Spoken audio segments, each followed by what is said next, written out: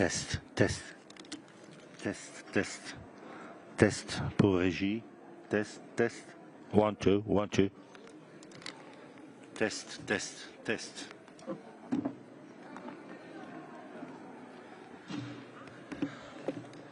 Sound test, sound test. Test, test. Test, 1, 2, 1, 2. 1, 2, 1, 2, 1, 2, 1, 2. Test, test. Test. Test, test, test, test. 1, 2, 1, 2. Test. Test, test. Test sound. 1, 2, 3, 1, 2, 3. 1, 2, 1, 2, 3. 3, 2, 1. 1, 2, 1, 2. 1, 2. Test sound, test sound. Test sound, test, test, test, test. Test, test. Test, test. Test sound. Check, check, check. Sound, sound. Chest. Check, check, check. Check, check, check. Check, check.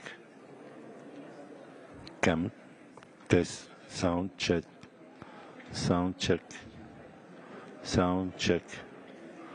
Sound check. Test, test. Sound check. Test. Sound check. Test.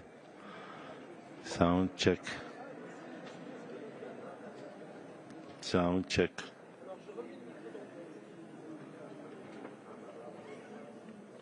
Sound check. Sound check.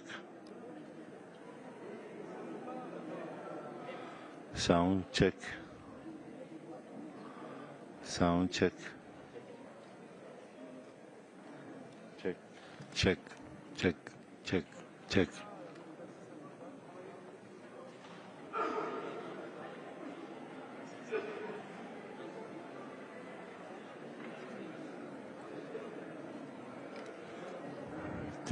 C'est bon pour le son?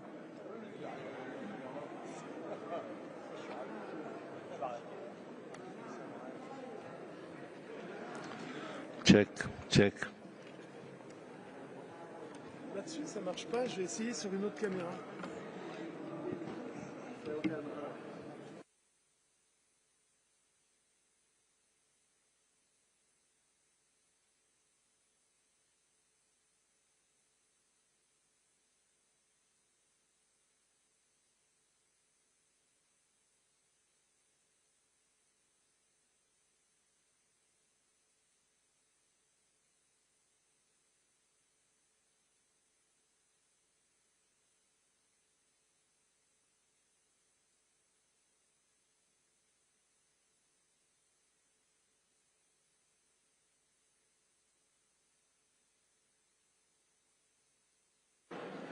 Check.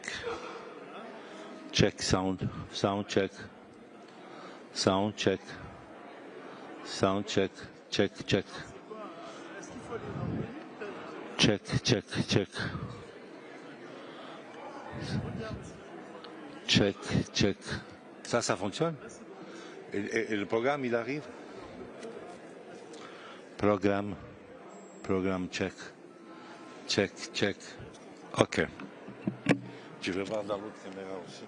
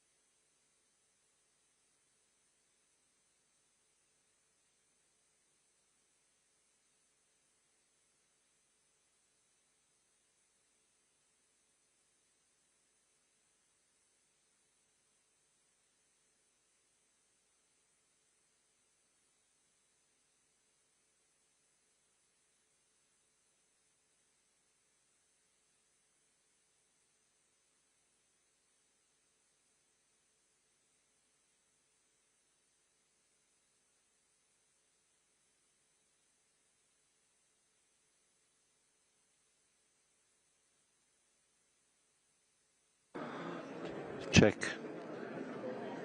Check. Check, sound check.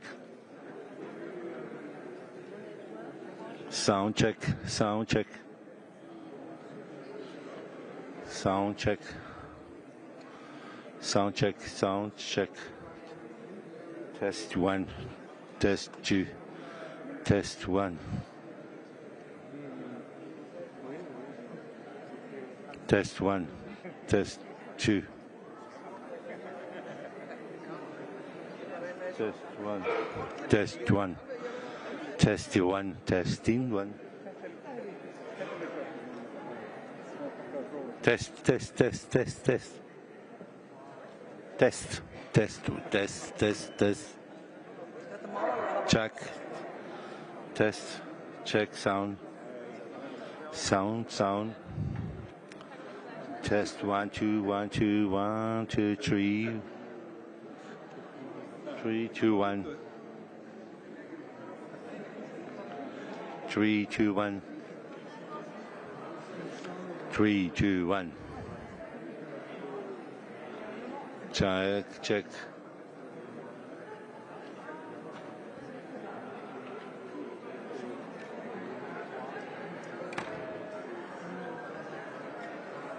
Check, check, check, check. Check, check, check, check, check, check, check. 1, 2, 1, 2, 3, 1, 2, 3. Prova, prova. Buongiorno Paoletto, funziona? Va bene così? Basta test.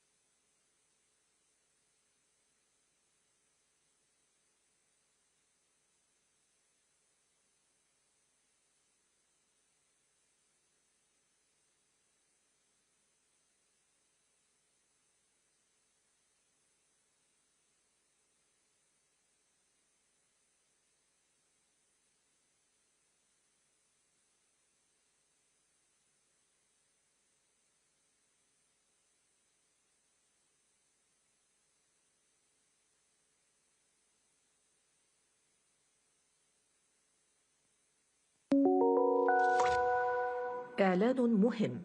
重要提示 Important announcement. Message important. Важное объявление. Anuncio importante. يرجى من المتحدثين الكرام إلقاء بياناتهم بسرعة معقولة لضمان ترجمة فورية وافية وعالية الجودة.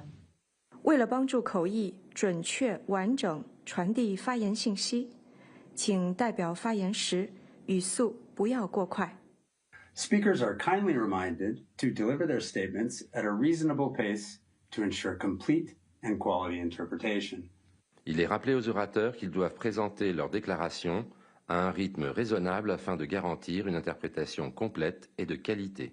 Напоминаем ораторам, что для обеспечения полного и качественного устного перевода необходимо поступать в умеренном темпе. Se ruega a los oradores que pronuncien sus declaraciones a un ritmo razonable para garantizar una interpretación íntegra y de calidad.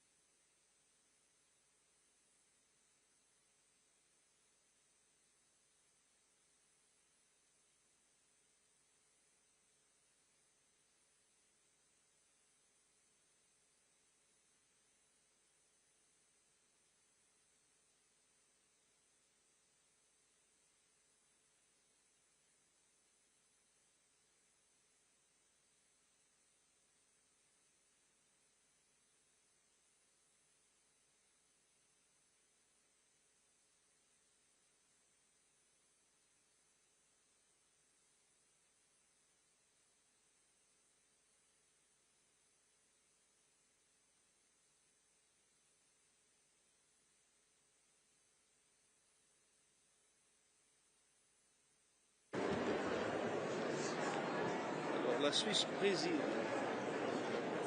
La Suisse préside. Mais les télés sont nouvelles.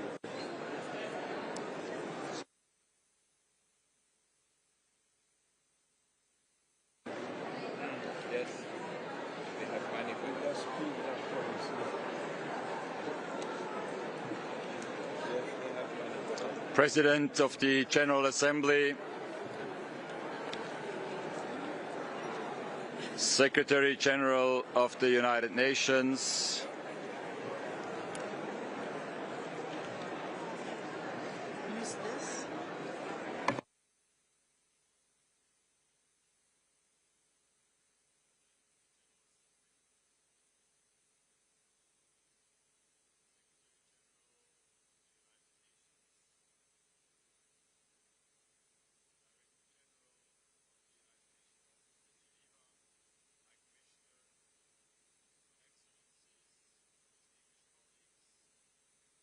Ladies and gentlemen, I hereby declare open the 58th session of the Human Rights Council.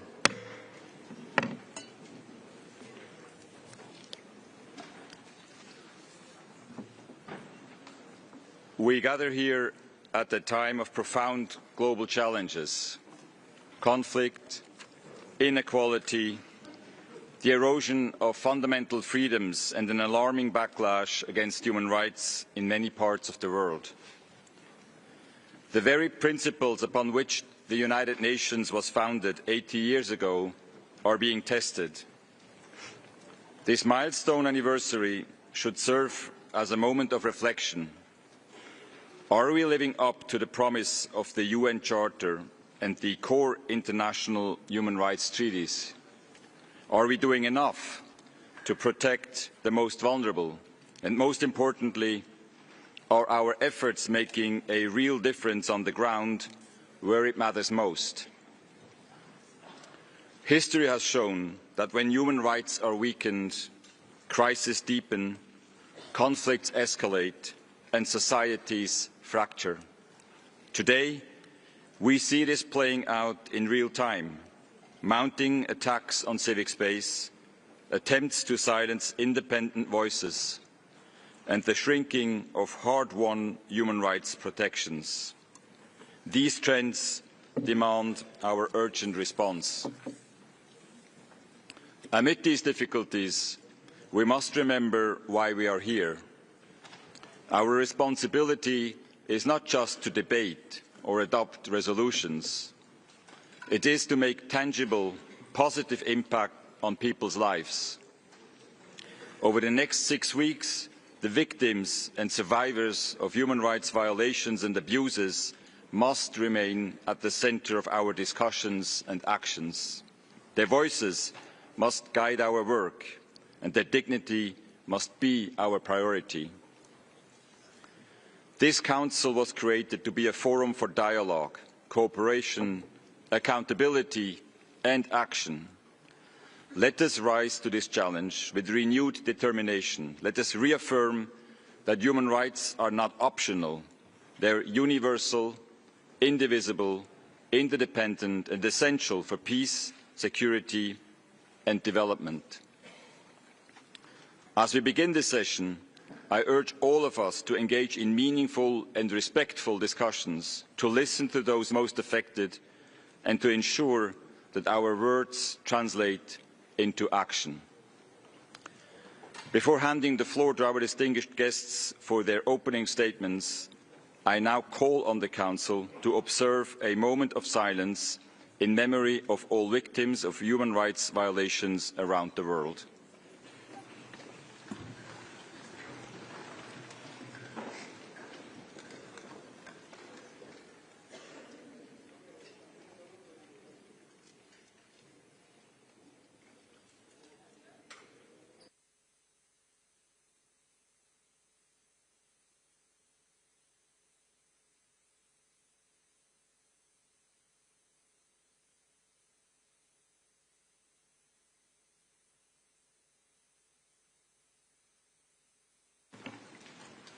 Thank you very much.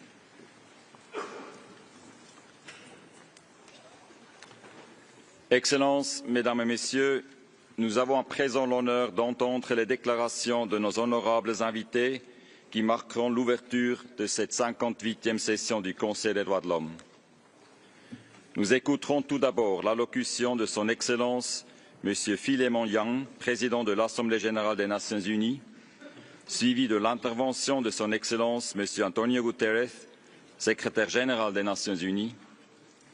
Nous aurons ensuite le plaisir d'entendre M. Volker Türk, haut-commissaire des Nations unies aux droits de l'homme, ainsi que Son Excellence M. Ignacio Cassis, chef du département fédéral des affaires étrangères de la Confédération suisse, en sa qualité de représentant de l'État hôte. À l'issue de ces déclarations, nous entamerons officiellement le segment de haut niveau de cette session. Excellences, Mesdames et Messieurs, j'ai maintenant l'honneur de donner la parole au président de l'Assemblée générale, Son Excellence M. Philemon Yang. Excellence, vous avez la parole depuis le rostrum, s'il vous plaît.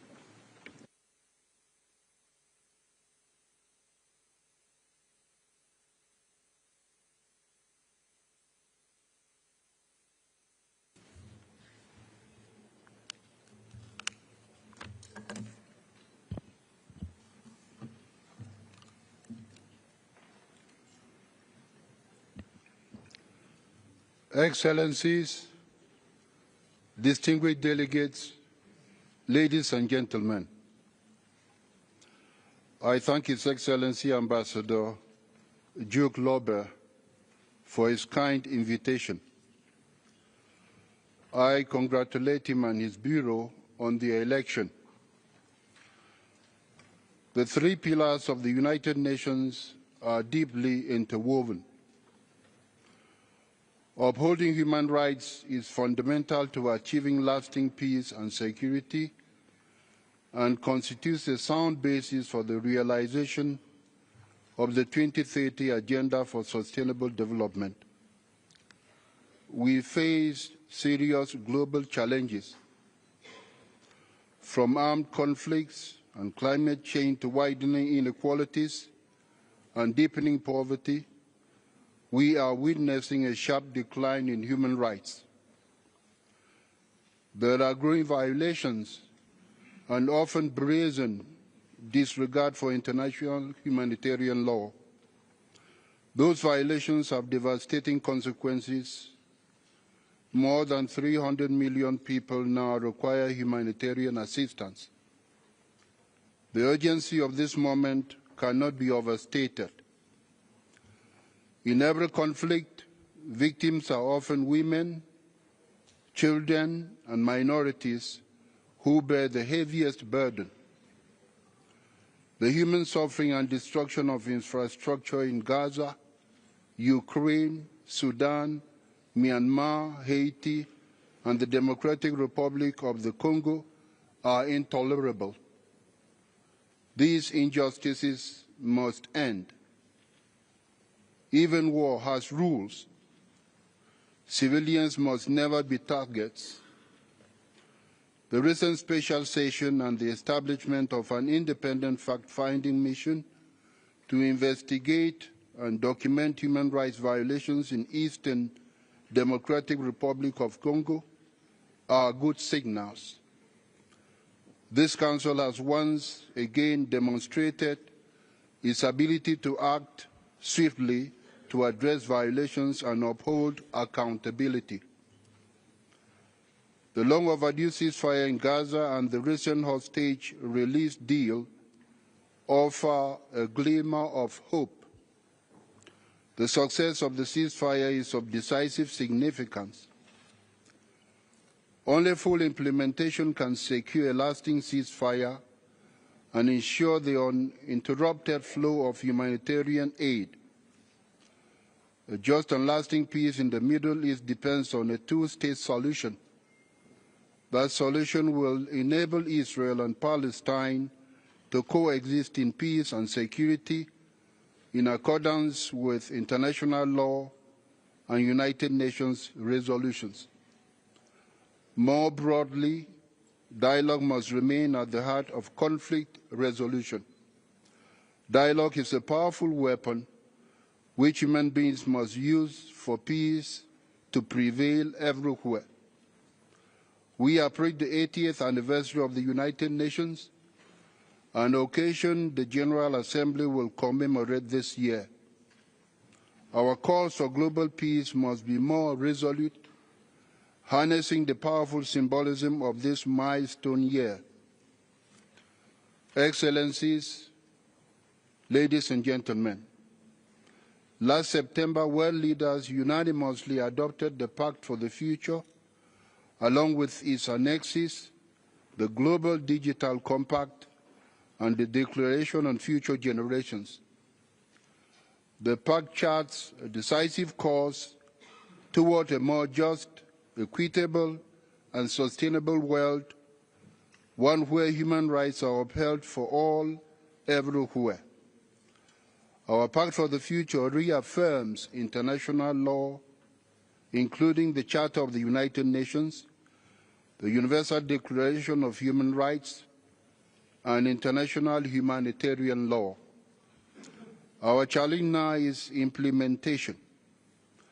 Implementation is a task that will require full global mobilization with robust engagement from governments, United Nations agencies, international and regional organizations, as well as civil society. Implementation of the Pact is a process whose time has come. Organizations in Geneva will play a critical role in that process. Excellencies, protecting human rights and dignity is a cornerstone of my presidency of the General Assembly. Human dignity makes it possible for us to attain excellence and happiness. Last month, I convened one of my first signature events, Preserving Human Dignity in Armed Conflict. I was heartened by the strong political will of member states to uphold and reinforce their commitment to international humanitarian law. We will continue mobilizing advocacy to eliminate child labor in all its forms, including its use in armed conflict. To advance this goal, I will convene a discussion on child labor focused on protecting children and upholding their dignity. I will also focus on advancing the rights of older persons. In the coming months, I will convene a high-level meeting to consider the recommendations of the Working Group on Aging. Older persons must have full enjoyment of their human rights. Moreover, I will continue to address the enduring injustices of racism and colonialism.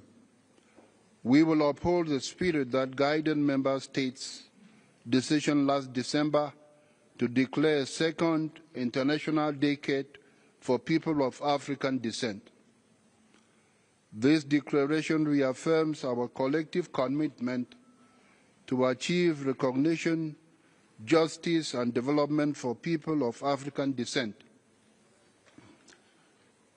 To advance this commitment, I will convene the annual commemorative meetings for the International Day for the Elimination of Racial Discrimination and the International Day of the Remembrance of Victims of Slavery and the Transatlantic Slave Trade.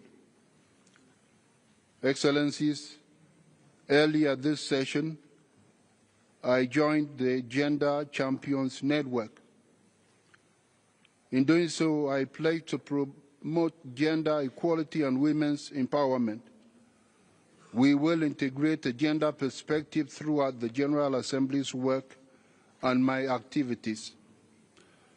I have re-established the Advisory Board on Gender Equality to focus on women's economic empowerment. That is necessary for the implementation of gender-related commitments in the Pact for the Future. We are happy that the Human Rights Council has followed this good practice. Additionally, I have appointed co-facilitators to lead consultations in preparation for a high-level meeting. This meeting will commemorate the 30th anniversary of the Fourth World Conference on Women and the landmark Beijing Declaration and Platform for Action, Beijing Plus 30.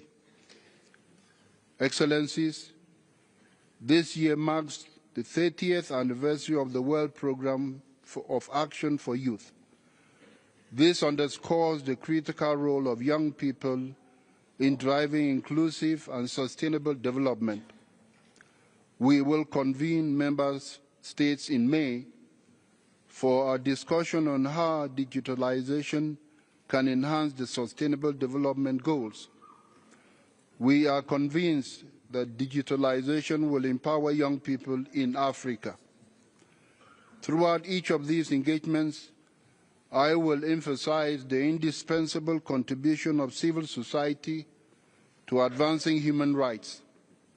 The work of civil society is vital both to this Council and to the broader human rights agenda. That is a message I delivered at my town hall with civil society organizations held in New York just 2 weeks ago. We will also host the annual high-level debate on crime prevention. That will mark the 10th anniversary of the United Nations Standard Minimum Rules for the Treatment of Prisoners, the Nelson Mandela Rules. The high-level debate on crime prevention will address the global prison challenge. That would mark the 10th anniversary of the Nelson Mandela Rules to ensure humane treatment of prisoners. This year, we will also be awarding the Nelson Mandela Prize.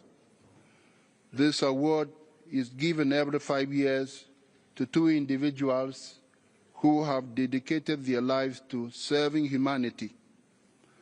I invite member states and other relevant stakeholders to submit nominations before the end of this month so that we can identify individuals who would honor the legacy of Nelson Mandela. The prize will coincide with the celebration of the Nelson Mandela International Day on 18th July. Excellencies, all these topics are closely related to my vision. These topics aim to promote human rights and preserve human dignity for all everywhere. As President of the General Assembly, I aim to advance the global human rights agenda. We are mindful that strengthening cooperation between the General Assembly and the Human Rights Council, 2 vital pillars of the United Nations, has never been more urgent.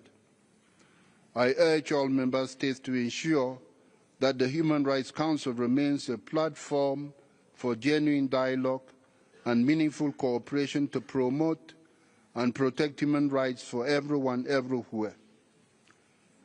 Greater resources and support are essential to enabling the Council to fulfill its mandate effectively, particularly as global challenges continue to increase.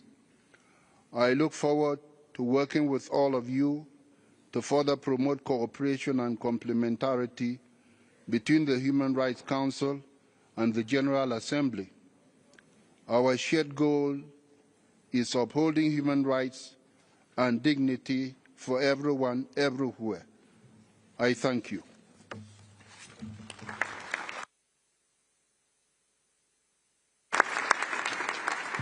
Monsieur le Président de l'Assemblée générale, je vous remercie pour votre déclaration. J'ai à présent l'honneur d'inviter Son Excellence Monsieur António Guterres, Secrétaire général des Nations Unies, à prendre la parole. Excellence, vous avez la parole.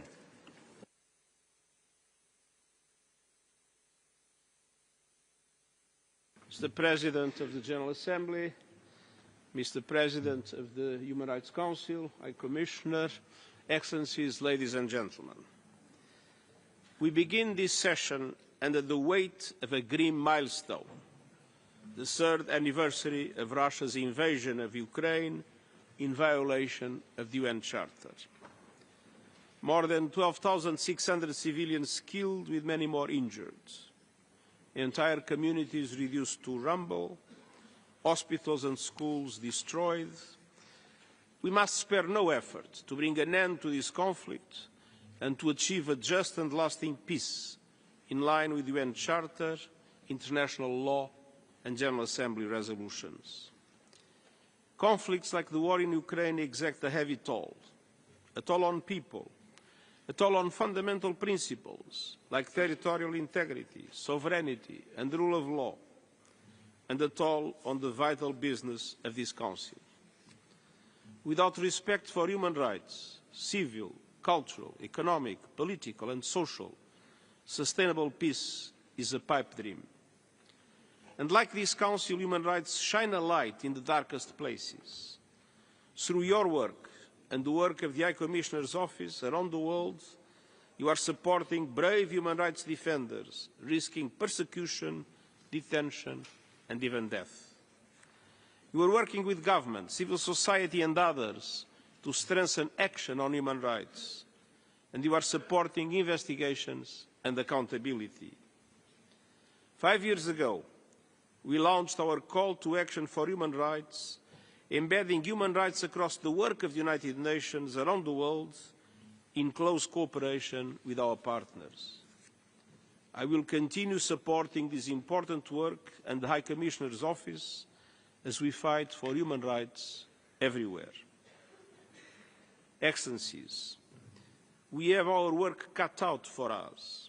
Human rights are the oxygen of humanity, but one by one, human rights are being suffocated by autocrats crushing opposition because they fear what a truly empowered people would do, by a patriarchy that keeps girls out of school and women at arm's length from basic rights, by wars and violence that strip populations of their right to food, water and education, by warmongers who thumb their nose at international law, international humanitarian law and the UN Charter. Human rights are being suffocated by the climate crisis and by a morally bankrupt global financial system that too often obstructs the path to greater equality and sustainable development. By runaway technologies like artificial intelligence that hold great promise, but also the ability to violate human rights at the touch of a button. By growing intolerance against entire groups, from indigenous peoples to migrants and refugees, to the LGBTQI+ community, to persons with disabilities. And by voices of division and anger who view human rights not as a boon to humanity, but as a barrier to the power, profit and control they seek. In short, human rights are on the ropes and being pummeled hard. And this represents a direct threat to all of the hard-worked mechanisms and systems established over the last 80 years to protect and advance human rights. But as the recently adopted Pact for the Future reminds us, human rights are in fact a source of solutions. And the Pact provides a playbook on how we can win the fight for human rights on several fronts. First, human rights through peace and peace through human rights. Conflicts inflict human rights violations on a massive scale. In the occupied Palestinian territory, violations of human rights have skyrocketed since the horrific Hamas attacks of October 7 and the intolerable levels of death and destruction in Gaza. And I am gravely concerned by the rising violence in the occupied West Bank by Israel settlers and other violations, as well as calls for annexation. We are witnessing a precarious ceasefire. We must avoid at all costs a resumption of hostilities. The people in Gaza have already suffered too much. It's time for a permanent ceasefire, the dignified release of all remaining hostages, irreversible progress towards a two-state solution, an end to the occupation, and the establishment of an independent Palestinian state with Gaza as an integral part. In Sudan, bloodshed, displacement and famine are engulfing the country. The warring parties must take immediate action to protect civilians, uphold human rights, cease hostilities and forge peace. And domestic and international human rights monitoring and investigation mechanisms should be permitted to document what's happening on the ground. In the Democratic Republic of the Congo, we see a deadly whirlwind of violence and horrifying human rights abuses, amplified by the recent M23 offensive supported by the Rwandan Defence Forces. As more cities fall, the risk of a regional war rises. It's time to silence the guns. It's time for diplomacy and dialogue. The recent joint summit in Tanzania offered a way forward with a renewed call for an immediate ceasefire. The sovereignty and territorial integrity of the DRC must be respected. The Congolese people deserve peace. In the Sahel, I call for a renewed regional dialogue to protect citizens from terrorism and systemic violations of human rights and to create the conditions for sustainable development. In Myanmar, the situation has grown far worse in the 4 years since the military seized power and arbitrarily detained members of the democratically elected government. We need greater cooperation to bring an end to the hostilities and forge a path towards an inclusive democratic transition and a return to civilian rule, allowing for the safe return of the Rohingya refugees. And in Haiti, we are seeing massive human rights violations, including more than 1 million people displaced and children facing a horrific increase in sexual violence and recruitment into gangs.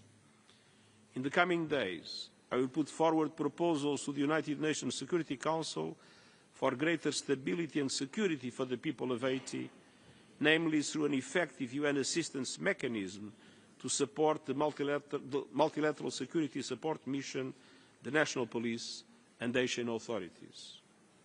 A durable solution requires a political process led and done by the Haitian people that restores democratic institutions through elections. The Pact for the Future calls for peace processes and approaches rooted in the Universal Declaration of Human Rights, international law and UN Charter. It proposes specific actions to prioritize conflict prevention, mediation, resolution and peace building, and includes a commitment to tackle the root causes of conflict, which so often enmeshed in denials of basic human needs and rights. Second, the Pact for the Future advances human rights through development. The Sustainable Development Goals and human rights are fundamentally intertwined. They represent real human needs: health, food, water, education, decent work and social protection. With less than 1/5 of the goals on track, the Pact calls for a massive acceleration through an SDG stimulus, reforming the global financial architecture and taking meaningful actions for countries drowning in debt. This must include focused action to conquer the most widespread human rights abuse in history, inequality for women and girls. The Pact calls for investing in battling all forms of discrimination and violence against women and girls and ensuring their meaningful participation and leadership across all walks of life. And along with the Declaration on Future Generations, the Pact calls for supporting the rights and futures of young people through decent work, removing barriers for youth participation and enhancing training.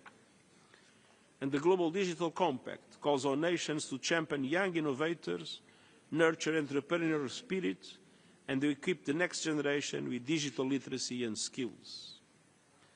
Third, the Pact for the Future recognizes that the rule of law and human rights go hand in hand. The rule of law, when founded on human rights, is an essential pillar of protection. It shields the most vulnerable. It's the first line of defense against crime and corruption. It supports fair, just and inclusive economies and societies. It holds perpetrators of human rights atrocities to account.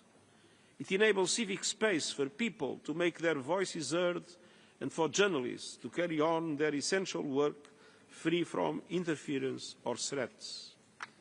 And reaffirms the world's commitment to equal access to justice, good governance and transparent and accountable institutions. Quatrièmement, réaliser les droits humains grâce à l'action climatique. L'année dernière a été la plus chaude jamais enregistrée et vient couronner la décennie la plus chaude jamais enregistrée. La hausse des températures, la fonte des glaciers et le réchauffement des océans ne peuvent mener qu'au désastre. Inondations, sécheresses, tempêtes meurtrières, famines, déplacements massifs. Notre guerre contre la nature est aussi une guerre contre les droits humains. Nous devons prendre un autre chemin. Je salue les nombreux États membres qui reconnaissent légalement le droit à un environnement sain et j'appelle tous les pays à faire de même. Les gouvernements doivent tenir leur promesse d'élaborer cette année de nouveaux plans d'action nationaux pour le climat couvrant l'ensemble de l'économie et ce bien avant la COP 30 qui se tiendra au Brésil. Ces plans doivent limiter la hausse de la température mondiale à 1,5 degré, notamment en accélérant la transition énergétique mondiale. Nous avons également besoin d'une augmentation massive des financements pour l'action climatique dans les pays en développement afin de s'adapter au réchauffement de la planète, de réduire les émissions et d'accélérer la révolution des énergies renouvelables qui offrent d'énormes possibilités économiques. Nous devons nous opposer aux campagnes mensongères menées par de nombreux acteurs de l'industrie des combustibles fossiles et à ceux qui la font vivre et s'en rendent complices. Tout comme nous devons protéger et défendre les personnes qui sont en première ligne de la lutte pour une justice climatique. Et cinquièmement, réaliser les droits humains grâce à une gouvernance renforcée et améliorée des technologies. À l'heure où des technologies en rapide mutation s'immiscent dans tous les aspects de notre vie, je m'inquiète des risques qu'elles représentent pour les droits humains. Dans le meilleur des cas, les médias sociaux sont un lieu de rencontre où l'on peut échanger des idées et débattre avec respect. Mais ils peuvent aussi devenir un théâtre de confrontations enflammées et d'une ignorance flagrante. Un lieu où les poisons qui sont la mésinformation, la désinformation, le racisme, la misogynie et les discours de haine sont non seulement tolérés, mais bien souvent encouragés. La violence verbale en ligne peut facilement se transformer en violence physique dans le monde réel. Les reculs récents en matière de vérification des faits et de modération de contenu sur les réseaux sociaux rouvrent grand la porte à plus de haine, plus de menaces et plus de violence. Que l'on ne s'y trompe pas. Ces reculs entraîneront une diminution de la liberté d'expression et non une amplification, car les gens craignent de plus en plus de s'exprimer sur ces plateformes. Dans le même temps, la grande promesse de l'intelligence artificielle s'accompagne d'un risque insondable qui met en péril l'autonomie, l'identité et le contrôle humain jusqu'aux droits humains. Face à ces menaces, le pacte numérique mondial rassemble le monde entier pour veiller à ce que les droits humains ne soient pas sacrifiés sur l'autel de la technologie. Il s'agit notamment de collaborer avec les entreprises numériques et les décideurs politiques pour étendre le respect des droits humains à tous les recoins du cyberespace, en mettant notamment l'accent sur l'intégrité de l'information sur toutes les plateformes numériques. Les principes mondiaux pour l'intégrité de l'information que j'ai lancés l'année dernière viendront étayer et orienter les efforts que nous déploierons en voie de créer un écosystème de l'information plus humain.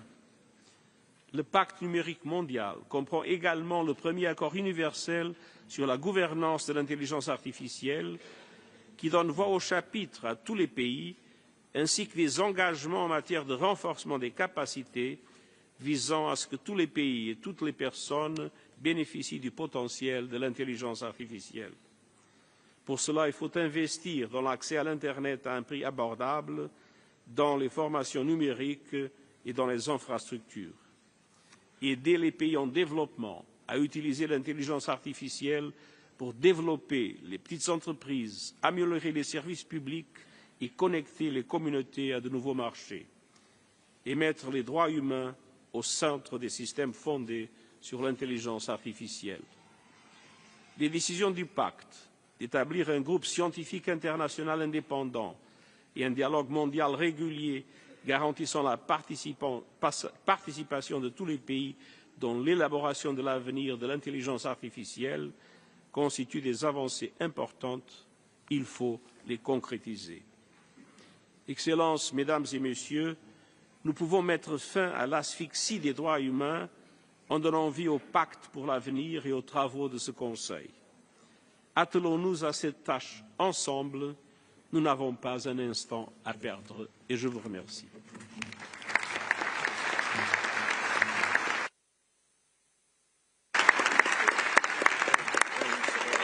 Monsieur le secrétaire général, je vous remercie pour votre discours et j'ai maintenant l'honneur de donner la parole au haut-commissaire des Nations Unies aux droits de l'homme, Monsieur Volker Türk.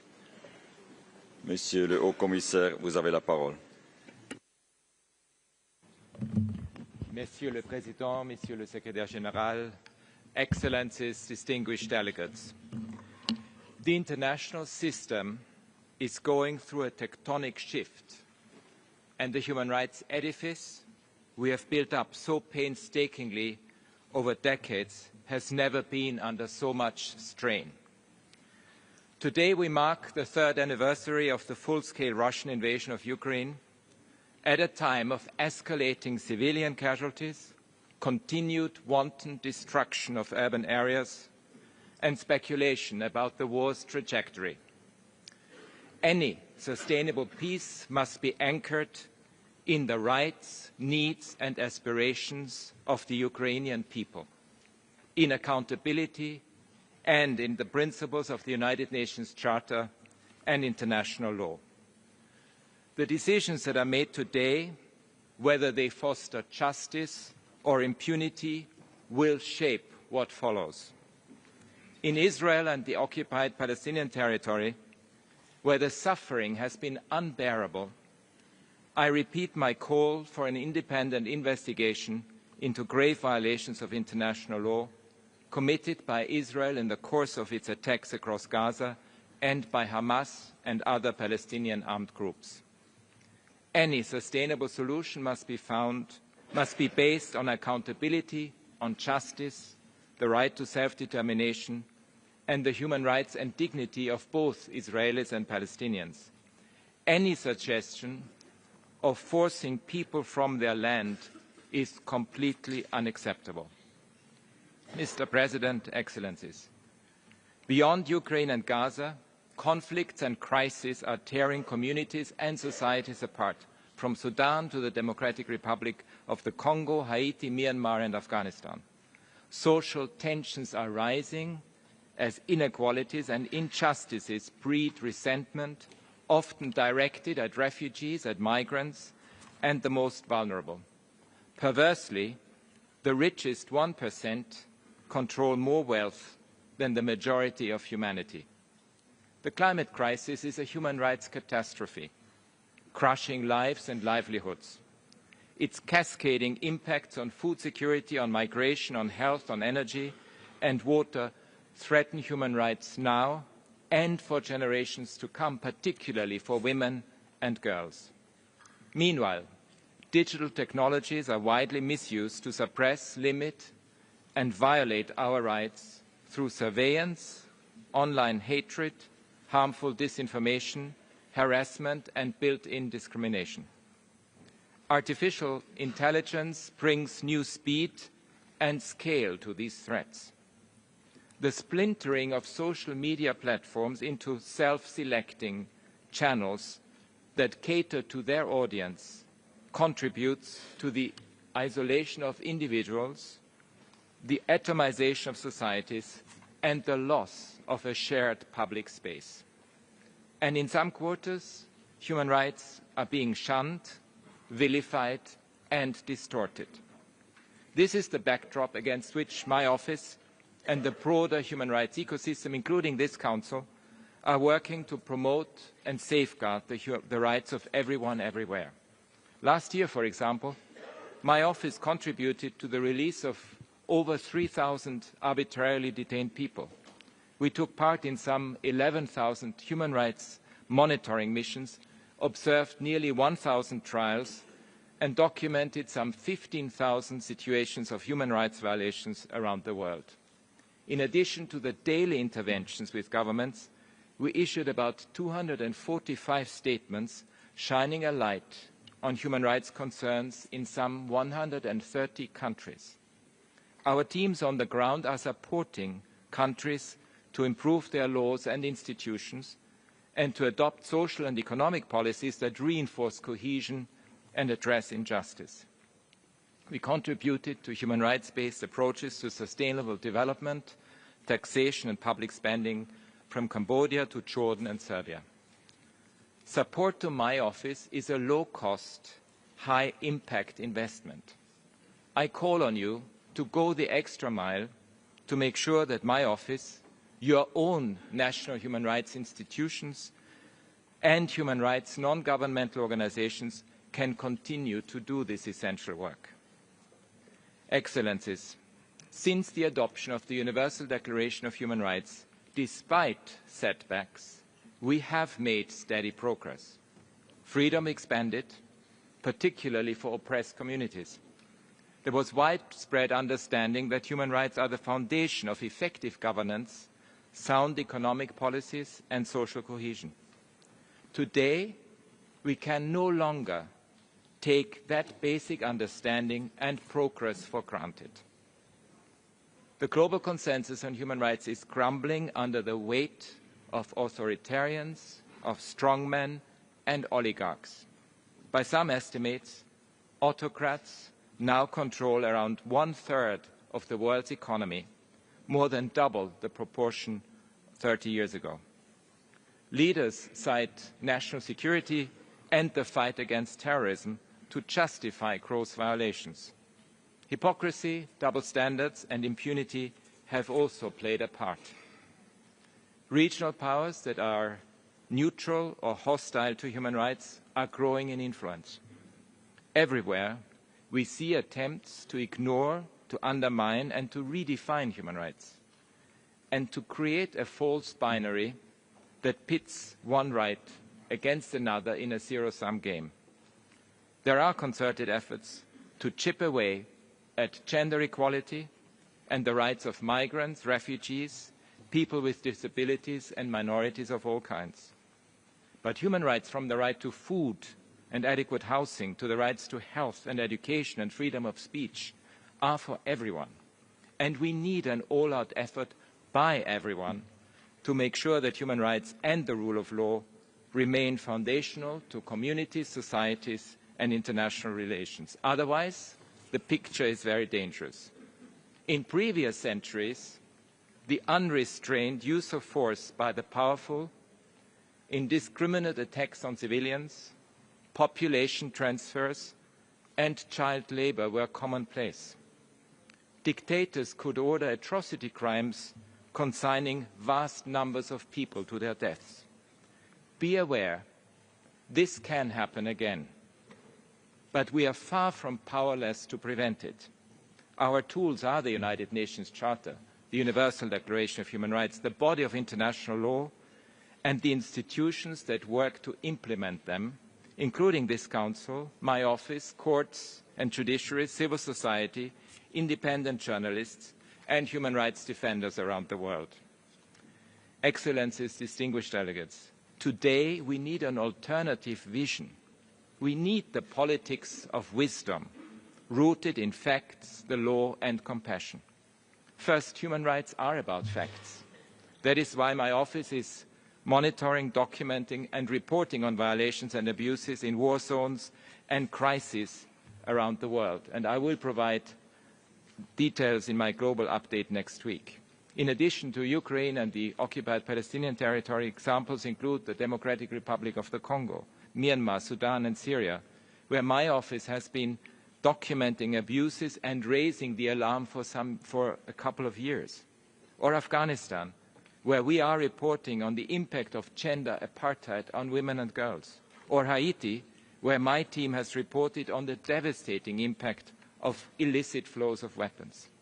Never underestimate the power of factual, legal and moral clarity. Facts on their own can and must prompt action. When the red flags go up, they must trigger an immediate response. That is why the work of this Council and the other human rights mechanisms is so important. While we cannot say exactly how much death and suffering has been prevented by these efforts, we know they make a difference. Second, human rights are about the law, which is a brake on power, privilege, and unrestrained profit. Some things are not for sale. Our international legal frameworks and institutions, including the International Criminal Court, are fundamental to ensuring justice and achieving accountability for the most serious of crimes, preventing future violations and making the world safer for everyone. Equally important are strong institutions at the national level to protect vulnerable people and enable everyone to participate more fully in cultural, religious, social, economic and public life. It is imperative that we stand up for these institutions when they come under attack. Finally, human rights are nothing without compassion, the glue that unites us in our common humanity. We rarely hear about compassion from today's leaders, but some of the most successful visionaries throughout history, including Nelson Mandela and Eleanor Roosevelt, have led through their remarkable compassion. Human rights go beyond thought leadership to heart leadership. They tap into some of our most cherished ideals of how people should treat each other and the meaning of human dignity. Because of that, they are widely popular. Human rights have been central to movements for equality and justice throughout history, from the anti-slavery, anti-racism, anti-apartheid struggles to the labor movement, from decolonization to the civil rights movement, the women's movement, marriage equality, and the LGBTIQ+ movement, Black Lives Matter, the indigenous rights movement, the disability rights movement, the climate justice movement, and beyond. Human rights have universal power to move people to action. In countries where human rights are not widely respected, people will risk their lives to defend them. And I want to pay tribute to brave human rights activists and defenders everywhere. This is why even the most repressive governments often use the language of human rights to try to justify themselves. They know that human rights abuses trigger revulsion and reduce their power and influence.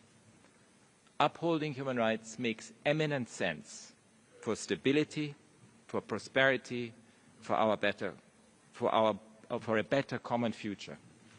Human rights are a winning proposition for humanity, and we will continue to promote, protect, and defend them around the world with humility, determination, and an indomitable hope.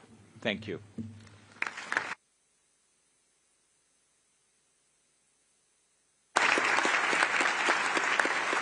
Monsieur le Haut-Commissaire, je vous remercie pour votre allocution.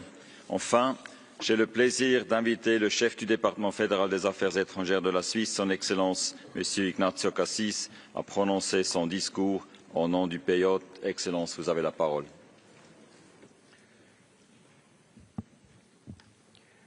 Monsieur le Président du Conseil des droits de l'homme, Monsieur le Président de l'Assemblée générale, Monsieur le Secrétaire général, Monsieur le Haut-Commissaire aux droits de l'homme, Mesdames et Messieurs les ministres, Excellences, Mesdames et Messieurs, comme chaque année, j'ai le plaisir de vous accueillir à Genève aujourd'hui. Mais aujourd'hui, je le fais avec un sentiment partagé, une grande fierté et une profonde inquiétude. D'un côté, la fierté. Le 9 octobre 2024, l'Assemblée générale des Nations unies a élu la Suisse au Conseil des droits de l'homme pour les 3 prochaines années avec 175 voix sur 190. Votre confiance envers mon pays nous honore et je vous en remercie. Genève a également été le témoin d'un moment historique. Par acclamation, notre ambassadeur Jörg Lauber a été désigné 19e président du Conseil des droits de l'homme pour cette année. C'est la première fois qu'un haut diplomate suisse assume cette fonction. Ceci pour la fierté. Je viens à l'autre côté, à l'inquiétude.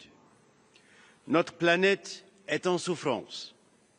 En tant que médecin, je ne peux ignorer ce diagnostic.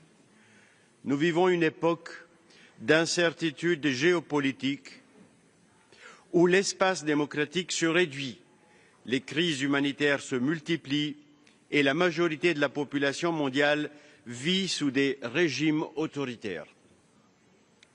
Nous avons des défis immenses à relever. Ici, à Genève, nous avons la responsabilité et les moyens d'agir. Mesdames et Messieurs, quels sont ces défis? Regardons l'année passée 2024. Une année marquée par des super élections. Plus de 4 milliards de citoyens, soit plus de la moitié de la population mondiale, ont été appelés aux urnes dans 76 pays. Un véritable test pour la démocratie à l'échelle planétaire. Le verdict? Un malaise profond. Les électeurs ont exprimé une méfiance généralisée envers leurs dirigeants. Les jeunes se radicalisent, les partis populistes gagnent du terrain et les réseaux sociaux imposent une communication sans filtre. Le monde semble perdre ses repères. Quelles en sont les raisons? Voici les 5 principales retenues. Première, la globalisation a réduit, certes, la pauvreté, mais laissé des zones de désindustrialisation, en particulier en Occident. 2. La révolution numérique bouleverse le marché du travail. 3. Les revendications identitaires, que ce soit ethniques, sexuelles et autres, ont atteint une ampleur qui déstabilise de nombreux individus et sociétés. 4. Les réseaux sociaux attisent les divisions et influencent la gouvernance. 5. Les crises climatiques amplifient un sentiment de chaos, aggravant la défiance envers les dirigeants. Que peut faire ce Conseil? Ces turbulences démocratiques révèlent une crise profonde de confiance, mais également une crise de repères. Dans ce contexte, les droits de l'homme sont un socle essentiel pour stabiliser nos sociétés.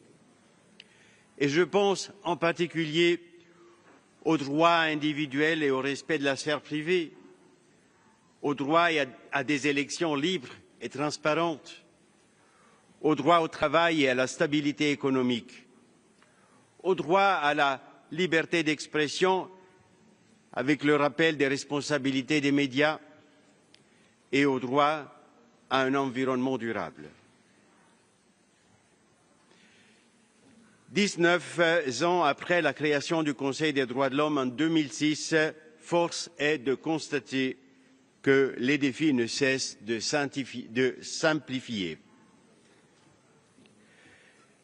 La guerre en Ukraine, dont nous marquons aujourd'hui le 3e anniversaire dans la douleur, en est un triste exemple. À cela s'ajoutent les tensions persistantes dans les Balkans, le Caucase, les conflits au Moyen-Orient, l'instabilité en Afrique du Nord, ainsi que les guerres en Afrique subsaharienne. Le contexte international est toujours plus préoccupant. En préparant cette intervention pour la 7e année consécutive, mon optimisme a dû céder la place à un réalisme accru. Je suis convaincu qu'il est plus que jamais nécessaire de concentrer nos efforts sur la protection des droits fondamentaux, en particulier nos libertés d'expression, de religion, d'association, nos droits à la vie, à l'égalité devant la loi, à l'éducation, à la propriété et l'interdiction absolue de la torture et de l'esclavage. Face aux menaces pesant sur les démocraties, ce Conseil des droits des Nations unies doit agir avec unité et détermination. L'heure n'est pas à la division, mais à une action concentrée pour défendre les principes qui garantissent la paix et la stabilité. Et que peut faire la présidence suisse? La responsabilité première de la présidence est de garantir le bon déroulement des travaux, permettant ainsi au Conseil d'accomplir pleinement son mandat. Les droits de l'homme ne sont pas un luxe, mais une nécessité, comme l'a souligné à juste titre notre ambassadeur Jürg Lauber dans son discours suivant son élection en décembre dernier. La Suisse est préoccupée par la décision de certains États de se désengager du Conseil. Les droits de l'homme sont l'affaire de tous. Chaque membre des Nations unies doit assumer ses responsabilités en la matière. La présidence suisse n'est pas seulement un honneur, c'est une exigence de responsabilité. J'exprime ici mon plein soutien donc à Jürg Lauber, dont l'expérience et l'engagement de longue date auprès de l'ONU, à New York comme à Genève, seront des atouts précieux pour mener à bien cette mission. Ladies and gentlemen, Switzerland will continue to carry out with determination the responsibilities it has assumed over the past 2 years on the United Nations Security Council. Throughout this mandate, we have consistently underscored the importance of international humanitarian law and fundamental rights as pillars of peace and security. It is with the same commitment that we are preparing for our OSCE presidency in 2026, determined to strengthen dialogue and cooperation in Europe. Switzerland stands for effective, targeted multilateralism rooted in the principle of subsidiarity. 80 years after the founding of the United Nations, the state of the world serves as a pressing reminder that our mission is far from complete. Thank you for your attention, and I wish you all productive discussions.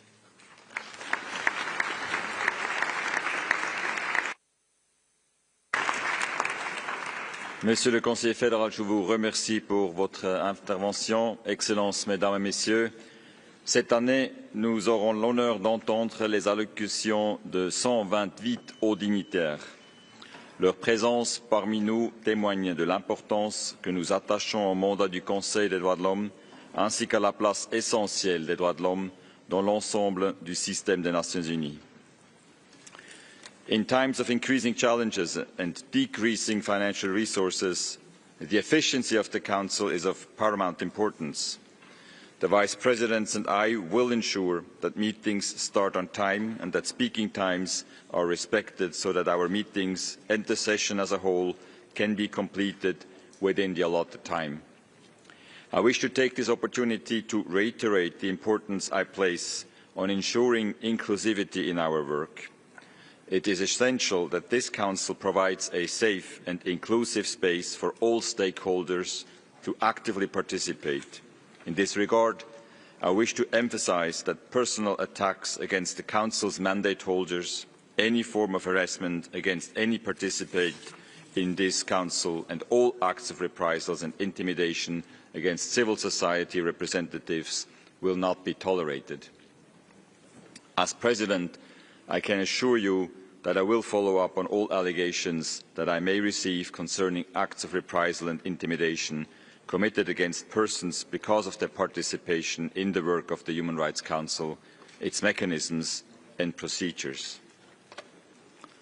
Excellences, Mesdames et Messieurs, j'ai maintenant l'honneur d'ouvrir le segment de haut niveau qui se poursuivra jusqu'à mercredi après-midi avant de céder la place au segment général.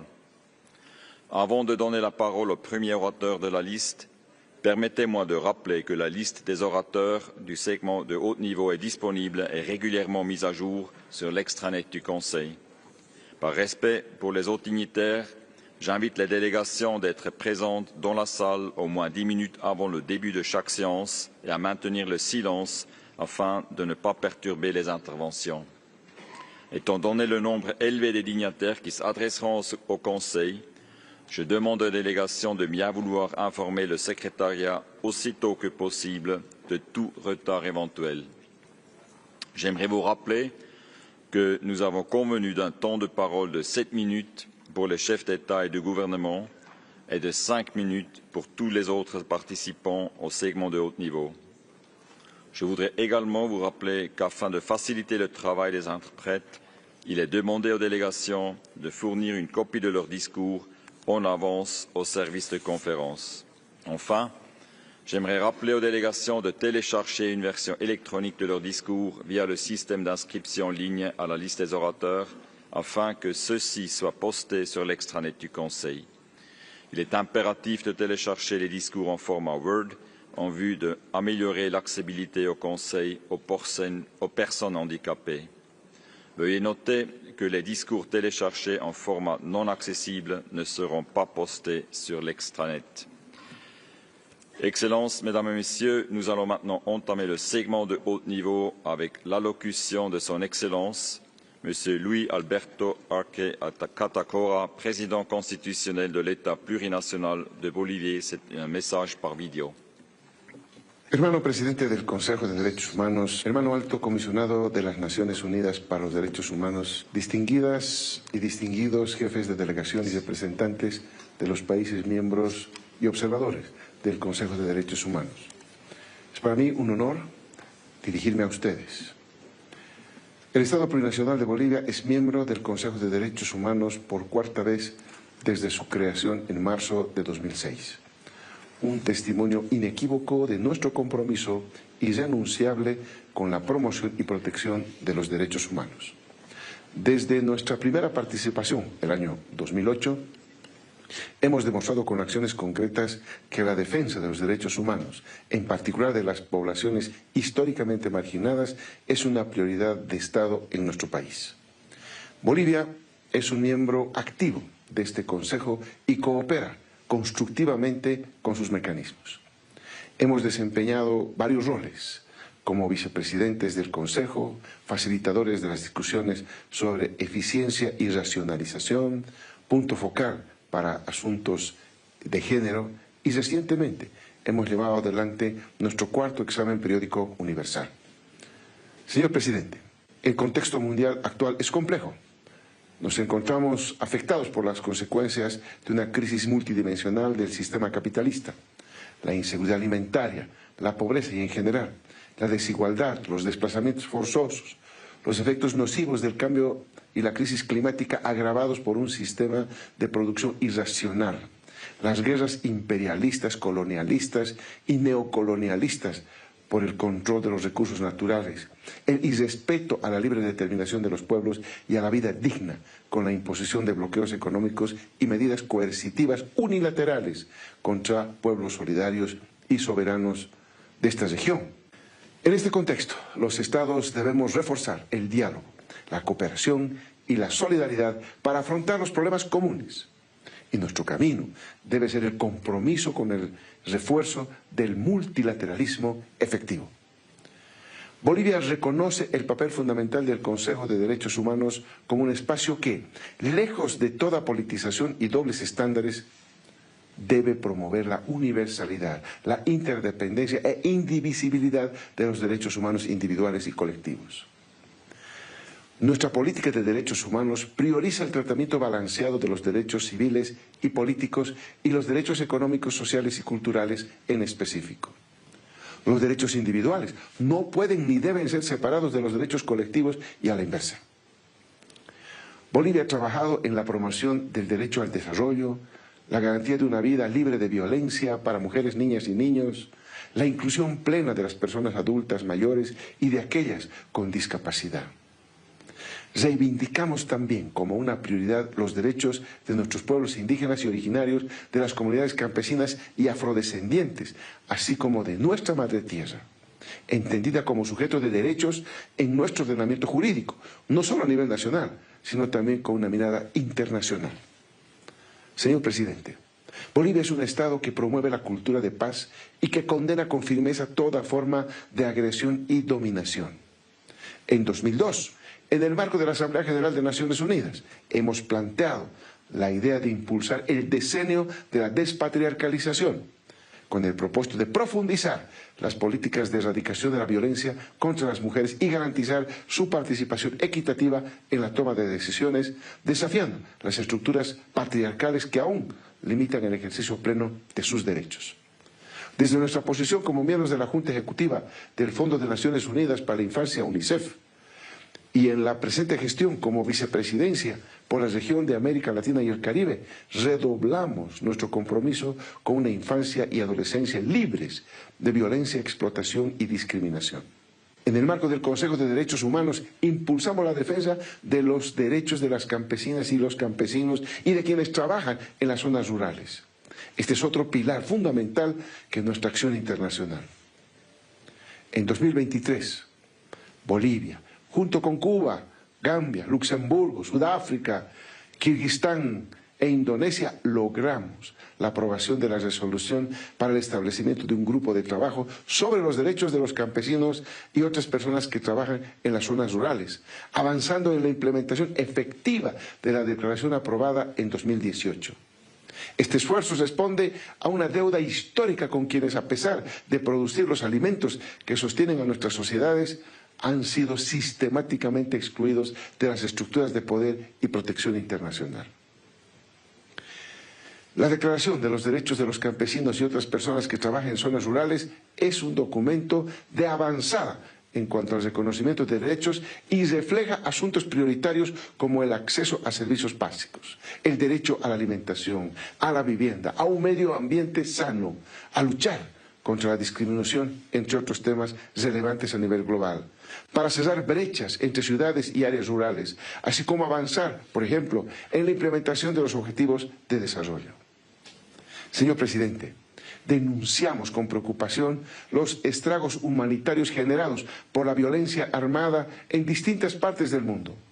El genocidio contra el pueblo palestino en la Franja de Gaza, que aún no cesa, es un recordatorio brutal de la urgencia por defender el derecho internacional humanitario y de poner fin a la impunidad de quienes perpetúan crímenes de guerra y lesa humanidad. De igual forma, no podemos dejar de mencionar nuestra condena a los discursos y acciones que violan los derechos de las y los migrantes. Rechazamos todo intento de criminalizar la migración y reafirmamos el invaluable aporte del migrante al desarrollo económico, social y cultural de las sociedades en todo el planeta. Bolivia cree en un multilateralismo inclusivo, solidario y transformador. Apostamos por el diálogo en igualdad de condiciones, la reducción efectiva de las brechas de desigualdad y la construcción de sociedades más justas y equitativas. Este año 2025 celebramos nuestro bicentenario. 200 años de resistencia, lucha y autodeterminación frente a las estructuras del colonialismo, neocolonialismo y exclusión que aún hoy persisten en diversas formas. Conmemoramos esta fecha reafirmando ante la comunidad internacional nuestro pleno compromiso con un mundo donde la dignidad humana prevalezca sobre la desigualdad y la opresión. Seguiremos levantando nuestra voz en defensa de los pueblos oprimidos, de la madre tierra y de un orden mundial verdaderamente justo, donde los derechos humanos sean una realidad para todas y todos. Muchas gracias.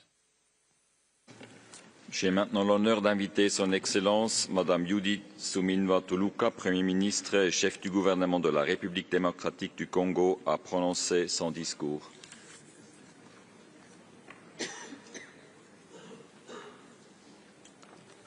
Excellence, vous avez la parole.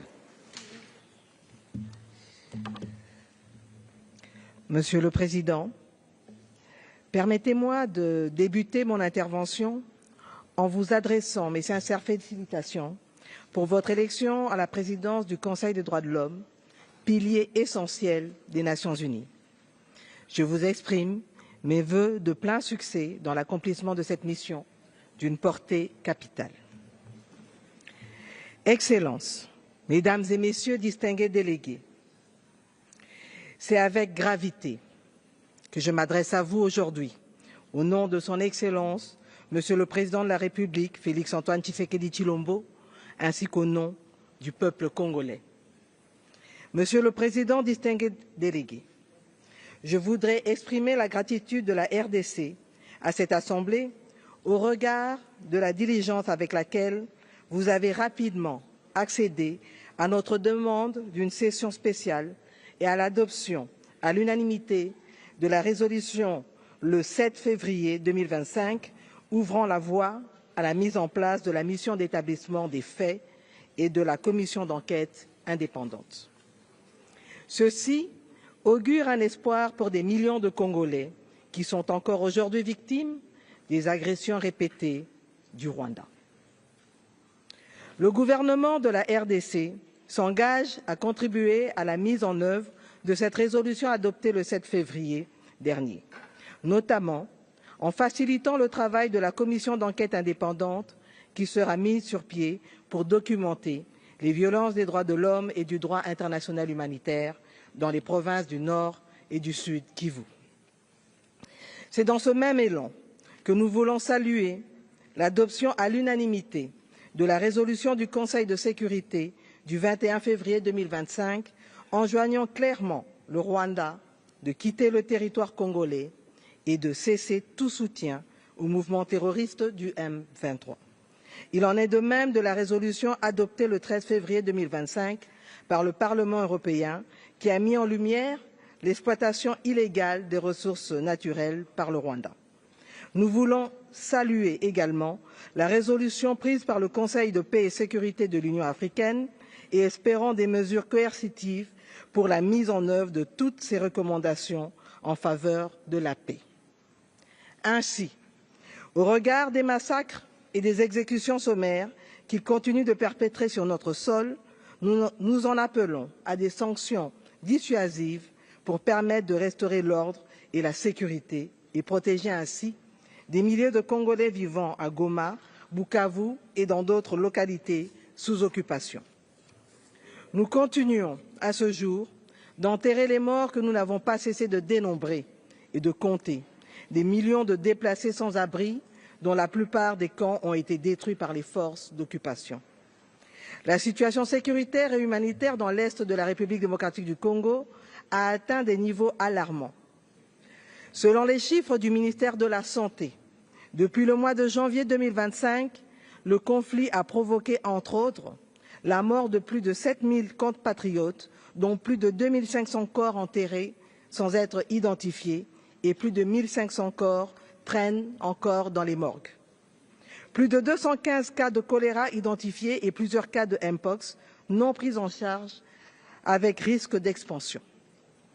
La destruction de plus de 90 sites, 90 sites d'accueil des déplacés internes, des attaques contre les hôpitaux et entrepôts humanitaires.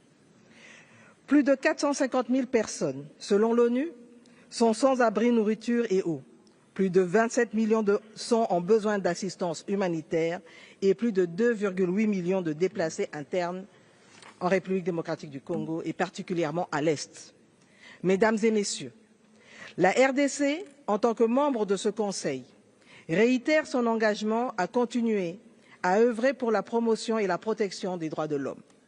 Par ailleurs, suite au récent passage de notre pays au 4e cycle de l'examen périodique universel et devant le Comité pour l'élimination de la discrimination à l'égard des femmes, nous nous engageons à développer un plan d'action de mise en œuvre des recommandations de l'examen périodique universel et des organes de traité et comptant sur l'appui du Haut Commissariat aux droits de l'homme pour sa finalisation et l'échange des bonnes pratiques. Faisant suite au discours du président de la République devant cette auguste Assemblée lors de la 52e session, nous continuons de travailler dans d'autres domaines clés, notamment la justice transitionnelle, l'amélioration de la situation des femmes et des enfants, ainsi que celle des conditions de détention des détenus selon les priorités fixées par mon gouvernement. Concernant le droit à un environnement sain, la République démocratique du Congo, conformément à ses engagements en tant que pays solution, avec ses minerais stratégiques, ses forêts et sa biodiversité, continue de jouer son rôle pour la préservation de l'équilibre environnemental mondial, protégeant ensemble cet équilibre. Mesdames et Messieurs, il m'est impossible de vous décrire les cris et les larmes de millions de victimes de ce conflit. Femmes, filles violées, enfants en relais de force, déplacés et orphelins. En outre, les défenseurs des droits de l'homme, les journalistes, les artistes, témoins de cette tragédie à l'Est, n'ont pas le droit de la raconter. Ceci nécessite une réponse internationale renforcée et coordonnée. Nous appelons donc la communauté internationale à renforcer son soutien humanitaire, à fournir des ressources pour permettre une bonne prise en charge des milliers de blessés, de déplacés et de s'assurer du respect du droit international humanitaire, car ces principes sont essentiels pour sauver des vies et alléger la souffrance des Congolais. Monsieur le Président, Mesdames et Messieurs, la situation des conflits armés à travers le monde exacerbe les violations des droits humains et empêche des milliers de citoyens à accéder aux droits fondamentaux tels que l'accès à l'eau, à l'électricité et à l'alimentation. Ceci n'est pas seulement le cas en République démocratique du Congo, mais notamment au Soudan, en Haïti et en Ukraine. Pour y faire face, mon pays soutient la nécessité de lutter contre les causes des conflits et imposer la paix dans le monde par des mécanismes de justice transitionnelle et de lutte contre l'impunité.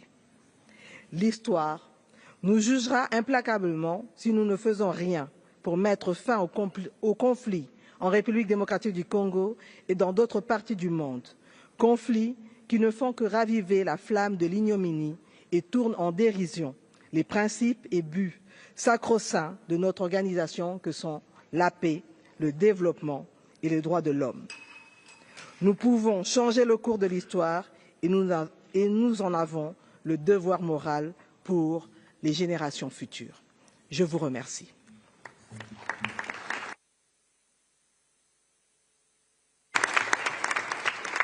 Excellence, je vous remercie. J'ai maintenant l'honneur d'inviter Son Excellence M. Musalia Mudavadi, le premier secrétaire du cabinet et secrétaire du cabinet pour les affaires étrangères et de la diaspora du Kenya, à prononcer son discours. Excellence, vous avez la parole.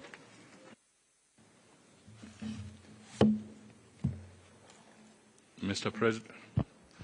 President, Excellencies, colleagues, first, may I begin by congratulating you, Mr. President, on your assumption of the Council's presidency. Indeed, your presidency comes at a trying moment in international relations, where emerging security challenges and geopolitical flux are uniquely impacting on the phenomenon and protection of human rights globally. Notably, the incidences of war and conflict persist, leading to grave violations of human rights, as reflected in the rising cases of crimes against humanity, war crimes and even genocide.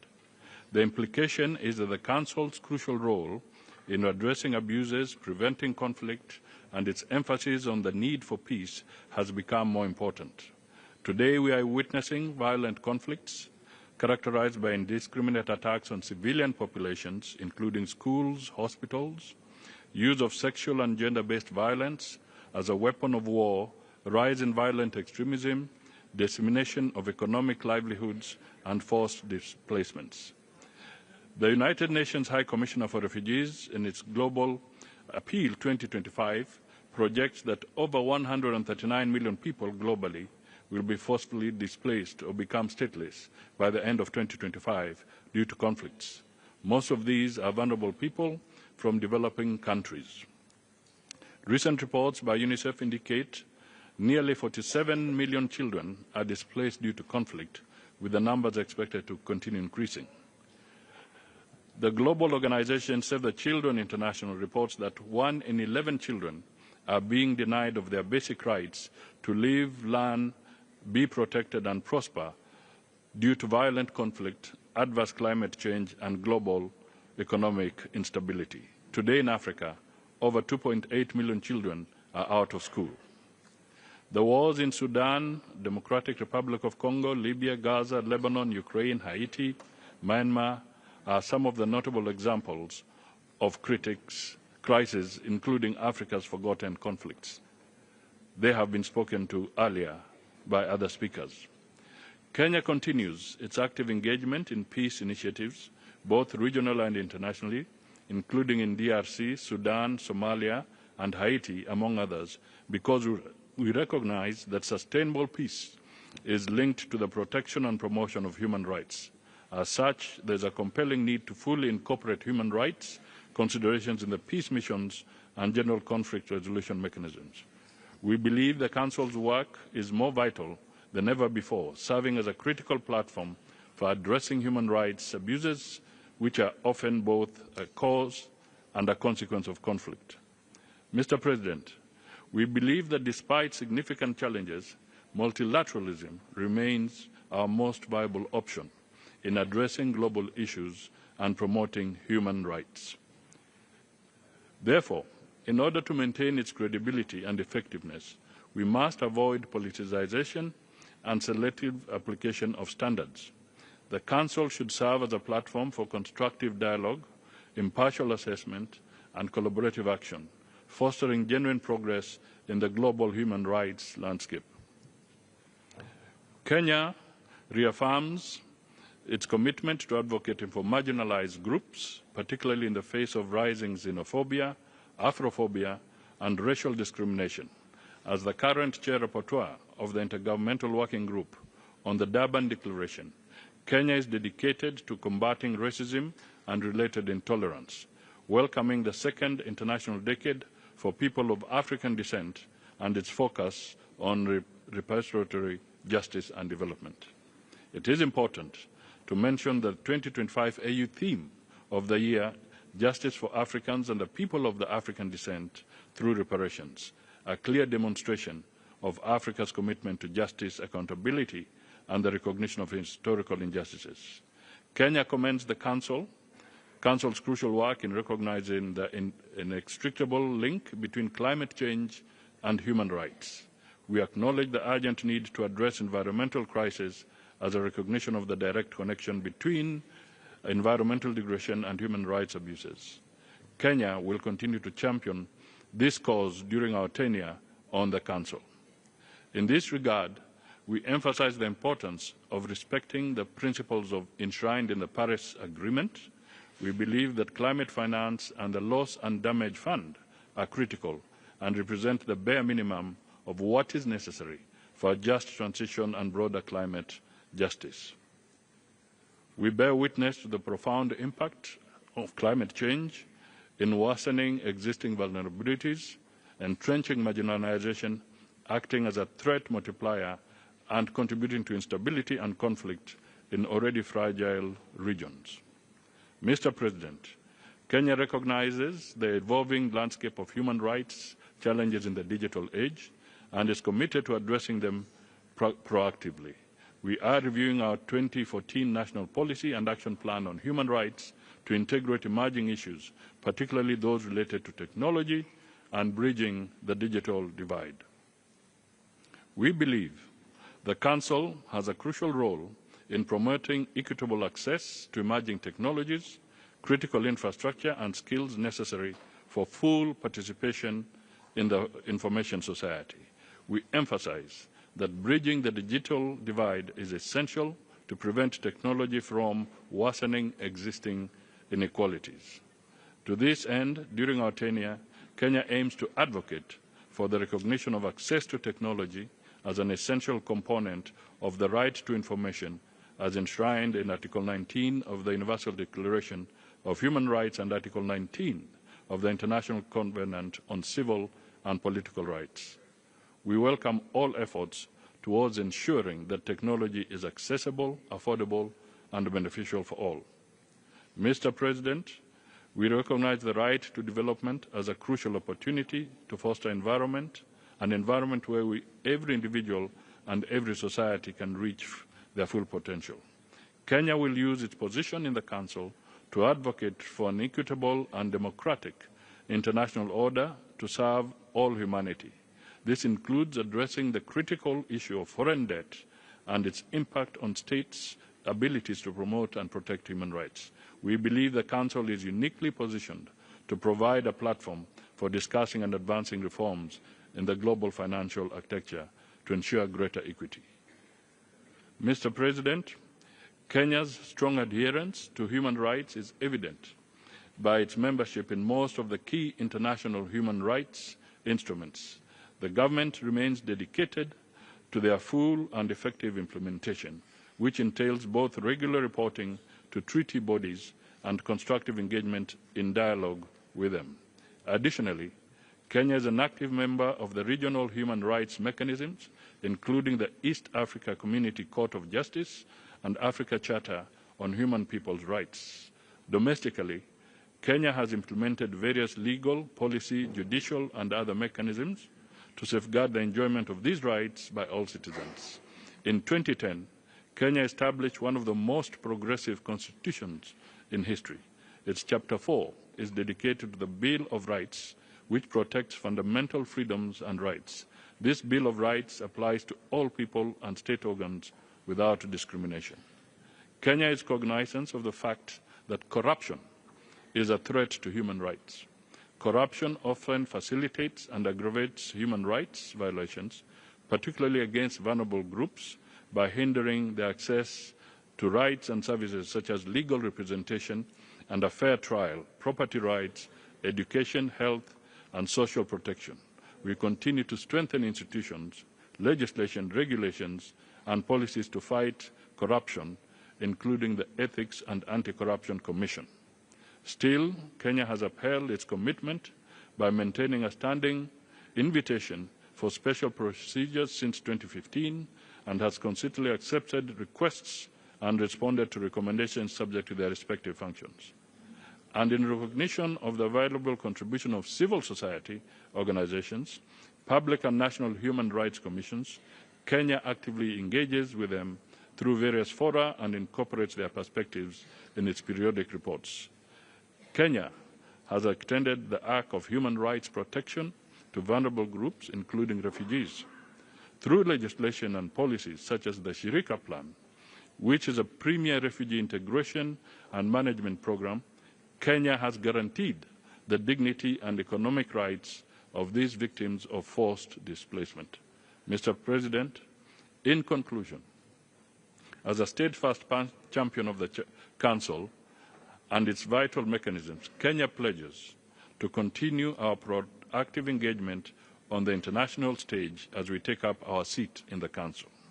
We reaffirm that human rights remain the cornerstone of our shared humanity, guided by our Constitution and the Universal Declaration of Human Rights as the bedrock of international human rights standards. Kenya is committed to fostering a just society both at home and globally. We have set a high threshold in protecting and expanding freedom of expression, free press, upholding sanctity of life, countering all forms of violence, including gender-based violence and femicide, amongst others.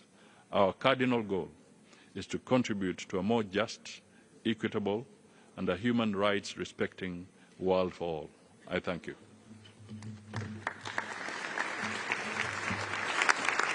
Excellence, je vous remercie. Excellence, Mesdames et Messieurs, nous allons à présent observer une brève pause afin de permettre à nos éminences d'inviter Son Excellence le Président de l'Assemblée générale, Son Excellence le Secrétaire général des Nations unies ainsi que le Haut-Commissaire aux droits de l'homme de prendre congé.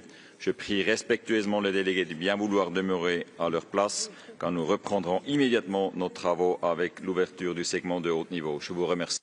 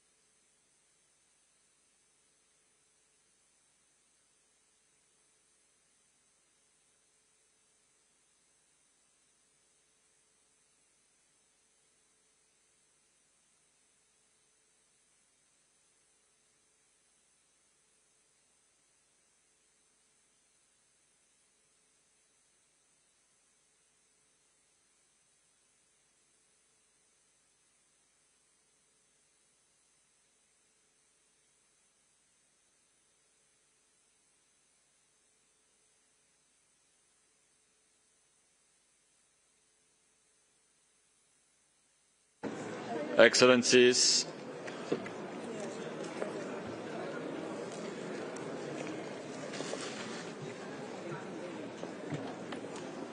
can I ask you to take your seats and please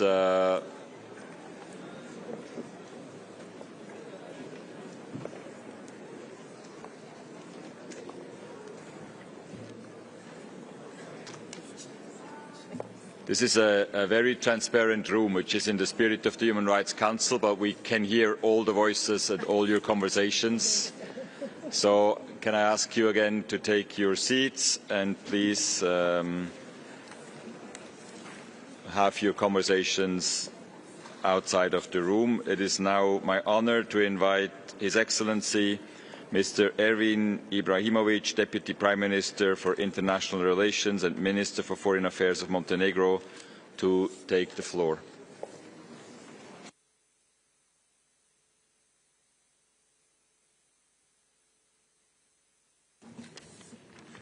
Excellencies, ladies and gentlemen, I am honored to address the Human Rights Council on behalf of Montenegro. I congratulate Ambassador Lauba on his election as President of the Council. I am confident that under his able leadership and the long-standing commitment of the Swiss Confederation to democratic values, the Council will continue to fulfil its core mission of addressing, protecting and promoting human rights worldwide.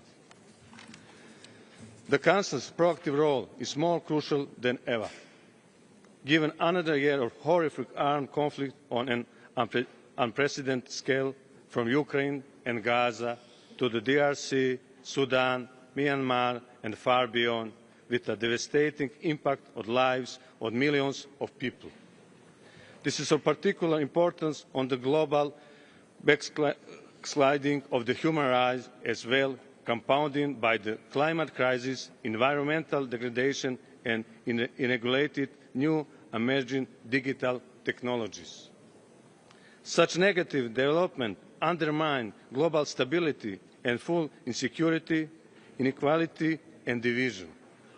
They also clearly point to a crisis in our shared commitment to uphold and respect the fundamental principles of international law and the global norms and standards to which we have all committed ourselves.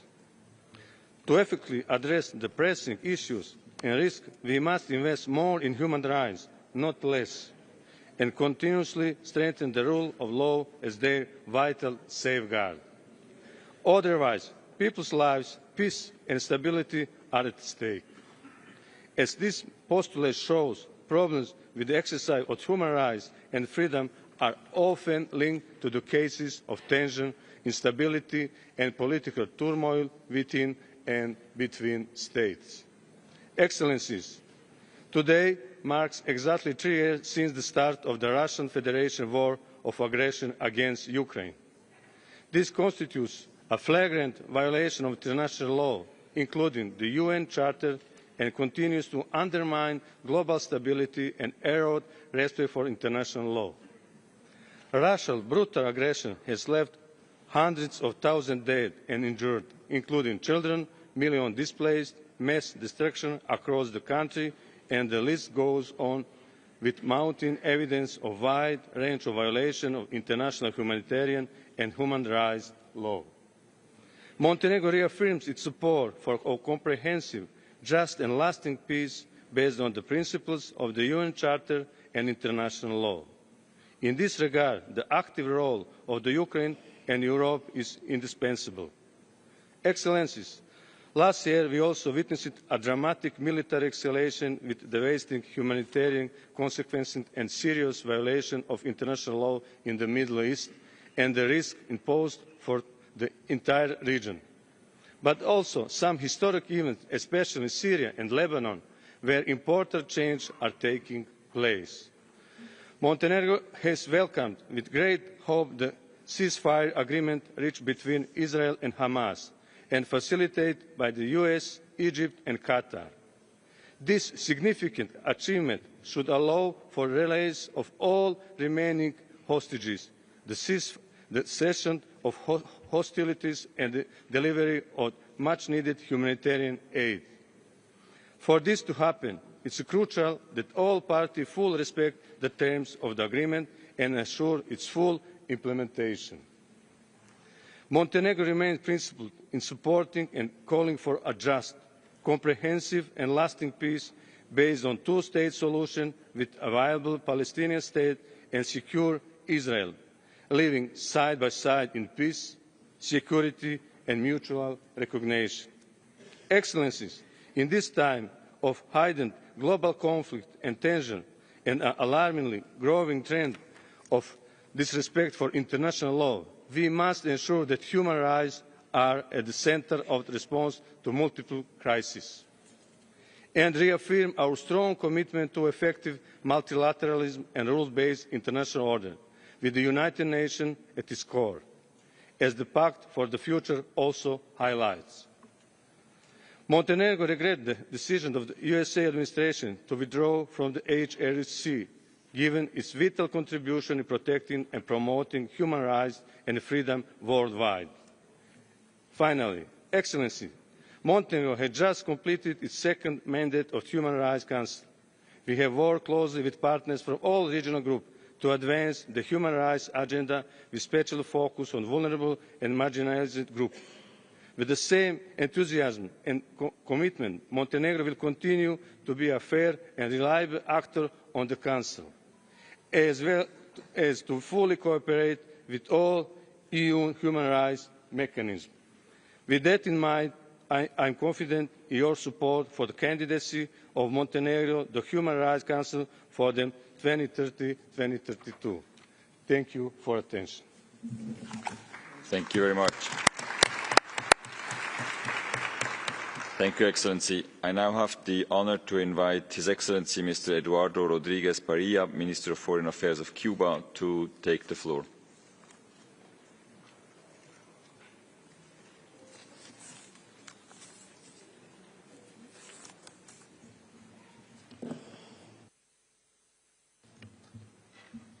Señor Presidente, el derecho a la vida está en grave peligro. La Carta de las Naciones Unidas, el derecho internacional y el multilateralismo están siendo amenazados.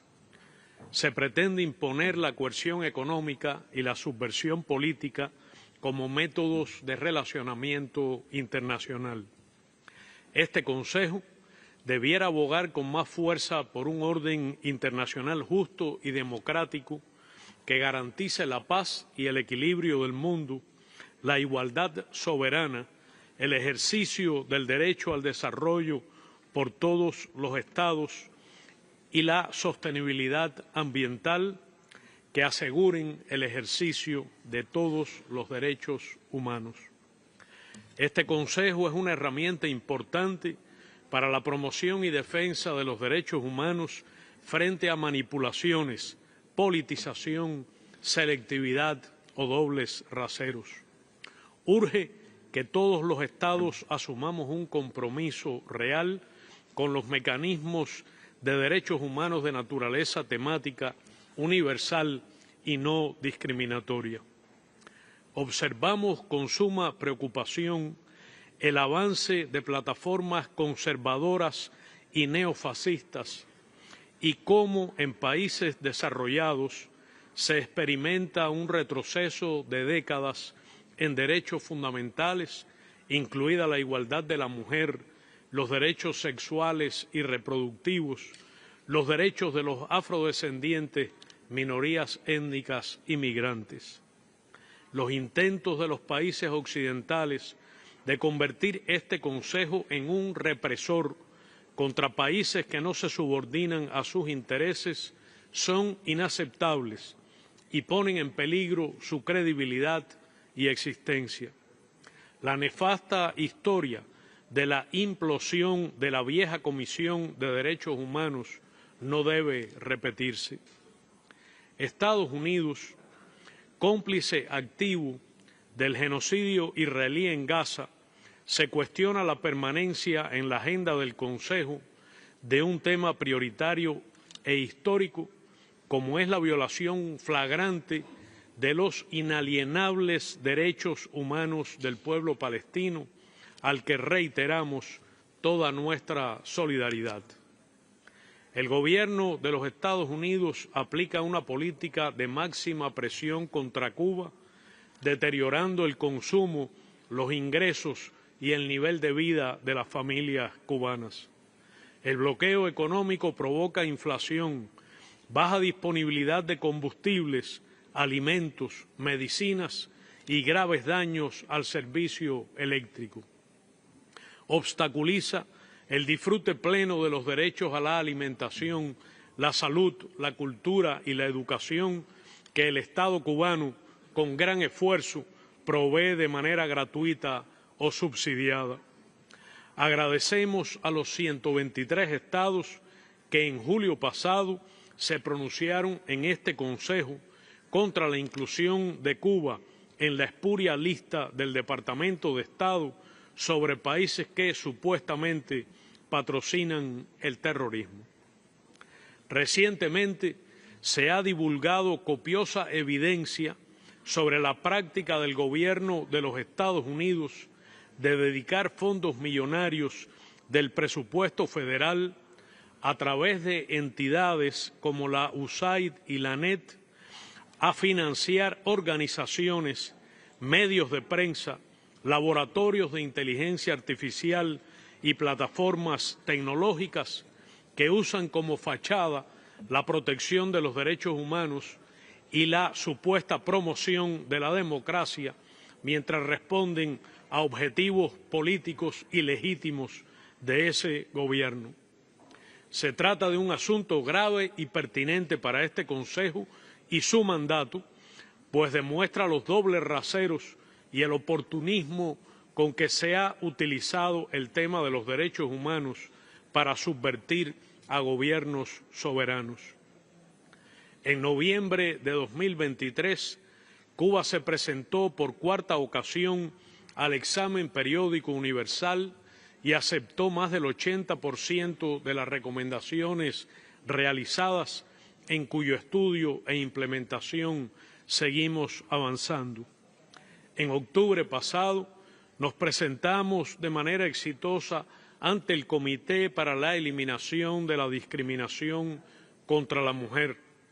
En el último año enviamos informes nacionales sobre discriminación racial y desapariciones forzadas a los respectivos comités y hemos recibido en visitas académicas a 4 procedimientos especiales y un experto de órgano de tratados. Es una relación que esperamos seguir construyendo de conjunto. señor presidente, Cuba se mantendrá firme en su creativa y abnegada resistencia. Defenderemos nuestra soberanía y el Estado socialista de derecho y justicia social. Continuaremos promoviendo los principios de universalidad, indivisibilidad, objetividad y no selectividad en el tratamiento de los derechos humanos. La voz de Cuba continuará escuchándose en defensa de la dignidad plena del hombre. Muchas gracias.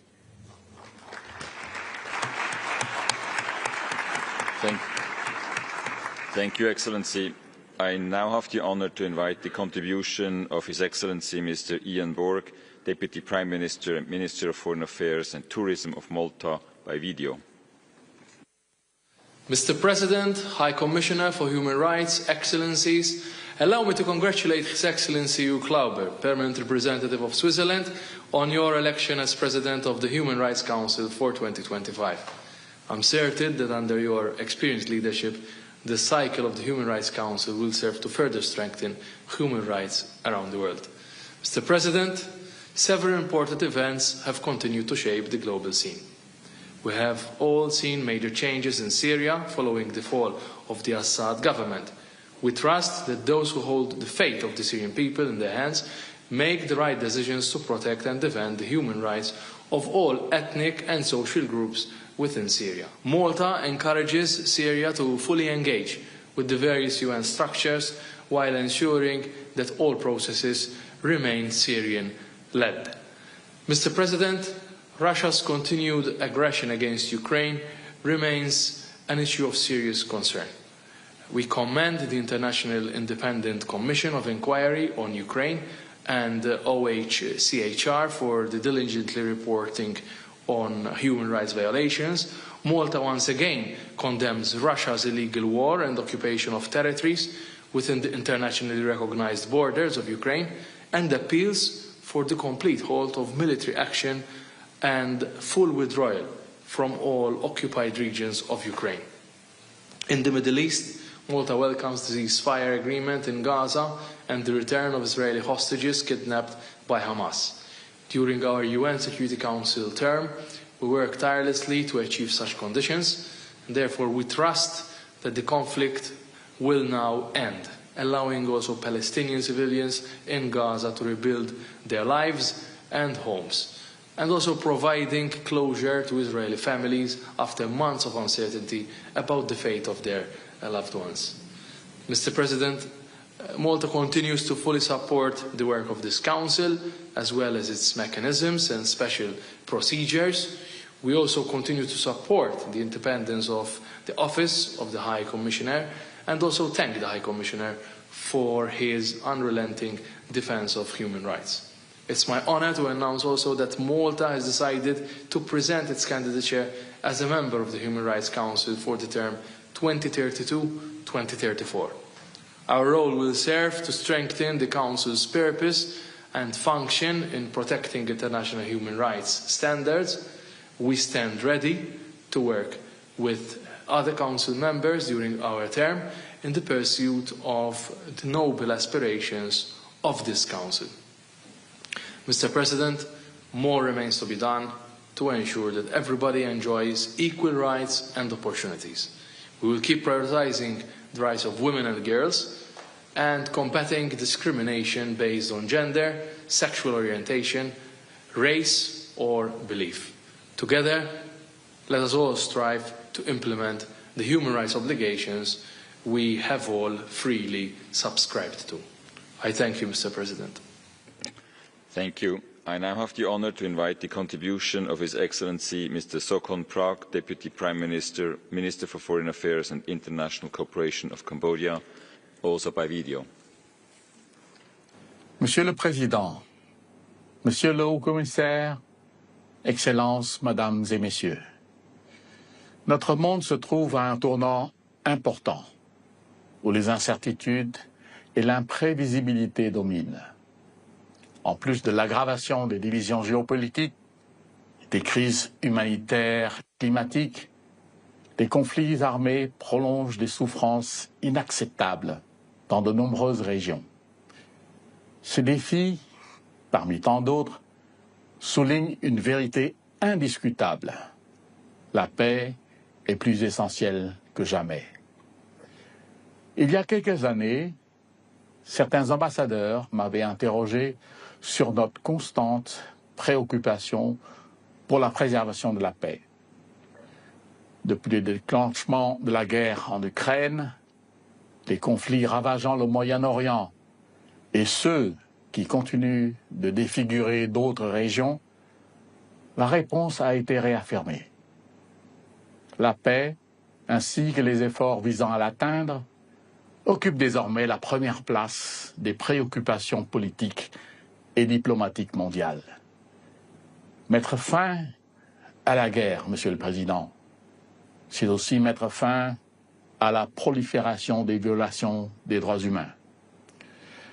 Monsieur le Président, si je m'adresse à vous aujourd'hui pour évoquer la paix, c'est qu'elle représente sans aucun doute le fondement essentiel du développement durable et des droits humains, principes fondamentaux qui justifient l'existence même de ce Conseil qui tient aujourd'hui sa 58e session. L'expérience du Cambodge démontre que les conflits peuvent être résolus, que la justice transitionnelle peut être instaurée et que des zones de guerre peuvent être transformées en havres de paix, de coopération et de développement. Toutefois, cette transformation n'a pas été le fruit du hasard. La politique visionnaire de Samdech Techo Hun Sen, notre ancien Premier ministre, axée sur une approche gagnant-gagnant, ne visait pas seulement à mettre fin à des décennies de conflits, mais a aussi posé les bases d'un cadre stratégique pour la réconciliation nationale, la stabilité et le développement socio-économique qui perdure à ce jour. Les résultats parlent d'eux-mêmes. L'espérance de vie est passée de 59 ans en l'an 2000 à 76 ans en 2021. Avant la pandémie, notre économie affichait une croissance annuelle moyenne supérieure à 7%, et ce, pendant plus de 2 décennies. Elle était, en 2024, de 6%.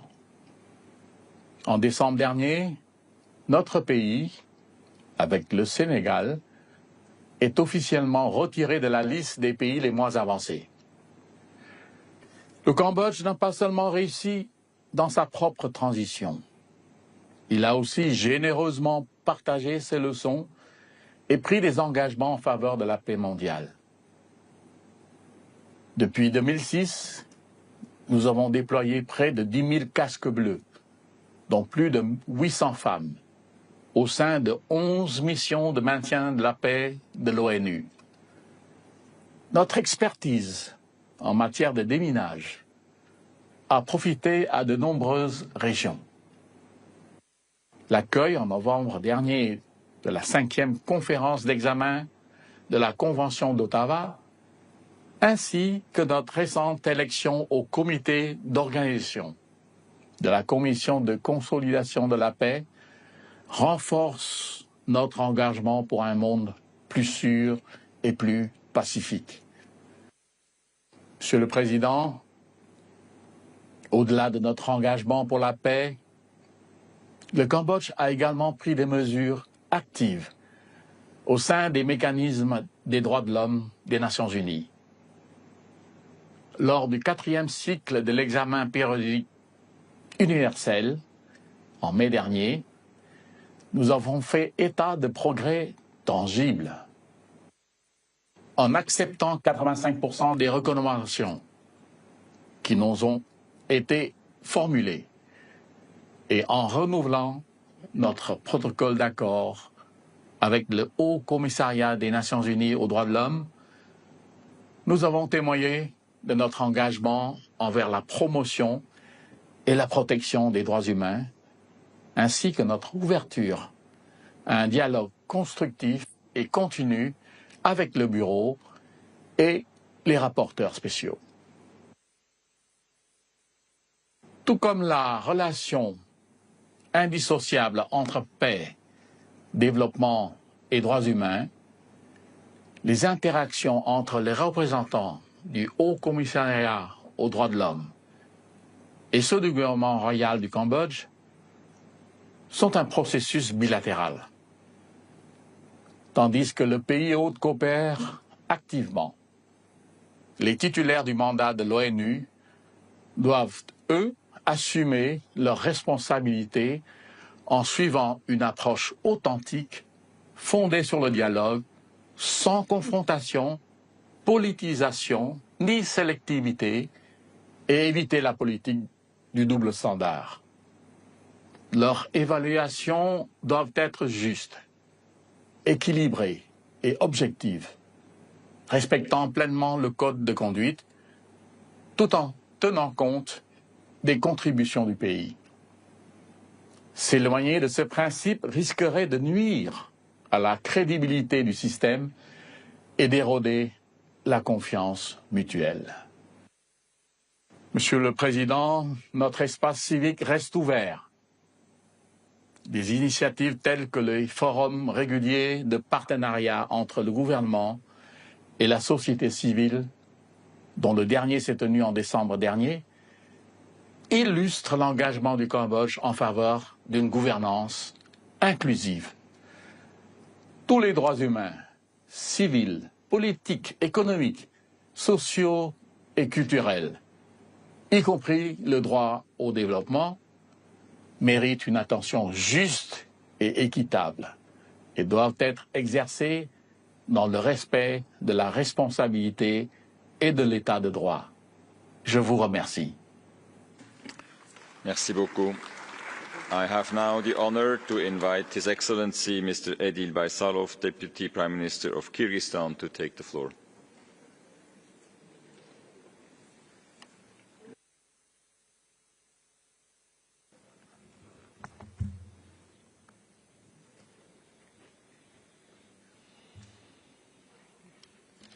Mr.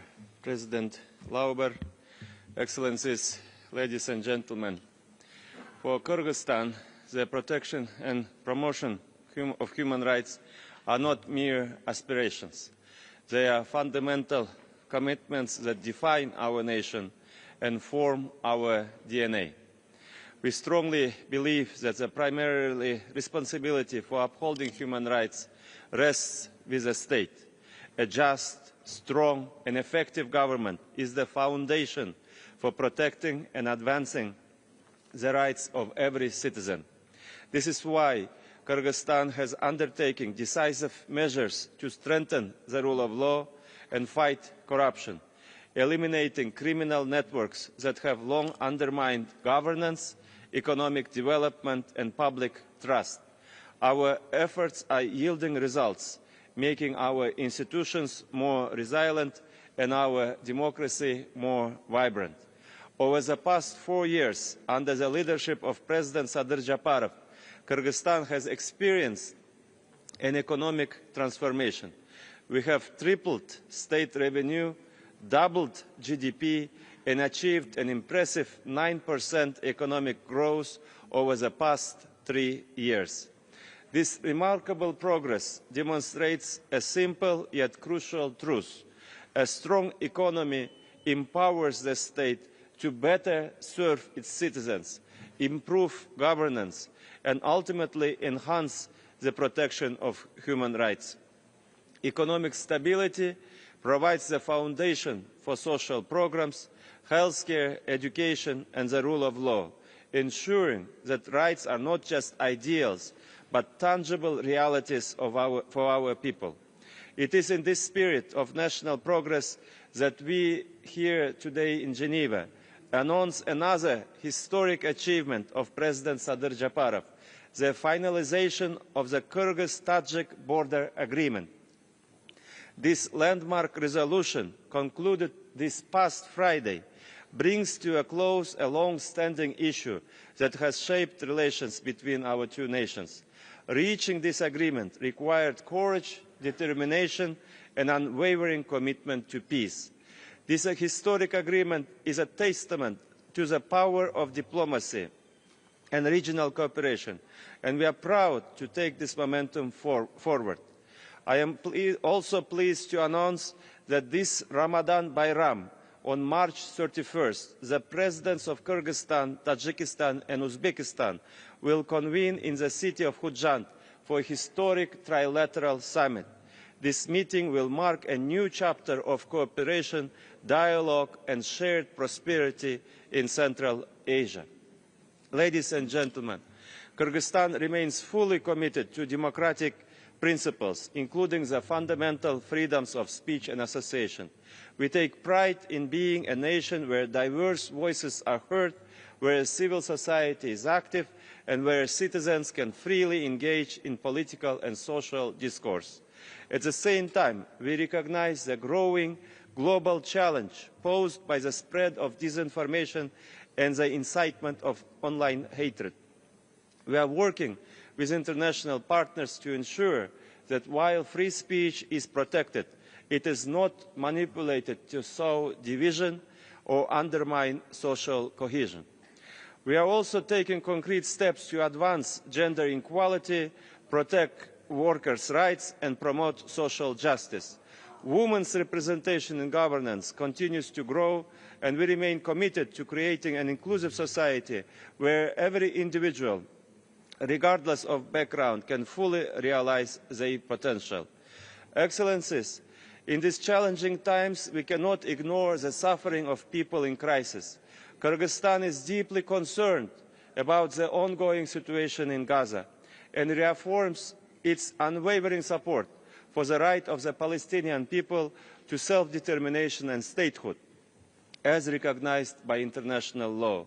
We are particularly alarmed by any proposals that involve the forced displacement of the Palestinian population. Let us be clear, such actions would be nothing short of ethnic cleansing. Kyrgyzstan stands firmly against any attempt to forcibly remove civilians from their land, as this would constitute a grave violation of international law. We urge this Council to uphold justice, prevent collective punishment and work towards a peaceful resolution that ensures the rights and dignity of all peoples in the regions.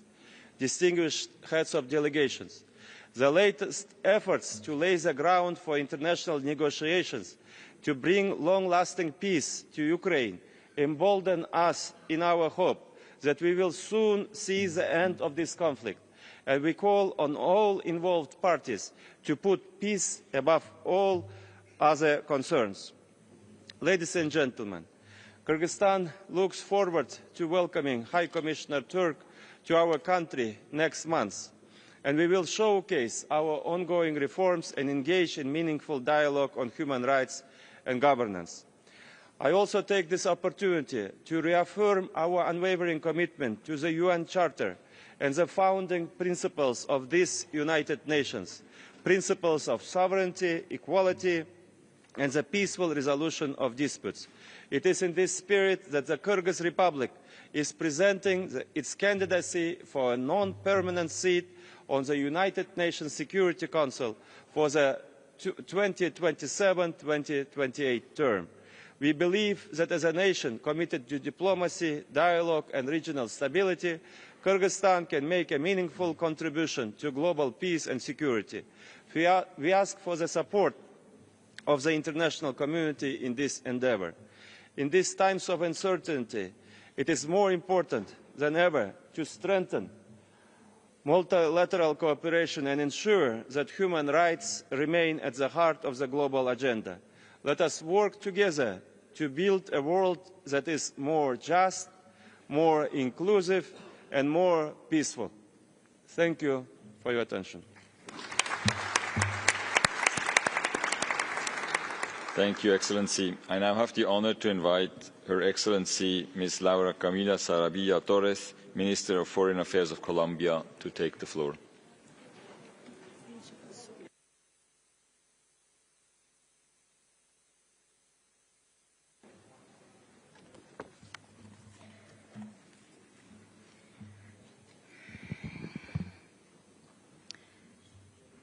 señor presidente del Consejo de Derechos Humanos, honorables dignatarios, ministros, miembros y observadores del Consejo de Derechos Humanos, representantes de la sociedad civil, estimados y estimadas asistentes en el día de hoy. Para Colombia es un honor estar hoy sentada como miembro por primera vez en su historia del Consejo de Derechos Humanos de la Organización de Naciones Unidas.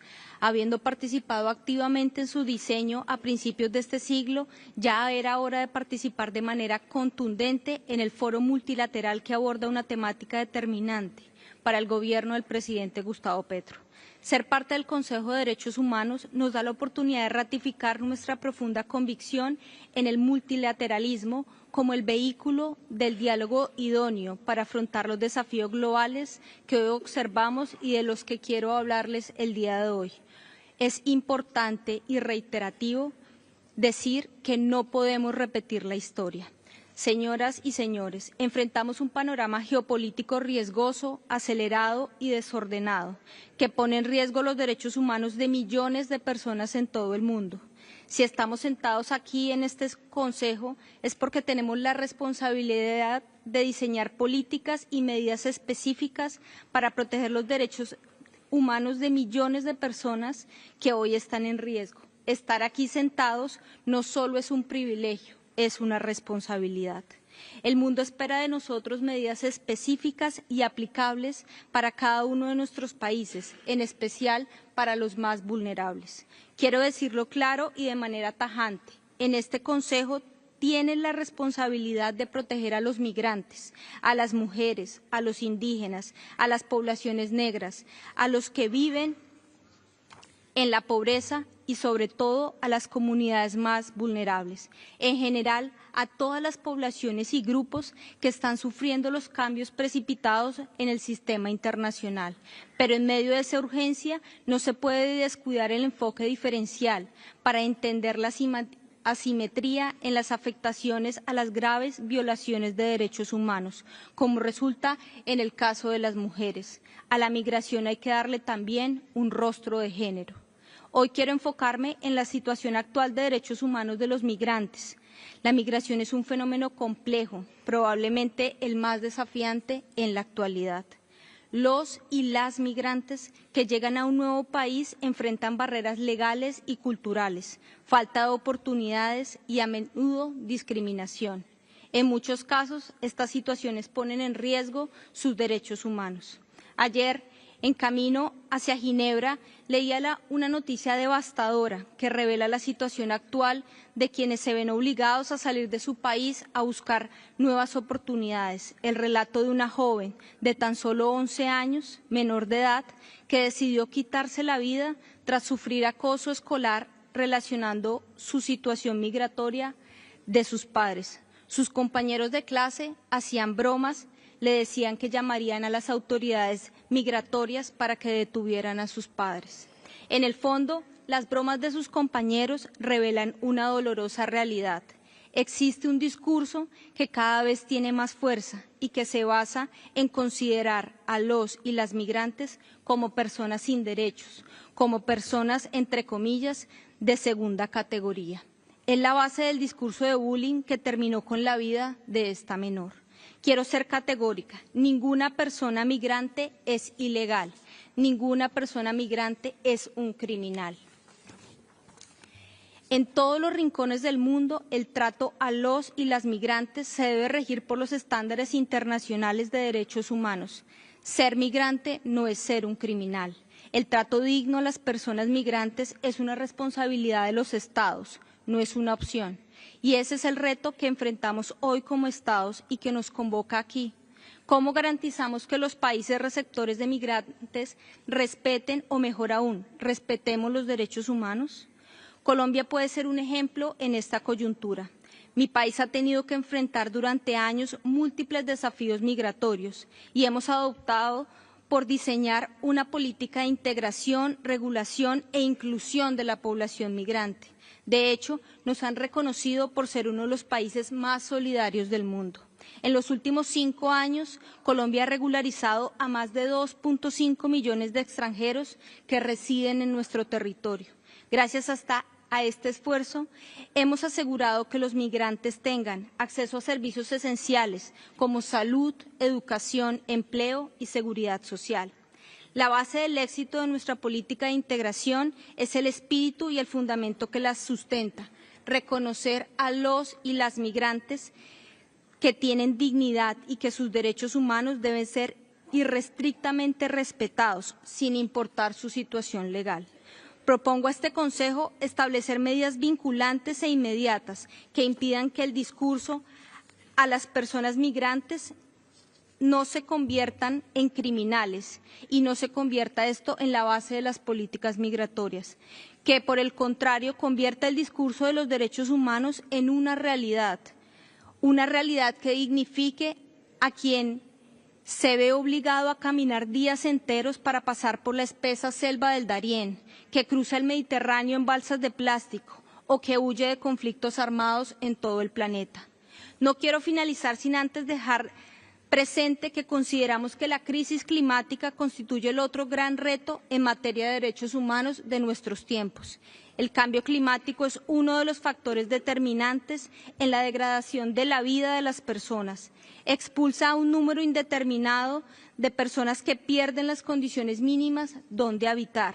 Las demoras en la implementación efectiva del Acuerdo de París nos tienen cerca del punto de no retorno y es urgente trabajar juntos para hacer frente al reto climático que amenaza incluso la supervivencia humana. Para ello, buscaremos que el Consejo reconozca que la protección de los derechos humanos, especialmente de las poblaciones más vulnerables y marginadas, está ligado a medidas eficaces de mitigación y adaptación que deben garantizar tanto la justicia climática como la dignidad humana. Son múltiples y diversos los desafíos que enfrentamos. En este 58º periodo de sesiones, Colombia asume por primera vez su rol como miembro del Consejo de Derechos Humanos. Este Consejo tiene un valor especial para nuestro país y para nuestro gobierno, que fue elegido gracias al clamor de los movimientos sociales que por décadas han luchado por un país más digno, justo y respetuoso de los derechos del pueblo colombiano. En ello, ha sido importante la labor de la Oficina del Alto Comisionado para los Derechos Humanos, establecida en Colombia, en virtud de la decisión de la anterior Comisión de Derechos Humanos y ratificada en 2006 por el Consejo de Derechos Humanos, así como los informes y las recomendaciones de los procedimientos especiales y los órganos de seguimiento a los tratados. La actividad de estos mecanismos en nuestro país no es una sanción, sino una necesaria terapia. El relato que enfrentamos no es otro que demostrarle al mundo que los derechos humanos no son solo un discurso, que allá en las veredas, pueblos, barrios marginados, las personas vulnerables sí se benefician de las políticas que aquí diseñamos, que no son solo palabras. El Gobierno de Colombia defiende irrestrictamente la vida y así lo hará como miembro de este Consejo. Este nuevo panorama inédito requiere medidas inéditas que defiendan a los más vulnerables. Cuenten con el compromiso incesante de nuestro país en este propósito de defender, respetar y convertir en una realidad el discurso de los derechos humanos a lo largo y ancho del planeta. Muchas gracias. Thank you, Excellency. I now have the honor to invite Her Excellency Ms. Makka Bochorishvili, Minister of Foreign Affairs of Georgia, to take the floor.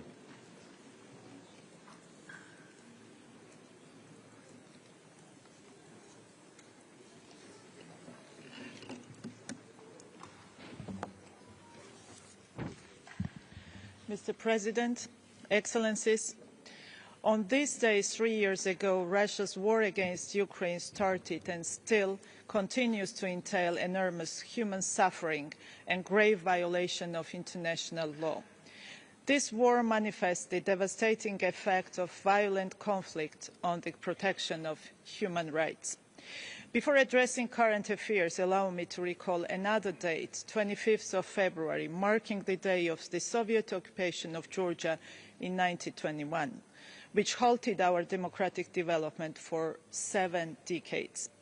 More than 30 years have passed since Georgia regained its independence albeit its path is still paved with the fight for sovereignty and territorial integrity. Our recent history time and again illustrates the crucial importance of peace and stability for further development. Excellencies, this Council is well aware of the security and humanitarian challenges that Georgia faces in the wake of the continued occupation of two Georgian regions, Abkhazia and Tkhinvali, by the Russian Federation. Ethnic cleansing, the brutal violations of fundamental human rights, torture and murder, hundreds of thousands of internally displaced persons are undivided attributes of illegal occupation, which in turn causes division and separation of society, leaving people in the most severe humanitarian conditions. Russia still refuses to fulfil its international obligations, notwithstanding ruling of the European Court of Human Rights and International Criminal Court confirming its responsibility for occupation and ongoing violation of human rights in both Georgian regions. Against the background of occupation and depriving of internally displaced persons and refugees of their right to return home, any so-called elections held in the occupied territories are unlawful and have no legal effect, as they contradict the fundamental principles and norms of international law. Georgia's annual HRC resolution on cooperation with Georgia continues to address the dire human rights situation on the ground and repeatedly demands unimpeded and immediate access of international human rights monitoring mechanisms to both occupied regions. Stemming from the above said, Georgia will retable the resolution again in September, and we count on your continuous support. Excellencies, the right to participate in public affairs is an essential element of democratic governance. 2024 marked a record-breaking electoral year globally, with voters from more than 60 countries casting their ballots. On October 26 last year, numerous international and local observers had an opportunity to witness 2 million Georgian citizens making their free political choice. Yet speculations around the parliamentary elections in Georgia still continues, while there is no ground for that. The utilisation of manipulations aimed at creating an artificial crisis and destabilisation of the country must be halted, and the results of the democratic choice of people must be respected. Dear colleagues, I believe that our efforts for achieving lasting peace, ensuring rule of law and economic development can guarantee the greater protection of human rights. Let me bring to your attention just one example. Overall reform efforts in the justice sector in Georgia since 2012 translated into the declining trend in applications against Georgia in the European Court of Human Rights.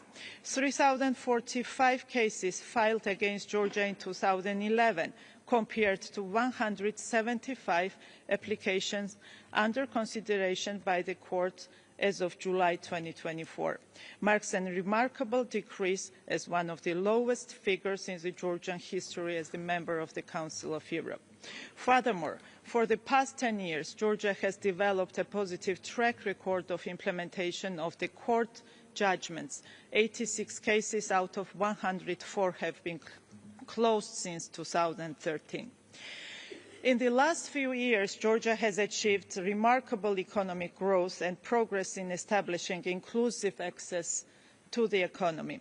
We strongly believe that the development of urgent social programs, services is crucial in protecting the vulnerable groups as regards creating workplaces, employment and decreasing social exclusions. Ladies and gentlemen, Georgia is staying committed to the notion of effective implementation of the Council's mandate and plays its part in promoting, among others, the rights of women and girls, children and persons with disabilities, internally displaced persons and conflict-affected people in line with our HRC pledges. Here let me underscore the new initiative which explores the possibility of establishing an optional protocol to the Convention on the Rights of the Child to strengthen the right to free education. In this regard, Georgia was proud to co-sponsor a resolution to establish a relevant intergovernmental working group. In conclusion, let me reiterate my government's full readiness to continue close cooperation with the Office of the UN High Commissioner for Human Rights and active engagement with the UN human rights mechanisms. Thank you. Thank you, Excellency. I now have the honour to invite Her Excellency Mrs. Maqueo Averisto, Minister of Human Rights and Citizenship of Brazil, to take the floor.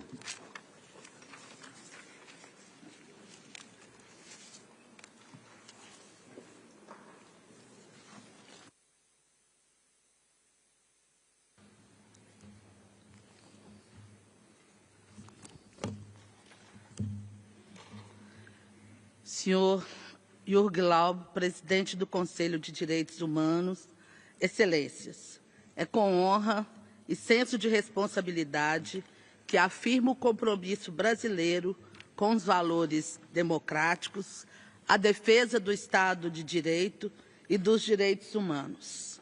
Sem a garantia de justiça social, equidade de gênero, combate ao racismo, ao anticapacitismo e respeito à pluralidade humana, não há democracia. Fiel aos princípios democráticos, o Brasil tem construído políticas públicas com ampla participação social. Até 2026, teremos realizado 28 conferências nacionais temáticas, dentre elas a de mulheres indígenas, de educação, saúde, direitos humanos. Nos preocupa que, no contexto geopolítico global, as democracias estão sob ataque. Cresce a aposta na segregação social, racial e ambiental para legitimar a opressão, o deslocamento e extermínio de milhões de pessoas. O discurso de ódio e a desinformação, especialmente no ambiente digital, têm sido usados como estratégias para a desumanização de grupos vulneráveis e gerado graves violações de direitos humanos. Precisamos nos comprometer com a integridade do ambiente digital e a responsabilização das plataformas na moderação de conteúdos.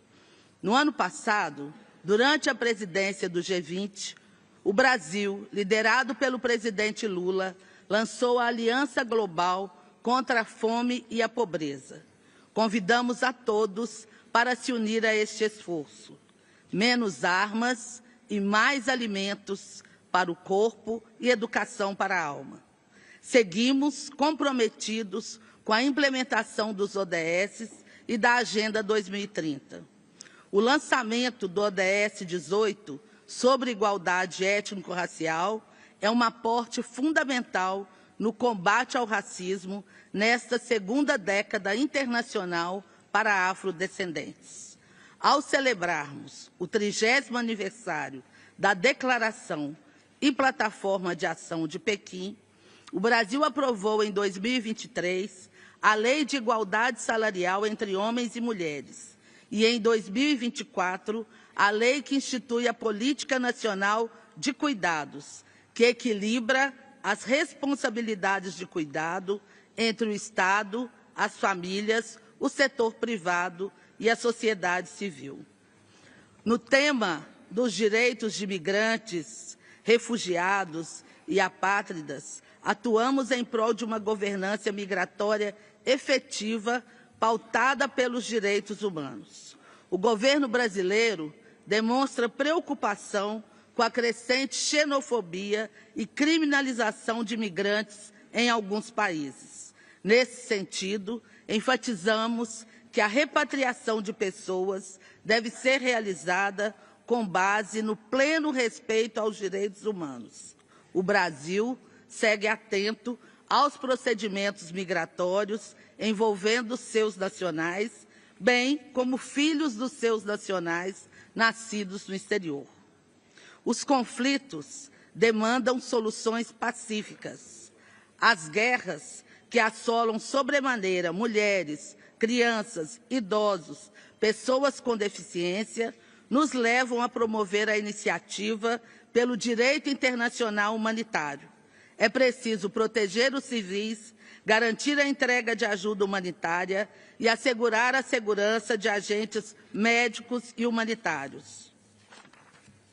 Além disso, o Brasil aderiu à iniciativa para uma nova aliança global para acelerar os esforços na erradicação da violência contra crianças. Neste tema, o Estado brasileiro desenvolve diversas ações, entre as quais destacamos o Sistema de Garantia dos Direitos da Criança e do Adolescente e a Lei de Escuta Protegida. Integramos o grupo central da Resolução sobre o Programa Mundial de Educação em Direitos Humanos. Criamos a Rede Nacional de Educação Continuada em Direitos Humanos com o objetivo de formar agentes públicos, comunicadores e sociedade civil. Ademais, o Brasil avançou na entrega do Plano Nacional de Proteção a defensores e defensoras de direitos humanos, marco da luta pela proteção desses ativistas no país. Como sede da COP30 e sob a liderança do presidente Lula, defendemos a convergência entre o direito ao desenvolvimento, a agenda de sustentabilidade, justiça climática e de direitos humanos. Trabalhamos por um avanço efetivo das negociações de um tratado juridicamente vinculante sobre empresas e direitos humanos, temas que trataremos no Fórum Regional de Direitos Humanos e Empresas, reunindo países da América Latina e do Caribe em abril de 2025. No campo da memória e verdade, reinstalamos a Comissão Especial sobre Mortos e Desaparecidos Políticos e aprovamos a retificação dos assentos de óbitos das pessoas mortas e desaparecidas durante a ditadura militar, de forma a constar que a morte foi causada pelo Estado brasileiro no contexto de perseguição sistemática. O Brasil apoia o mandato do especialista independente sobre violência e discriminação com base em orientação sexual e identidade de gênero. Instamos a todos a apoiarem a renovação deste mandato. Senhoras e senhores, reiteramos o nosso compromisso com o multilateralismo, os mecanismos e procedimentos especiais e com os órgãos de tratado deste Conselho. E recordamos nossa candidatura para o mandato 2027-2029. Gentilmente, peço apoio dos países aqui presentes para que possamos continuar atuando na defesa de uma sociedade democrática, plural, livre e verdadeiramente cidadã. Muito obrigada. Thank you, Excellency. I now have the honor to invite Her Excellency Ms. Hala bin Masyed Al Duwayiri, President of the Human Rights Commission of Saudi Arabia, to take the floor.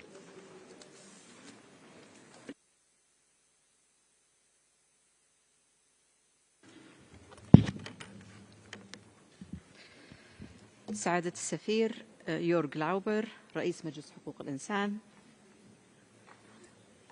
معالي سيد فولكر ترك المفوض السامي لحقوق الإنسان، السيدات والسادة، السلام عليكم ورحمة الله وبركاته.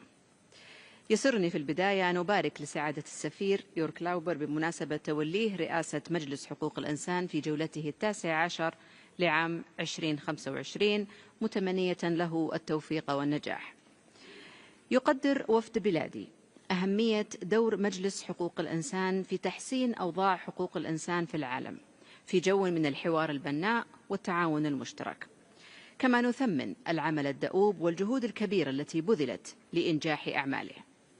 وبالرغم من إقرار وفد بلادي بأهمية بنود أعمال المجلس 10، إلا أنه يؤكد على أهمية مضاعفة الاهتمام بالبند 7 حالة حقوق الإنسان في فلسطين والأراضي العربية المحتلة الأخرى في ظل الأحداث المؤسفة التي تجري في فلسطين. كما يدعو وفد بلادي إلى رفض أي مواجهات أو محاولات لتقويض هذا البند الذي نجدد التأكيد على ضرورة بقائه وتفعيله حتى تقوم دولة فلسطينية مستقلة على حدود 67 عاصمتها القدس الشرقية.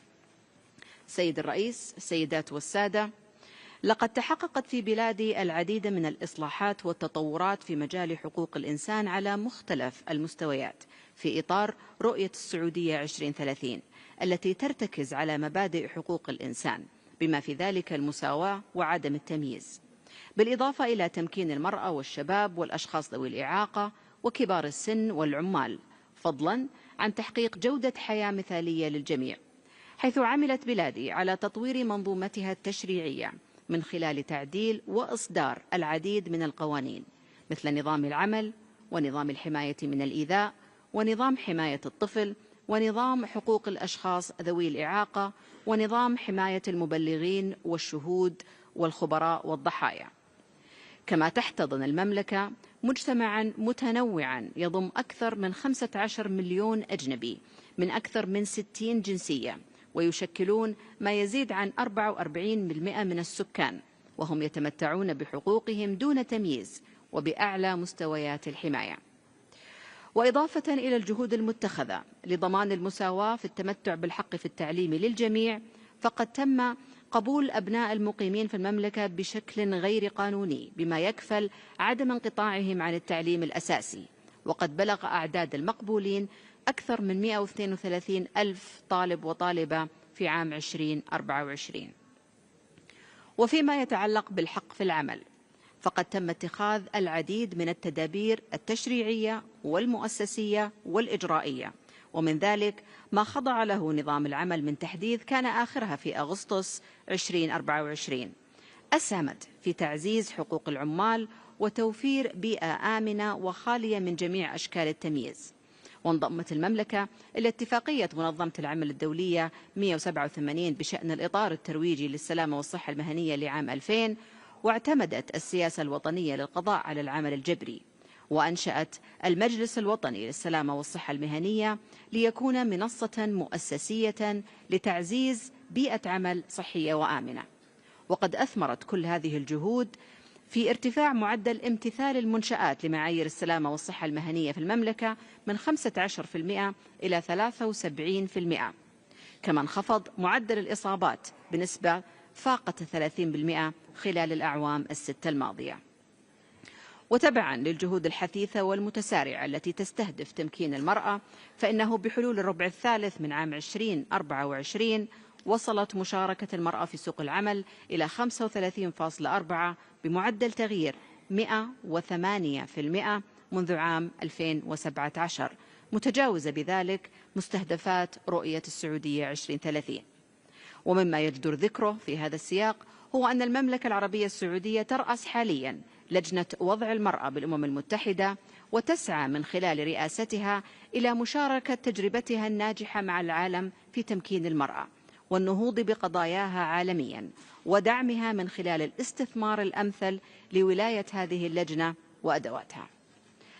السيدات والسادة، لم تدخر بلادي جهدا في تعزيز الأمن والسلم الدوليين انطلاقا من قيمها الراسخة والتزاما بميثاق الأمم المتحدة، وذلك ابتداء من نصرتها للقضايا العادلة والسعي لإنهاء الأزمات الدولية بما فيها الأزمة الأوكرانية الروسية، ومن ذلك وساطة صاحب السمو الملكي الأمير محمد بن سلمان بن عبد العزيز ولي العهد رئيس مجلس الوزراء، التي تكللت بالإفراج عن عدد من الأسرى في إطار عملية تبادل الأسرى بين روسيا وأوكرانيا.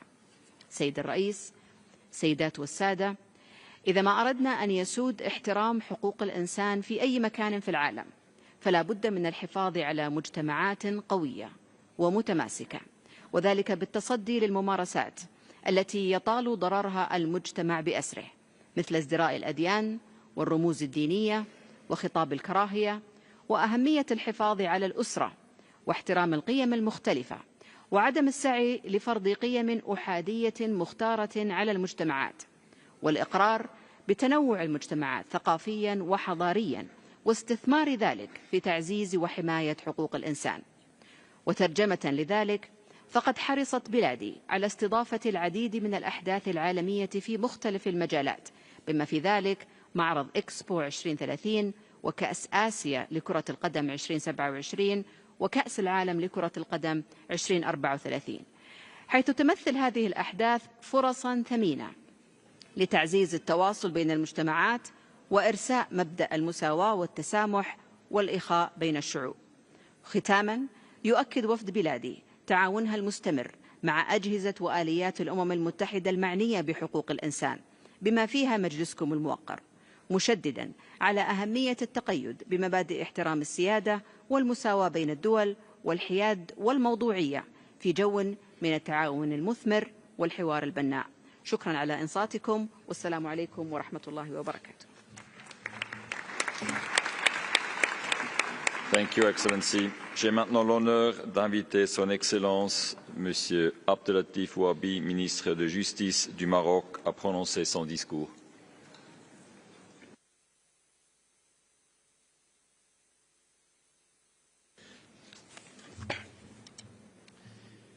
سيد رئيس مجلس حقوق الإنسان، السيد المفوض السامي لحقوق الإنسان، أصحاب المعالي والسعادة، حضرات السيدات والسادة، يطيب لي باسم المملكة المغربية وأن أعبر لكم عن سعادتي بالمشاركة في الجزء الرفيع المستوى من الدورة 58 لمجلس حقوق الإنسان.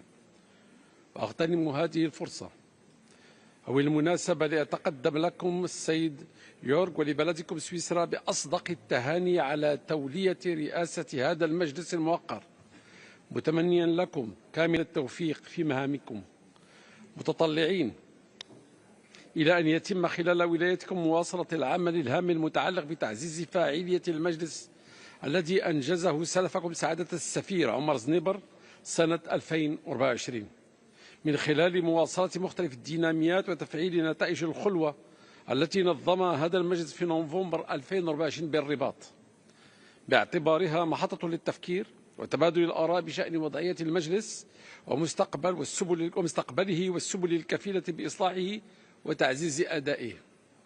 وأنتهز هذه المناسبة لأجدد التأكيد أن المملكة المغربية ستواصل خلال عضويتها بهذا المجلس الموقر بكل جدية ومسؤولية الانخراط في دينامية إصلاحه، وستواصل التزامها بالتفاعل الإيجابي البناء مع باقي آليات الأمم المتحدة لحقوق الإنسان، كما ستواصل انخراطها في تشجيع الحوار والتعاون بين الدول حول قضايا حقوق الإنسان والدفاع عن قيمها العالمية، وفي سياق دولي مطبوع بوجود تحديات وأزمات ومخاطر تستدعي بذل جهد مشترك وتعبئة جماعية لإيجاد حلول سلمية ومستدامة لتسويتها والحد من تداعياتها من أجل تحقيق عالم أكثر عدالة وأكثر سلما.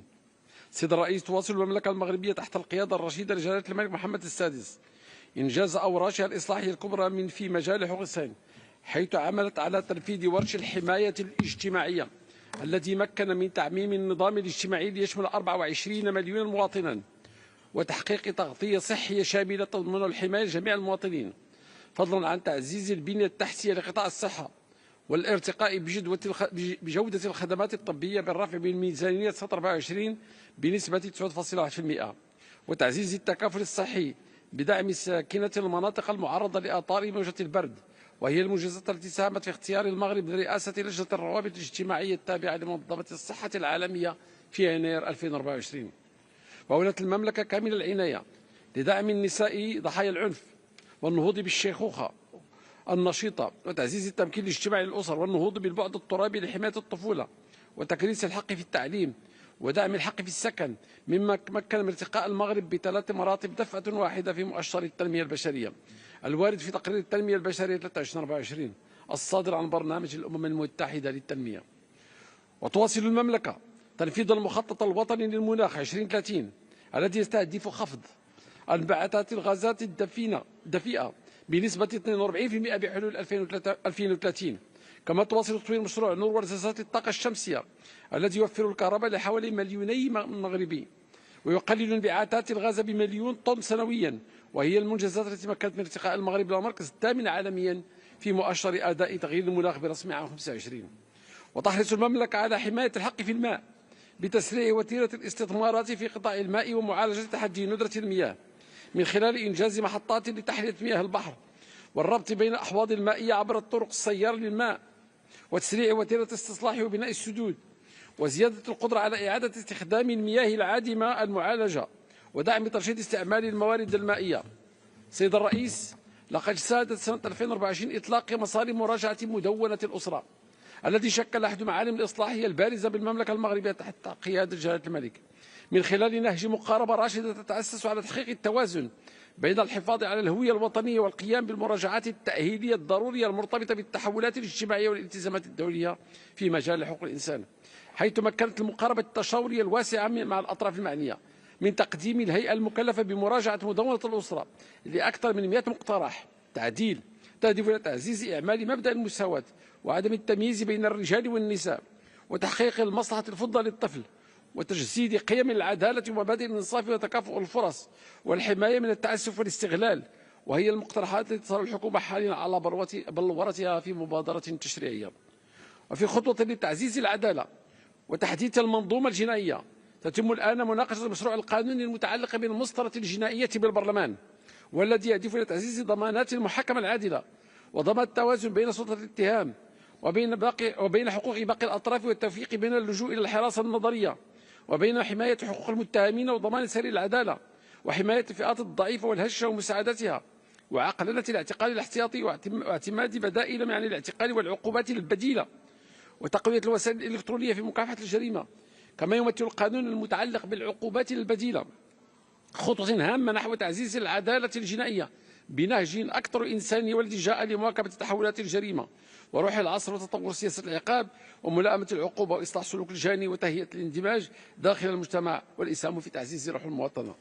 وفي تطور هام يعكس تحولا في موقف المغرب تجاه عقوبة الإعدام، صوتت المملكة المغربية هذه السنة بالإيجاب لصالح قرار الأمم المتحدة العاشر بشأن وقف تنفيذ عقوبة الإعدام، وهو القرار الذي يمثل التزاما من المغرب بتعزيز حماية الحق في الحياة واعترافا بجهوده في مجال محاربة الجريمة المنظمة عبر الحدود. انتخب المغرب نائبا لرئيس الانتربول في إفريقيا بأغلبية واسعة، كما انتخب لرئاسة مشتركة لاجتماع مجموعة العمل حول الاتجار بالبشر للأمم المتحدة. وحرصا على صون الحق الدستوري في الإضراب، تم اعتماد القانون والتنظيم المتعلق بتحديد وشروط وكيفيات ممارسة هذا الحق، والذي يكفل حق الإضراب وضمانات حماية حقوق العاملات والعمال والحريات النقابية وضمان حقوق المجتمع وحرية المبادرة والتنافسية والمقاولة وحرية العمل. وشهدت السنة الماضية احتفال المغرب بالذكرى العشرينية لإحداث هيئة الإنصاف والمصالحة التي شكلت دعامة أساسية لإصلاحات شاملة في مجال حقوق الإنسان ببلادي، وتجربة فريدة ورائدة على المستوى الإقليمي في مجال العدالة الانتقالية. سيد الرئيس، تحرص المملكة المغربية على الوفاء بالتزاماتها الدولية في مجال حقوق الإنسان، حيث أجرت حوارا تفاعليا مع اللجنة المعنية بحالة الاختفاء القسري بمناسبة فحصها للتقرير الأولي حول إعمال الاتفاق الدولي لحماية جميع الأشخاص من الاختفاء القسري في سبتمبر 24. قدمت تقريرها بشأن المراجعة الوطنية الشاملة التي تقدم التقدم المحرز بشأن إعلان ومنهاج عمل بكين بعد 30 عام. كما تقوم حاليا بإعداد التقرير المرحلي حول تنفيذ توصيات الجولة الرابعة من آلية الاستعراض الدولي الشامل. ولم تتوانى المملكة المغربية في مواصلة التفاعل الإيجابي مع طلبات الزيارة التي تقدم الإجراءات الخاصة لمجلس حقوق الإنسان، آملة أن يتم التوافق معها بشأن إجراء زيارات متوازنة ومستقلة تمكن من الاطلاع على حقيقة وضعية حقوق الإنسان بالمغرب. كما تواصل بلادي دعم جهود المفوضية السامية لحقوق الإنسان والأولويات الموضوعاتية في برنامج عملها في سياق يتسم بتفاقم القضايا التي الاهتمام المكثف والعاجل للمجتمع الدولي، وذلك من أجل تعزيز قدرتها على مواجهة التحديات في ظل أزمة السيولة تعاني منها المنظومة الأممية. وتولي المملكة أهمية القصوى لدعم التصديق العالمي على الاتفاقية الدولية لحقوق الإنسان، حيث تقود إلى جانب كل من الأرجنتين وفرنسا وساموا مبادرة التصديق العالمي على الاتفاقية الدولية للحماية من الاختلاف القسري، والتي تنضاف إلى المبادرة الدولية من أجل التصديق العالمي على اتفاقية مناهضة التعذيب. كما ساهمت في بلورة خطط عمل لمكافحة هذه الجريمة على الصعيد العالمي التي تم اعتمادها خلال المؤتمر الدولي الأول حول الاختفاء القسري، والذي التزمت خلاله المملكة بالتنصيص على الاختفاء القسري في القانون الجنائي وتنظيم مؤتمر إقليمي لتبادل الخبرات والممارسات الفضلى في هذا المجال. السيد الرئيس، تفعيلا لقرار 5133 لمجلس حقوق الإنسان، حرصت المملكة بشراكة مع كل من الباراغواي والبرتغال على إطلاق مبادرات تأسيس الشبكة الدولية للآليات الوطنية للتنفيذ وإعداد التقارير والتتبع في مجال حقوق الإنسان، والتي أحدثت في أسونسيون في ماي 2024، حيث تم انتخاب المغرب ممثلا في المندوبية الوزارية للحقوق المكلفة بحقوق الإنسان كمنسق لهذه الشبكة التي تهدف إلى دعم إحداث آليات وطنية مماثلة بالبلدان الأعضاء وتقويتها وتعزيز قدراتها. كما استقبلت المملكة في أكتوبر 24 النسخة العاشرة من حوار بليون لحقوق الإنسان الذي انتهت أشغاله باعتماد الإطار التوجيهي لمراكش إنشاء وتطوير آليات وطنية فعالة.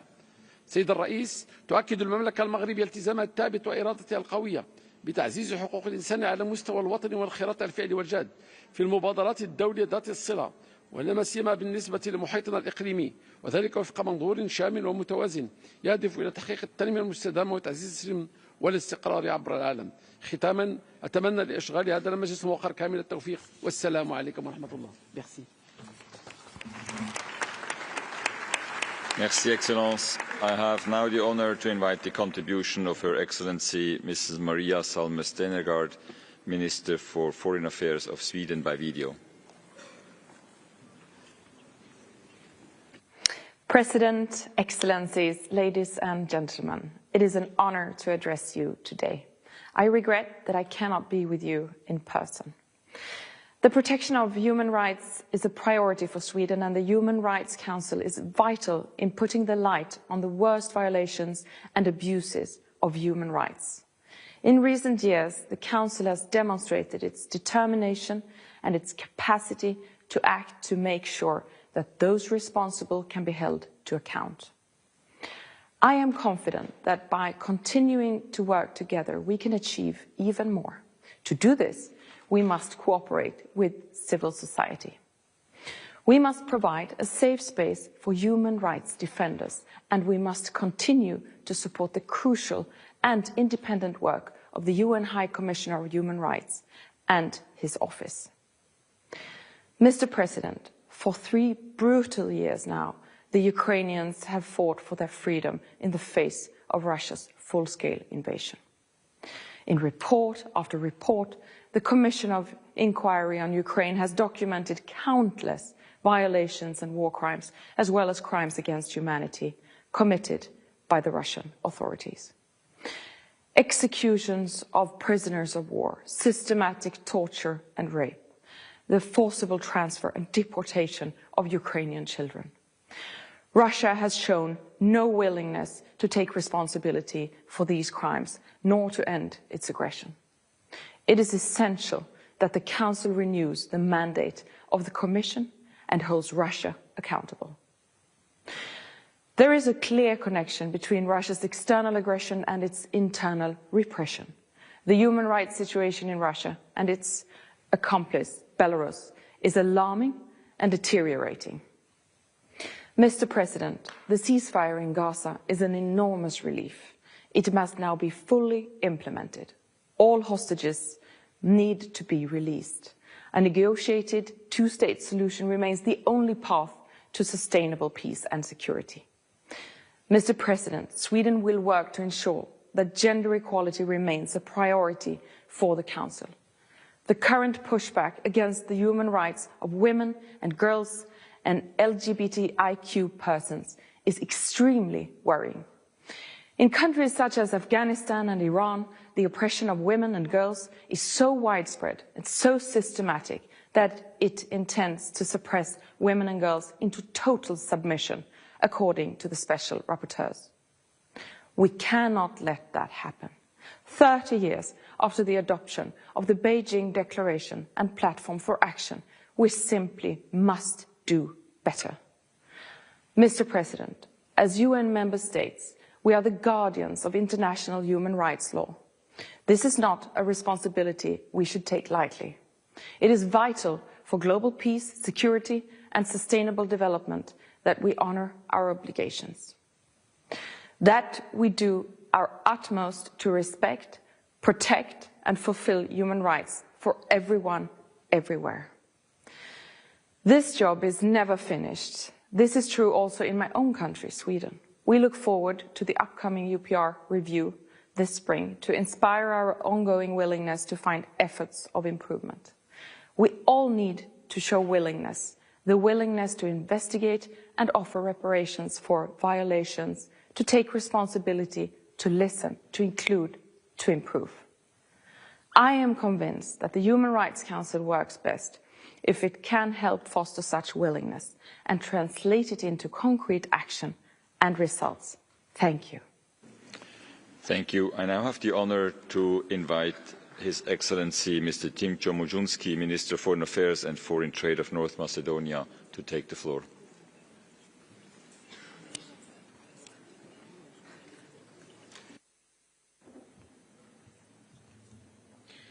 Your Excellency, Jörg Lauber, President of the Human Rights Council, Excellencies, ladies and gentlemen.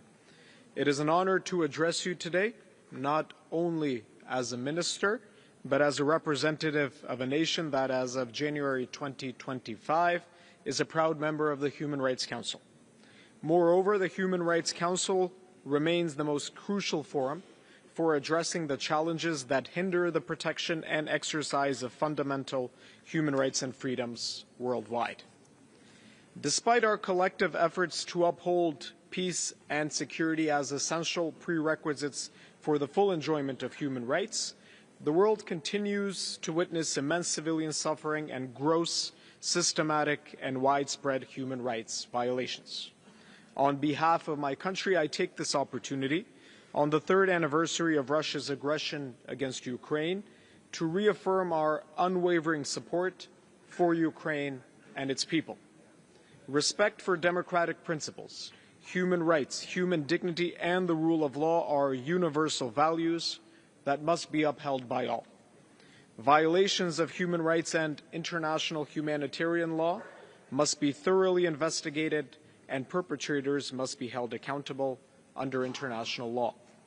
As a Council member, we are committed to ensuring that human rights are upheld and that violations are addressed wherever they occur, including in Belarus, Afghanistan, Iran, Myanmar, Sudan, Syria, and Ukraine. Additionally, there is an urgent need to combat rising intolerance and discrimination, which manifest in various forms across the world, often leading to serious violations of human rights and fundamental freedoms. With climate change accelerating, the need for urgent environmental action has also become undeniable. A humane approach must be at the heart of these efforts. Last but not least, we must address the challenges posed by technological advancements, particularly the risks and opportunities associated with artificial intelligence. In other words, we must find ways to harness its benefits while simultaneously mitigating potential harm. Strong safeguards are essential to ensure that human rights are protected. Ladies and gentlemen, in line with our commitment to the protection and promotion of human rights and freedoms, my country continues to strive for the highest standards in this area, applying them at the national level. We remain dedicated to protecting human rights and freedoms, with a particular focus on women's rights and children's rights, safeguarding the rights of persons with disabilities, and combating all forms of discrimination. Another key priority is also strengthening judicial independence and upholding the rule of law. I am pleased to highlight that in May of 2024, we successfully completed 2 interactive dialogues. The first one, a review of the 4th periodic report under the Convention Against Torture by the relevant UN committee, and the second one, the dialogue with the Human Rights Council on the 4th national report under the Universal Periodic Review. We received 205 recommendations, accepted 191 of them, and have already begun their implementation. Our cooperation with UN mechanisms and treaty bodies remains strong, unwavering, and constructive. In support of this, I would like to highlight the upcoming visit by the UN Special Rapporteur on Torture and Other Cruel, Inhuman, or Degrading Treatment or Punishment, Dr. Alice Jill Edwards. Excellencies, last year during the UN Summit of the Future at the 79th General Assembly, we collectively adopted the Pact for the Future and its annexes, reaffirming the centrality of human rights. This is an opportunity we must not squander if we are to create a more effective and accountable framework for advancing the human rights agenda. Thank you. Thank you, Excellency. I now have the honor to invite His Excellency Mr. Ronald Ozi Lamola, Minister for International Relations and Cooperation of South Africa, to take the floor.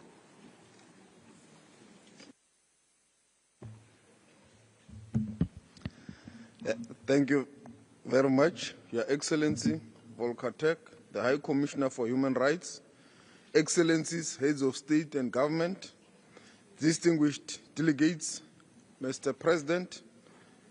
It is a great pleasure to address this high-level segment of the 58th session of the Human Rights Council.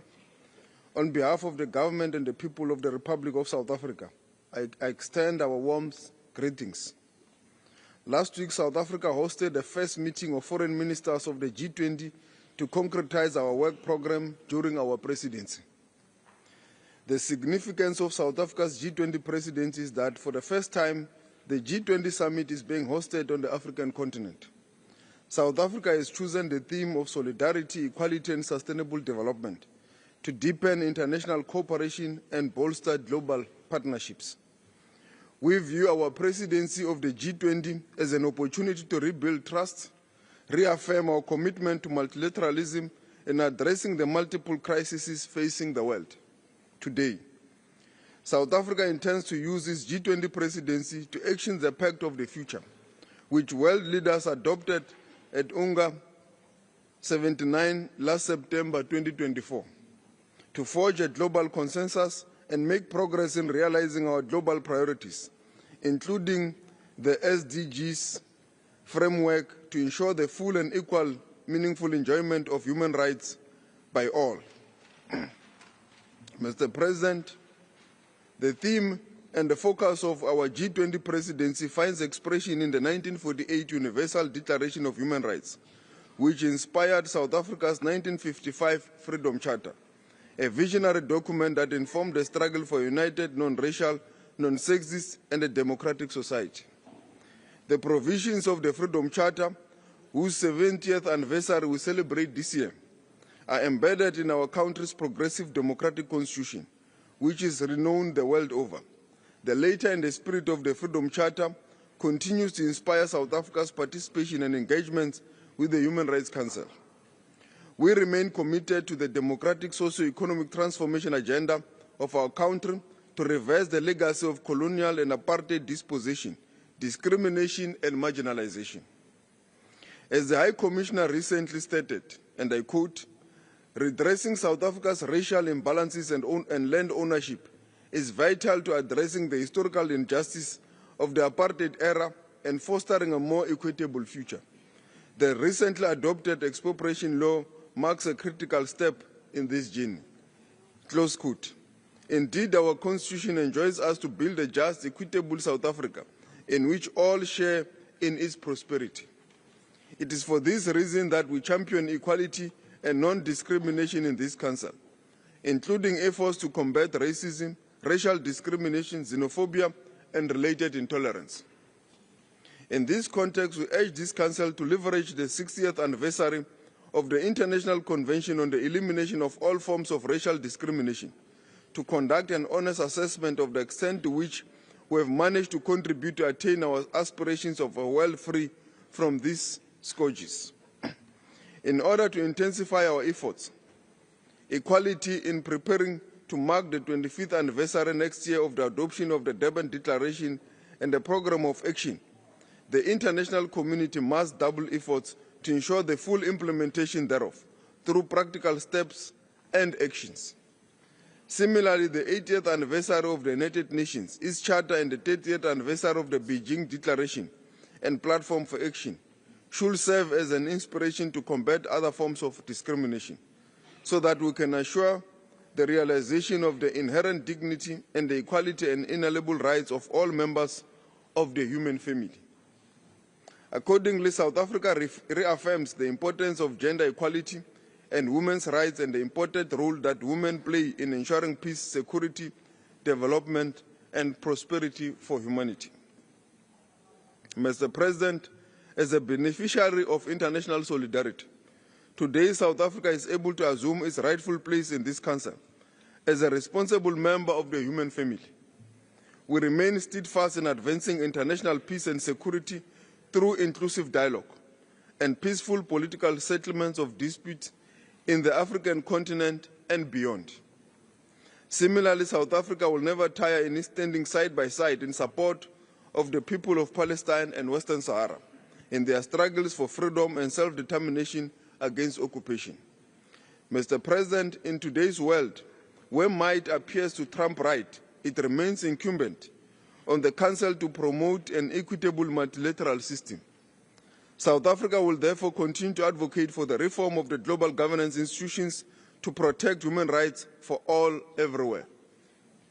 As part of this process, the Council cannot afford to cherry-pick when and where we exercise our mandate. We must respond to all violations and abuses, regardless of who and where they are committed.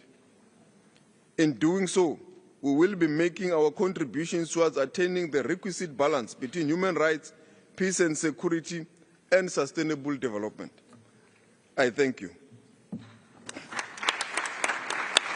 Thank you very much, Excellency. Excellences, distingués collègues, Mesdames et Messieurs, avec cette dernière intervention, nous parvenons au terme de la liste des orateurs pour cette première réunion. Nous observons à présent une très courte pause technique de 2 minutes avant de reprendre le segment de haut niveau avec l'allocution de Son Excellence M. Georges Khalid Saïd, le ministre des Affaires étrangères adjoint de l'Irak. Collègues, je me permets d'attirer votre attention au fait que nous avons déjà un certain retard sur notre programme de travail et j'aimerais vous rappeler que nous avons convenu d'un temps de parole de 5 minutes pour les participants au segment de haut niveau. Je déclare close la première réunion de la 58e session du Conseil des droits de l'homme.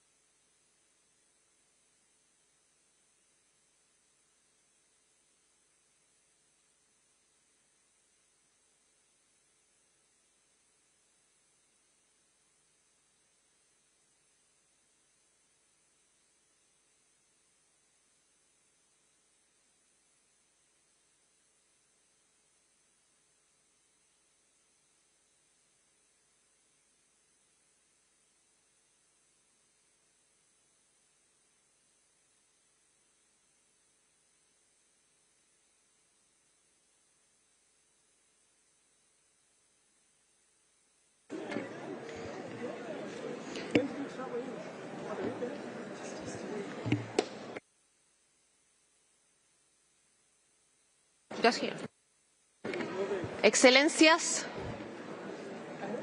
estimados participantes, vamos a comenzar. Muy buenas tardes. Por la presente declaro abierta la segunda reunión de la 58ª sesión del Consejo de Derechos Humanos. Ahora continuaremos con el segmento de alto nivel. Tengo el honor de ceder la palabra a Su Excelencia el señor George Khalid Said, viceministro de Relaciones Exteriores de Irak. Tiene la palabra.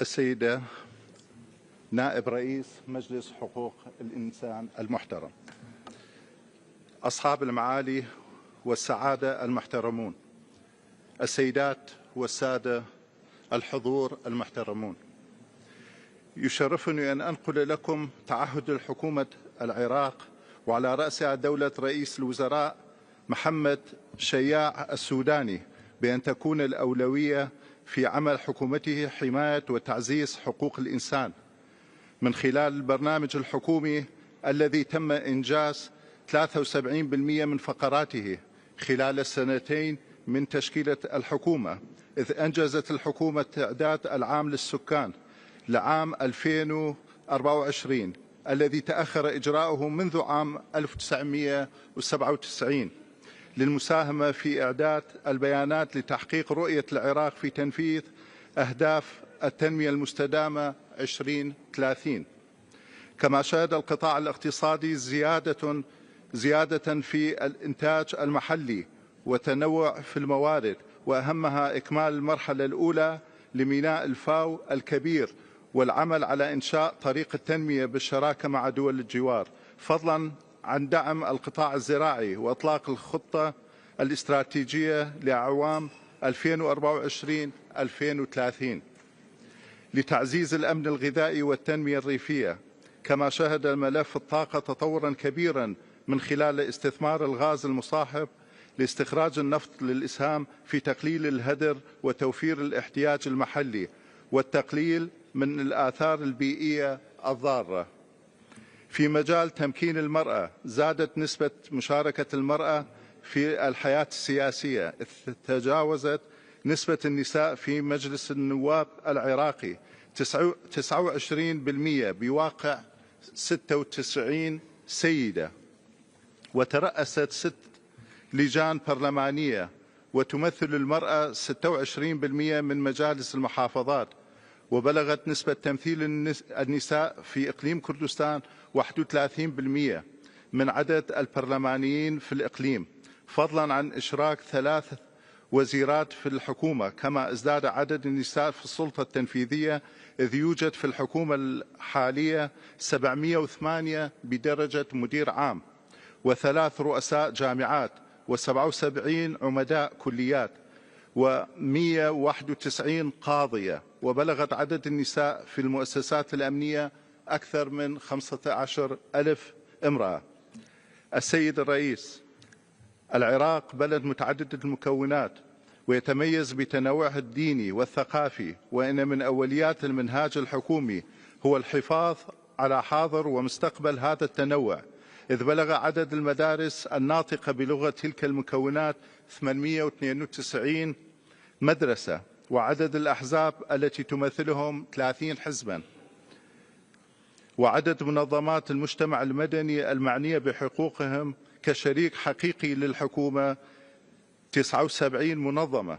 كما عملت الحكومة على إعداد البناء وترميم الكنائس وأماكن العبادة التي تعرضت للتدمير من قبل عصابات داعش الإرهابية، إذ تم بناء 6 كنائس للمسيحيين، 40 مزارا لليزيديين، و22 للتركمان والشبك.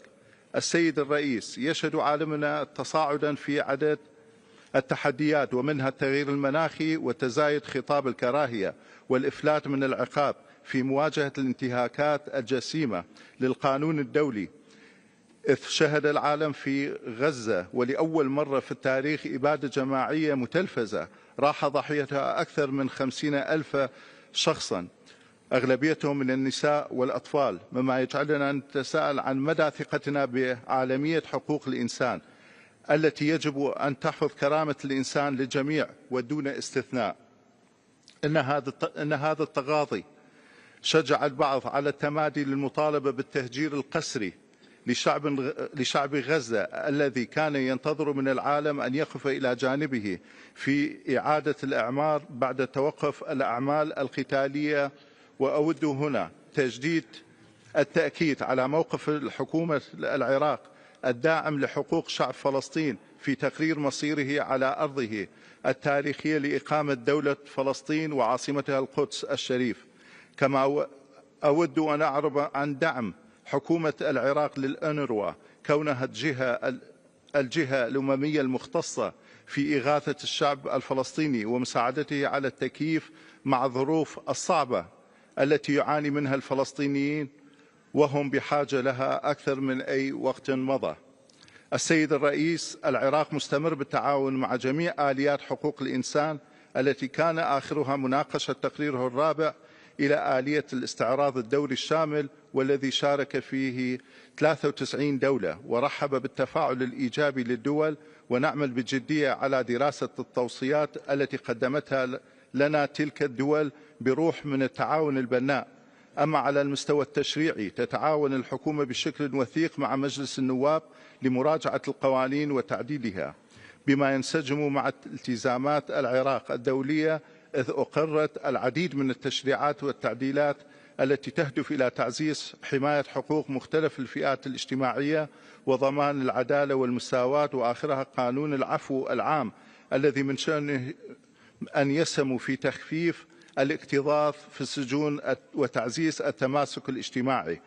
ختاما، أود أن أدعو جميع الدول الأعضاء في الأمم المتحدة إلى دعم ترشيح العراق لنيل عضوية مجلس حقوق الإنسان لمدة 2026-2028 خلال الانتخابات التي ستجري في تشرين الأول في نيويورك من هذا العام. ويتطلع العراق إلى العمل مع جميع لحماية وتعزيز حقوق الإنسان، وسيكون في مقدمة أولوياتنا معالجة الآثار السلبية لتغيير المناخ من الجفاف والتصحر وندرة المياه، ومساعدة الدول النامية والأقل نمواً في تبني برامج التكيف التي تساهم في التقليل والتخفيف من آثار التغيير المناخي التي يجب أن يكون لمجلس حقوق الإنسان صوتاً موحداً في التعامل معها لضمان فاعلية التنفيذ وفي التوقيتات الزمنية المحددة قبل فوات الأوان.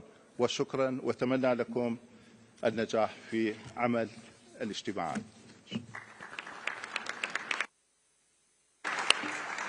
Muchas gracias, viceministro.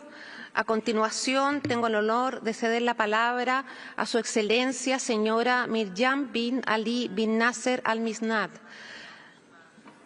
secretaria de Estado de Cooperación Internacional de Qatar. Tiene la palabra.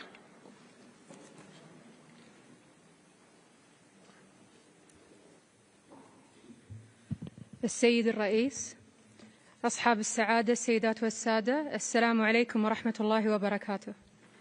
يطيب لي في البدء أن أعبر عن سعادتي لمخاطبة مجلس حقوق الإنسان في هذه الدورة، وأتقدم بالتهنئة لسعادة السفير يورغ لاوبر على توليه رئاسة المجلس، وأتمنى له ولأعضاء مكتبه كل التوفيق في القيام بمهامهم. السيد الرئيس، تنعقد هذه الجلسة في ظل ظروف دولية تتسم بالتحديات العديدة نتيجة استمرار وانتشار رقعة النزاعات المسلحة بشكل غير مسبوق، وتأثير ذلك على تمتع العديد من البشر بحقوق الإنسان في مختلف بقاع العالم. ويظل العنوان الأبرز والمشترك في جميع هذه النزاعات هو الانتهاك الصارخ لجميع قيم ومبادئ حقوق الإنسان وقواعد القانون الدولي الإنساني التي توافقت عليها الدول كوسيلة لتعزيز كرامة الإنسان وحفظ حقوقه وتحقيق الأمن والاستقرار. لقد شهد العالم فصلا جديدا من مأساة الشعب الفلسطيني الشقيق المستمرة منذ أكثر من 70 عاما، فخلال 470 يوما من الحرب في قطاع غزة تم تسجيل نحو 170 ألف ضحية ما بين شهيد وجريح ومفقود، معظمهم من الأطفال والنساء، وتدمير لأكثر من 90% من البنية التحتية والخدمات الأساسية، لا سيما المستشفيات والمدارس، فضلا عن فرض الحصار والتجويع ومنع الوصول للمساعدات الإنسانية والتشريد القسري لأكثر من 2.3 مليون فلسطيني، منهم كبار السن والأشخاص من ذوي الإعاقة والنساء والأطفال.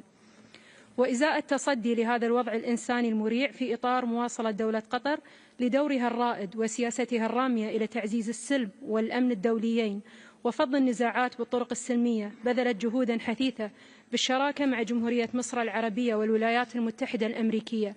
تكللت الشهر الماضي في التوصل لاتفاق وقف إطلاق النار وتبادل الأسرى والرهائن وإيصال كميات مكثفة من المساعدات الإنسانية وتوزيعها الآمن والفعال على نطاق واسع في جميع أنحاء قطاع غزة، وإعادة تأهيل المستشفيات والمراكز الصحية والمخابز، وإدخال مستلزمات الدفاع المدني والوقود ومستلزمات إيواء النازحين، وصولا لوقف إطلاق دائم لإطلاق النار، وهو ما مثل نقطة ضوء في نهاية هذا النفق المظلم من المعاناة الإنسانية غير المسبوقة.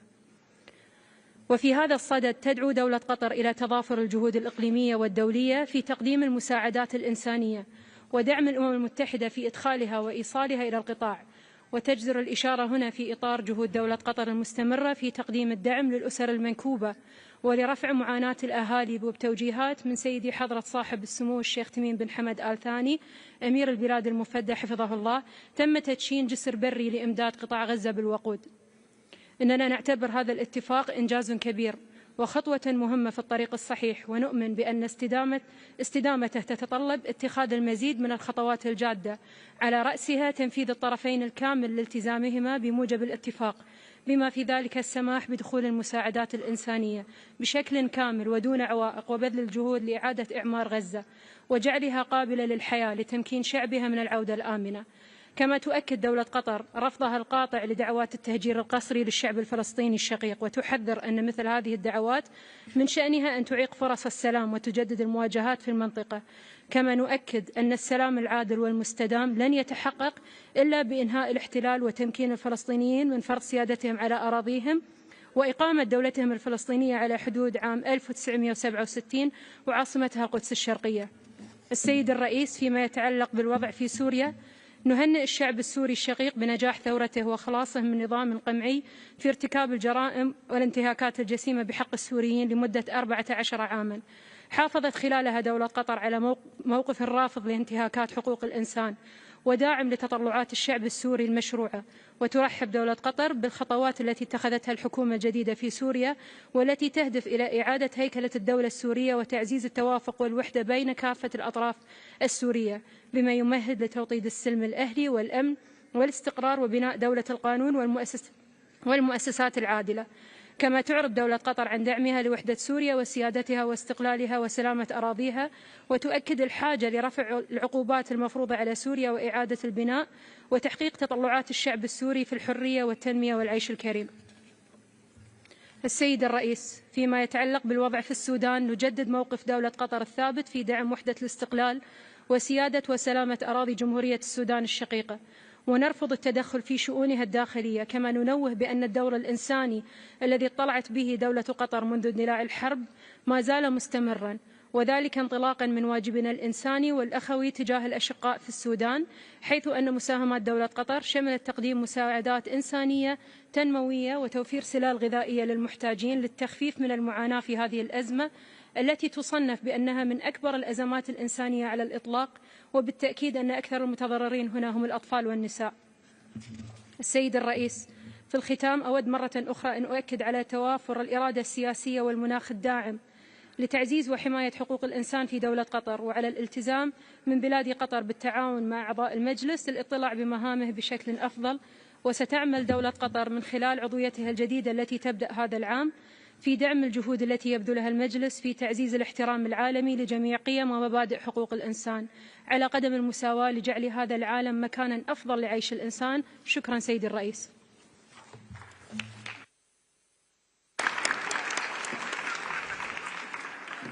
Muchísimas gracias, Excelencia. A continuación, tengo el honor de ceder la palabra a Su Excelencia, señor Wang Yi, miembro del Buró Político del Comité Central del PCCH, director de la Oficina de la Comisión Central de Relaciones Exteriores y ministro de Relaciones Exteriores de China. 主席先生，各位同事，80年前，联合国在各国人民铸建为篱的期盼中应运而生，承载了人人充分享有人权的伟大梦想，也成就了人类进步事业的重要里程碑。80年后，百年变局加速演进，维护和平、促进发展、保护人权更加深入人心。但与此同时，全球和平赤字、发展赤字、安全赤字、治理赤字不断加重，人类面临何去何从的时代之问。习近平主席提出构建人类命运共同体的重大理念和全球发展倡议、全球安全倡议、全球文明倡议，向世界贡献了中国方案。习近平主席还指出，促进和保护人权是全人类的事业，需要大家共同商量、共同努力。我们愿意同各国一道，坚持正确人权观，推动改革和完善全球的人权治理。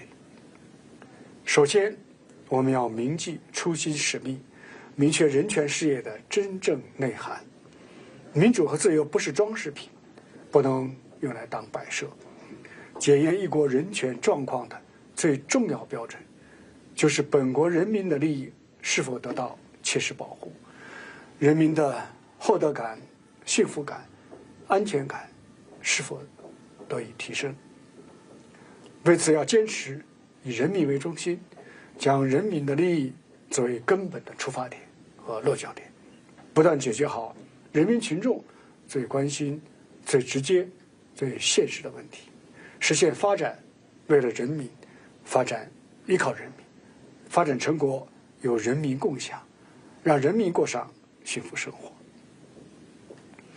要对以人权为借口干涉他国内政、置国家主权、安全和老百姓生命安危于不顾的言行坚决说不。第二，我们要维护公平正义，明确人权事业的奋斗目标。世界人权宣言卷记了人生而自由，在尊严和权利上一律平等。人权两公约明确指出，无论在何种情况下，任何民族之生计均不容剥夺。人权应当是所有人的权利，而不是少数人的专利。强者恒强，弱者恒弱的状况不能再持续。个体人权和集体人权的对立应当被纠正。为此，要将生存权和发展权作为首要基本人权，在维护国家主权、安全和尊严的前提之下，统筹兼顾个人权利和集体权利，协调增进政治、经济、社会、文化、环境、教育等各项权利，持续完善对妇女、儿童、老年人、残疾人等特定群体权利的平等保障和特殊保护，使各类权利相互促进、相辅相成。要对在人权问题上搞双重标准甚至多重标准的言行坚决说不。第三，我们要坚持交流互鉴，明确人权事业的实现途径。世界上没有放之四海而皆准的道路模式，各国根据本国实际选择的人权发展道路也没有高下之分，只有特色之别。人权治理体系要由各国一起来建设，人权发展成果要由各国共同分享，人权道路理念要由各国交流互鉴。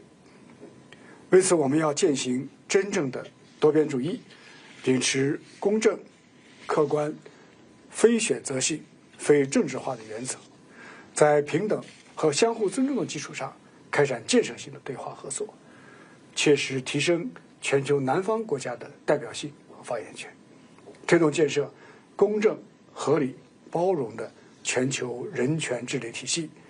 要对将自身模式和好恶强加于人、将人权政治化、工具化、武器化的言行坚决说不。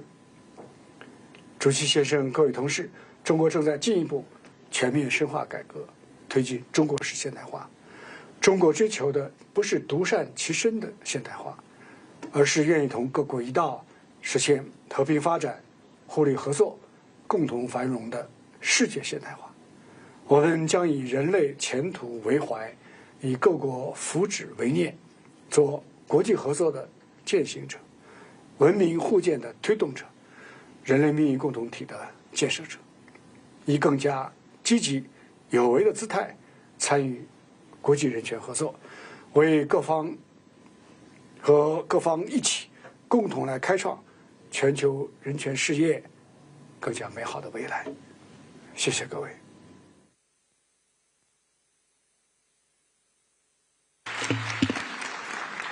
Agradecimientos al ministro de Relaciones Exteriores de China y a continuación tengo el honor de ceder la palabra a su excelencia el señor Sugiono, ministro de Relaciones Exteriores de Indonesia.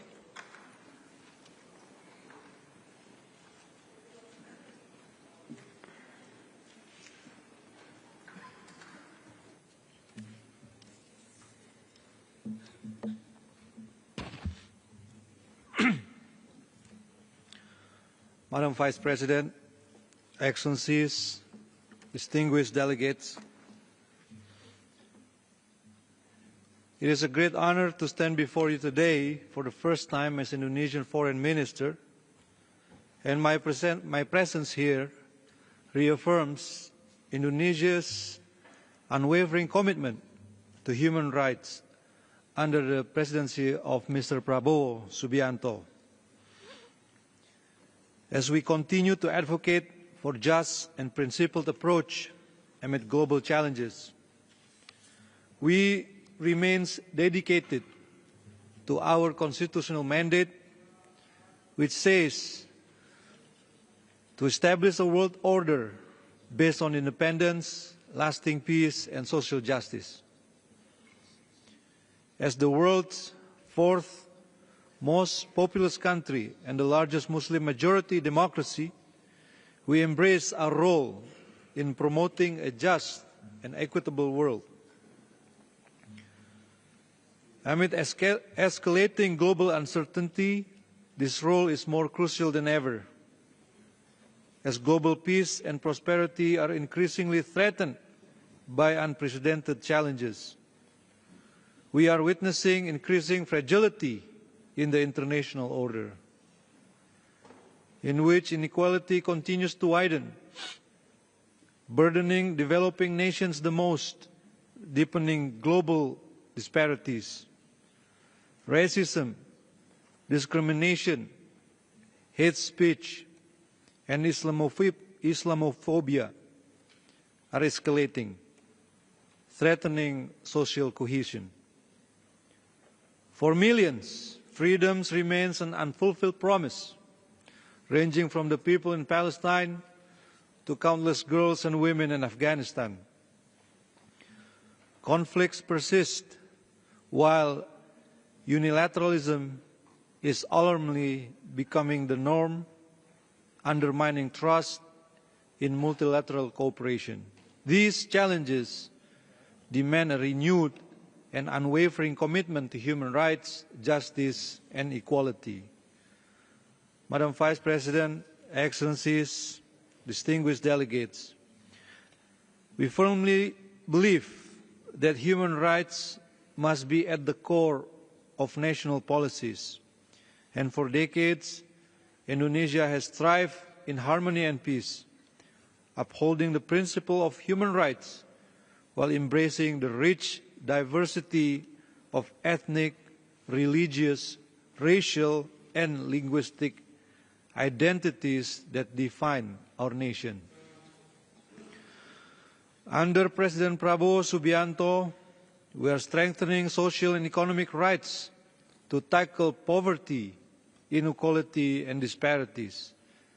And as part of implementing human rights to our people, the government has launched initiatives and programs which includes free nutritious meals, aiming to feed more than 82 million students every day. Adequate housing with the target of building 3 million homes for those who need it. And also free medical checkups, which are available for children under 6 and adults, which enhancing access to essential health care. These are part of our human capital investment and also a part to increase our human dignity for generations to come. And these align with High Commissioner Turk's statement this morning on the importance of right to food, adequate housing, and rights to health. Indonesia is also advancing self-sufficiency in food, energy, water, and the development of a resilient green and blue economy. We believe that the right to development must be upheld, ensuring every nation utilizes its resources for the well-being of its people. However, human rights must be safeguarded with justice and equality. No country holds absolute moral authority over others. Human rights should never be weaponized as a political tool to hinder a nation's growth and development.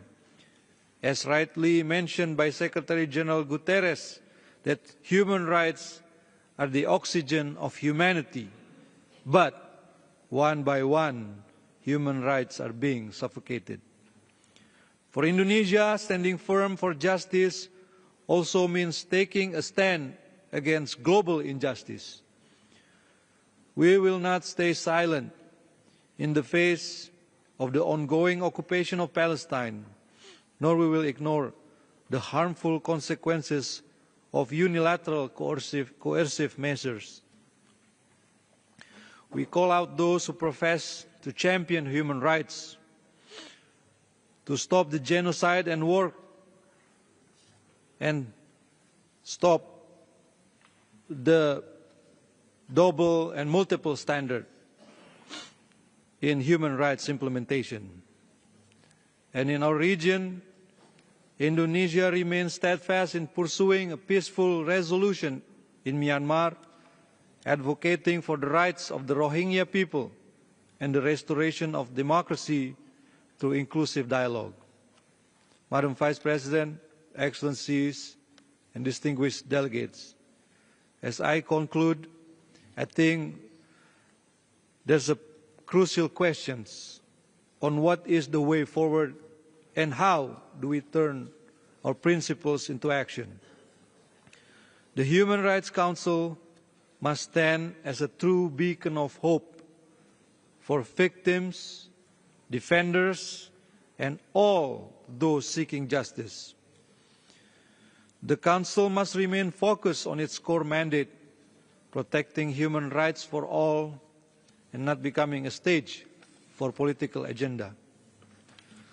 Genuine human rights cooperation must be built on true commitment, equal partnership, and shared benefits, not selectively approach or double standards. Resources for the UN's human rights pillar must be realigned to prioritize tangible impact over politicization and ensuring national priorities which guide the distribution of these resources. Let us transform human rights from mere rhetoric into a reality for all. In Indonesia, we'll always stand for justice, equality, and concrete solutions that drive real and lasting impact. Thank you.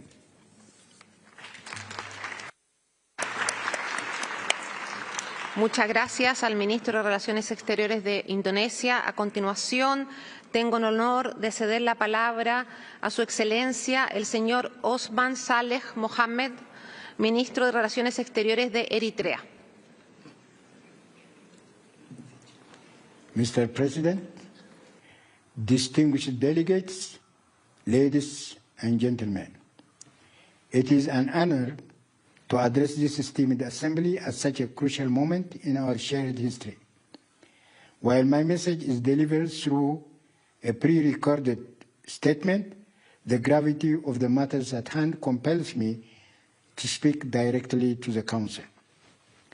We meet today at a time of immense global challenge, conflict that ravage nations, humanitarian crisis that tear apart communities, and an international order that with alarming frequency falters in the face of resolute action. At this critical juncture, it is essential to reflect on the role of this Council and its capacity to address the profound issues facing humanity. At its best, this Council should be a champion for peace, justice, and human dignity, a forum for genuine dialogue and a meaningful resolution. Yet the annals of its history bear testimony to an unfortunate proclivity for apportioning blame rather than cultivating the spirit of concord. Mr. President, having borne the mantle of Council membership for 6 years, Eritrea did not undertake its candidature lightly. Rather, it was an endeavor rooted in sincere commitment to engage with integrity and forthrightness. To serve within this body is a duty which Eritrea embraced with the utmost gravity, underpinned by the sacrosanct tenets of dignity and truth. However, for no less than 13 successive years, Eritrea has been the subject of deliberate and unwarranted vilification within this Council, assailed at the behest of certain powers.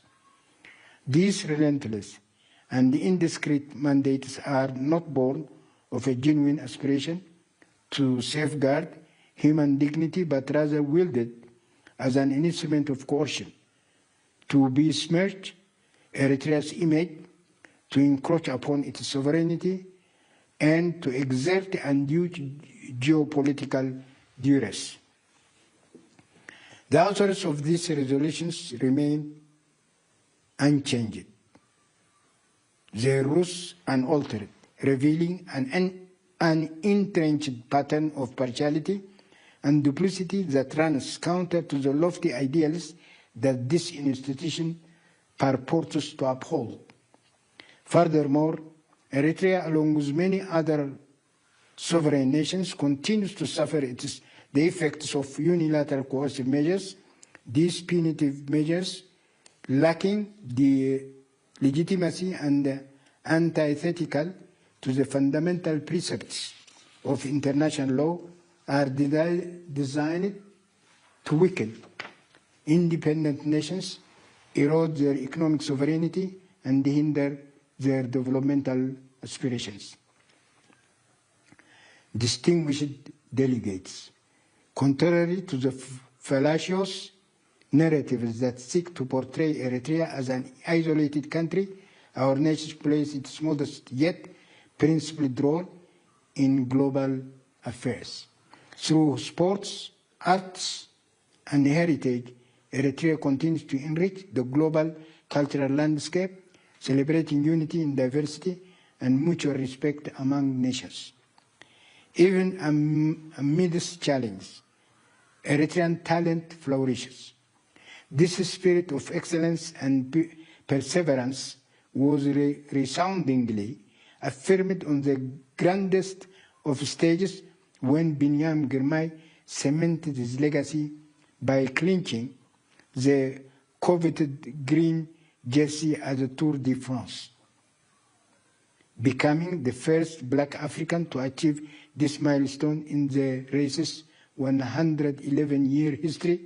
Binyam did not merely win a title, he shattered barriers, dispelled prejudices, and showcased to the world the tenacious vigor, unflagging aspiration, and peerless excellence that define Eritrean youth. Mr. President, Eritrea's vision is clear. We are deeply committed to building a prosperous, self-reliant nation where every citizen enjoys the benefits of education, healthcare, and housing throughout the country. We are steadfast in the reinforcement of our institutions and the cultivation of long-term alliances with nations that share our values for respect, justice, and mutual development. Conclude, Eritrea reaffirms with resolute conviction its dedication to constructive engagement with this Council. We remain ever prepared to contribute with earnestness and the spirit of common endeavor, and to work continuously towards the exalted ideals of peace, justice, and the sanctity of human dignity. I thank you. Agradecemos entonces al ministro de Relaciones Exteriores de Eritrea y a continuación tengo el honor de ceder la palabra a su excelencia el señor Alberto Van Claveren, ministro de Relaciones Exteriores de Chile.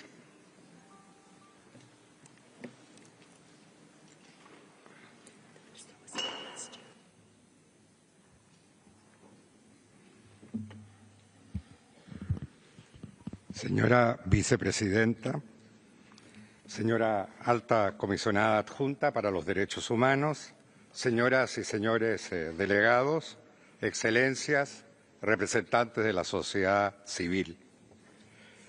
Es un honor dirigirme a ustedes en representación del Gobierno de Chile y del presidente Gabriel Boric. El Consejo de Derechos Humanos es el principal espacio de cooperación y diálogo de las Naciones Unidas en esta materia. Chile ha asumido su membresía con responsabilidad y rigor, ostentando actualmente la vicepresidencia. Bajo esa premisa, me complace anunciar la candidatura de mi país a la reelección para el periodo 2026-2028. Permítanme explicar cómo surge esta candidatura. Su origen se remonta al año 2021, bajo otro ciclo gubernamental de signo político distinto al actual en nuestro país. No obstante, en coherencia con una política de Estado en derechos humanos, el gobierno del presidente Boric no solo mantuvo ese compromiso, sino que lo ha convertido en una prioridad de su política exterior. Esto cobra especial relevancia en un contexto donde las conquistas históricas en este ámbito enfrentan resistencias y retrocesos. Este compromiso tiene raíces profundas. Desde la participación del chileno Hernán Santa Cruz en la comisión redactora de la Declaración Universal de los Derechos Humanos, Chile ha abogado por una visión integral de estos derechos, incluyendo los económicos, sociales y culturales. Siguiendo este legado, reafirmamos nuestra convicción de defender siempre los derechos fundamentales en todo el mundo sin dobleces. Al acercarnos al 20º aniversario de la creación de este Consejo, Chile reafirma su compromiso con este espacio y hace un llamado a promover el diálogo constructivo con todos los actores del sistema universal, sin exclusiones, respaldando la labor independiente y técnica de la Oficina del Alto Comisionado.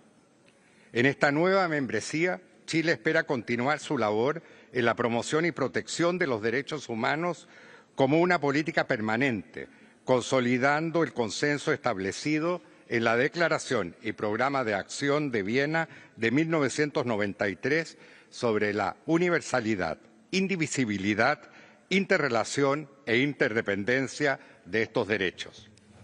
Señora vicepresidenta, El año 2025, Chile mantendrá su foco en la protección del medio ambiente, la igualdad de género, la situación de los derechos humanos en América Latina, particularmente los casos de Nicaragua y Venezuela, la crisis humanitaria en Gaza y los territorios ocupados de Palestina, las secuelas de la invasión rusa a Ucrania, entre otras materias.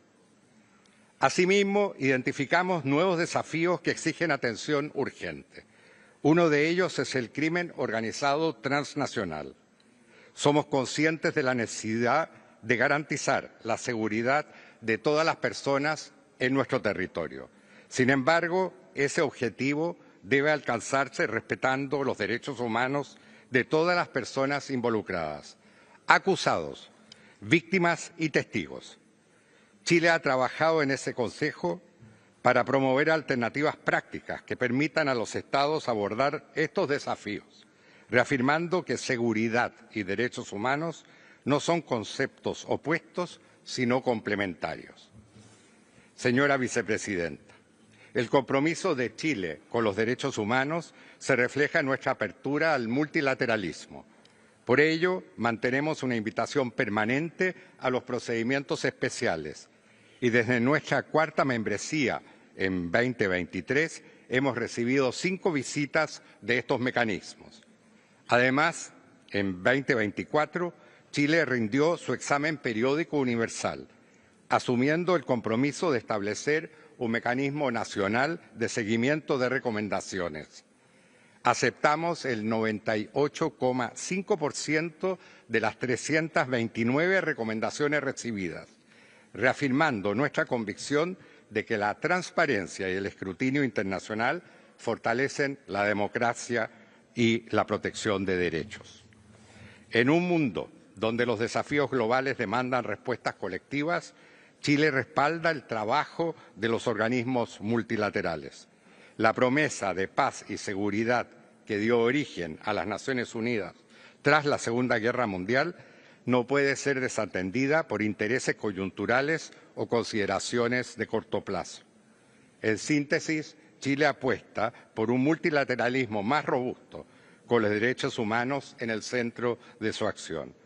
Queremos que este foro siga siendo un espacio de diálogo efectivo y comprometido con la protección de todas las personas y sus derechos civiles, políticos, económicos, sociales y culturales. Muchas gracias.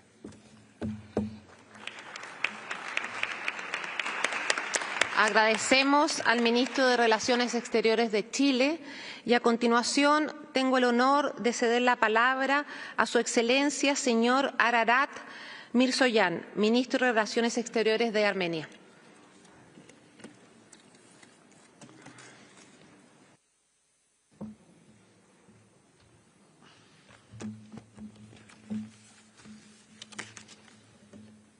Honorable Chair, ladies and gentlemen, at the outset, I would like to extend my heartfelt congratulations to His Excellency Mr. Jürg Lauber of Switzerland and the whole Bureau of the Human Rights Council on their election. We wish you every success and stand ready to support your important mission. Today, as the world continues to face the consequences of violent conflicts, forced displacement and gross violations of fundamental rights, the urgency to strengthen the human rights pillar of the United Nations is as relevant as ever. The scale and severity of atrocity crimes and grave violations, as well as our collective inability neither effectively prevent nor ensure accountability, put at risk the whole set of fundamental values upon which the United Nations and its human rights system were created, basic norms on which all and each of us agreed without reservation. Against this background, the role and visibility of the human rights system has increased dramatically. More and more people, civil society organisations and other stakeholders engage with the Human Rights Council, refer to special procedures and treaty body mechanisms. This comes to testify that the human rights pillar remains the inspiration of hope and justice for millions of people, for our citizens. Honourable Chair, I am proud to state that even in most trying times, Armenia continues to make progress in consolidating and strengthening its democratic institutions, enhancing judicial independence and combating corruption to build a more equal and just society.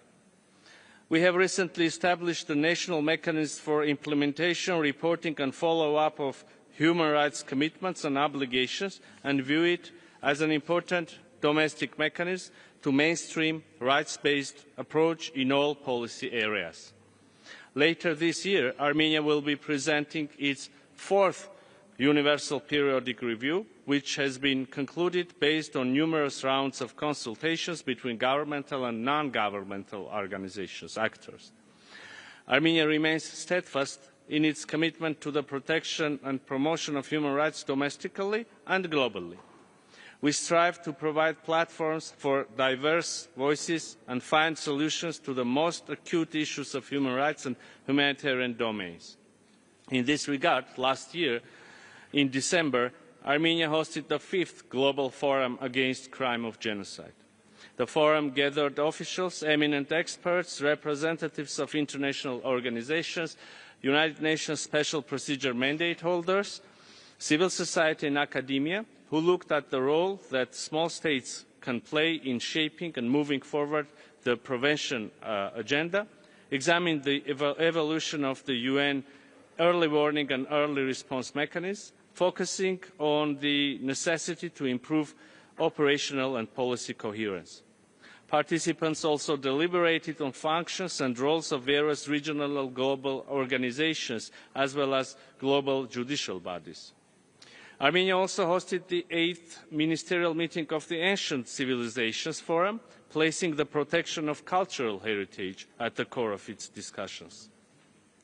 Next year, we will have pivotal importance for my country and our commitments to advance global environmental goals, as the 17th meeting of the Conference of the Parties to the Convention on Biological Diversity, the COP17, will be taking place in Armenia.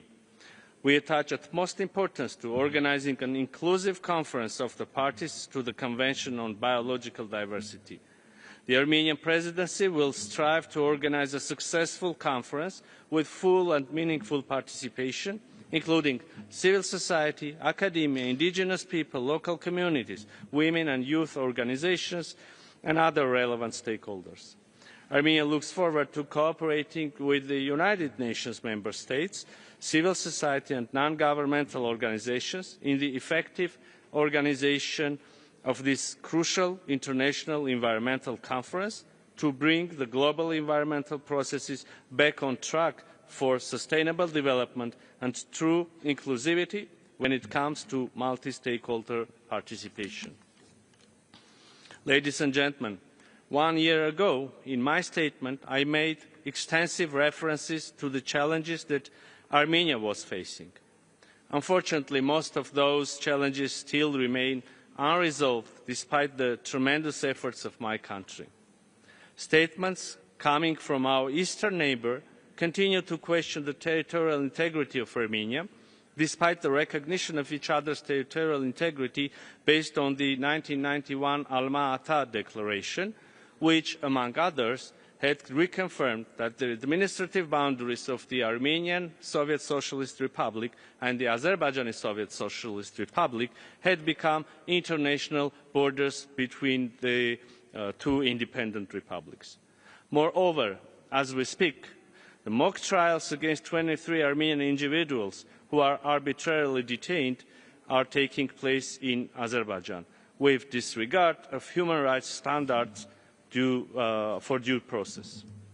1 year ago, the High Commissioner for Human Rights informed this Council that the OHCHR deployed 2 teams to Armenia to collect information about the situation of more than 115,000 ethnic Armenians from Nagorno-Karabakh. We believe that the results of the mission will be an important contribution towards advancing the reconciliation efforts. The Republic of Armenia, remaining faithful to its agenda on establishment of peace and stability in our region, has made several constructive proposals to the Azerbaijani side, including within the context of the peace agreement, opening of transport infrastructure, mutual arms control and verification mechanism, etc., having in mind the necessity to establish a strategic deal that will resolve all major issues. We remain convinced that constructive response and further engagement and demonstration of political will of both parties will largely contribute to opening a new era of peace in our region. In this very context, I would like to once again reconfirm the willingness of the Armenian side to turn the page of enmity and establish institutionalized peace. We are not only ready for this, but will not divert from this path. And I thank you.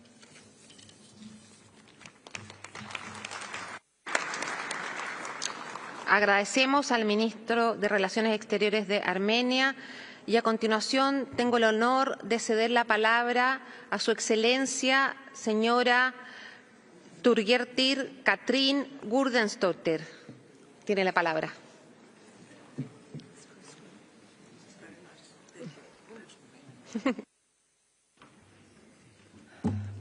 Madam Vice President, I am tempted to begin my very first address to the Human Rights Council by quoting the preamble of the United Nations Charter signed 8 decades ago this June, to recall the pledge that was made in 1945 in San Francisco, USA, to, and I quote, save succeeding generations from the scourge of war and to reaffirm faith in fundamental human rights, in the dignity and worth of the human person, in the equal rights of men and women and of nations large and small. It seems to me appropriate, as we celebrate the 80th anniversary of the United Nations, to bring these exactly fundamental principles back to our minds, since we regrettably appear to be moving through rather rough seas. The international system is being challenged exactly when we need it the most, with worrying signs of willingness by major states to put aside all of that which has served us so well. Once again, there are those who seek to govern through the rule of the strongest, where might makes right, fundamental human rights be damned, equal rights of nations large and small, no longer the guiding principle. The examples of this dangerous trend of disregard for international law are unfortunately many, but the clearest sign is something we are very much focused on today, and as we send our best wishes to the people of Ukraine. Today marks the day that their neighbour, Russia, 3 years ago began its illegal and wholly unjustified full-scale invasion and war of aggression. Slava Ukraini. Distinguished audience, it is my privilege to address this Council as a foreign minister of a country now serving as an elected member. This is the second time Iceland serves on the Council, and we return determined to actively contribute to the Council's core mandate of advancing the promotion and protection of human rights and fundamental freedoms of all people, and to address human rights violations and abuses anywhere. During our membership, we will focus specifically on children and youth, on the rights of women and girls, and also on the right of LGBTQIA+ people. There is also ample reason to put exactly these issues front and centre. We realise that not every United Nations member state has yet arrived at the same conclusion we have, that advancement of gender equality and human rights of all people, regardless of gender or sexual orientation, is key to releasing the true potential of society, that equality and prosperity are in fact strongly linked. To them I say that we are all God's children, equal and entitled to the same rights and respect. We hope through our work on this Council to bring others further along with persuasion and perseverance. It is a matter of some pride for us that Iceland is seen as a trailblazer in terms of gender equality. While we still have work to do at home, I want to share with you recent development related to political participation and representation, namely that the new three-party coalition government, of which I am part of, is now led by 3 women, the first in our history. Iceland has also seen progress with regard to LGBTQIA+ rights. We are now number 2 on the ILGA Europe rainbow map. We take pride in the policies that underpin this success, and there is broad consensus around them at home. Nevertheless, we are not immune in Iceland to the negative trends that have emerged internationally, the backlash against what I consider progress. Ideologies that undermine the existence and rights of individuals, particularly transgender individuals, unfortunately flow now across borders through social media. This is especially concerning as these ideologies now seem to originate in some of the most powerful countries in the world. For me, the starting point is a simple truth. No person should have to live in fear of persecution and violence. This continues to apply if the persecution is based on a person's sexual orientation or gender identity. And we will not hesitate. We will not hesitate to stand up on their behalf here in this venue, amplifying the voices of those who fight for their rights. Because we are all born free and equal. Your Excellencies, the founders of the United Nations 80 years ago determined to practice tolerance and live together in peace with one another as good neighbours, to unite their strength to maintain international peace and security, and to ensure by acceptance of principles and the institution of methods that armed force shall not be used, save in the common interest. Theirs were worthy goals. It would be wrong to say they have all been achieved without difficulties so far. Far from it.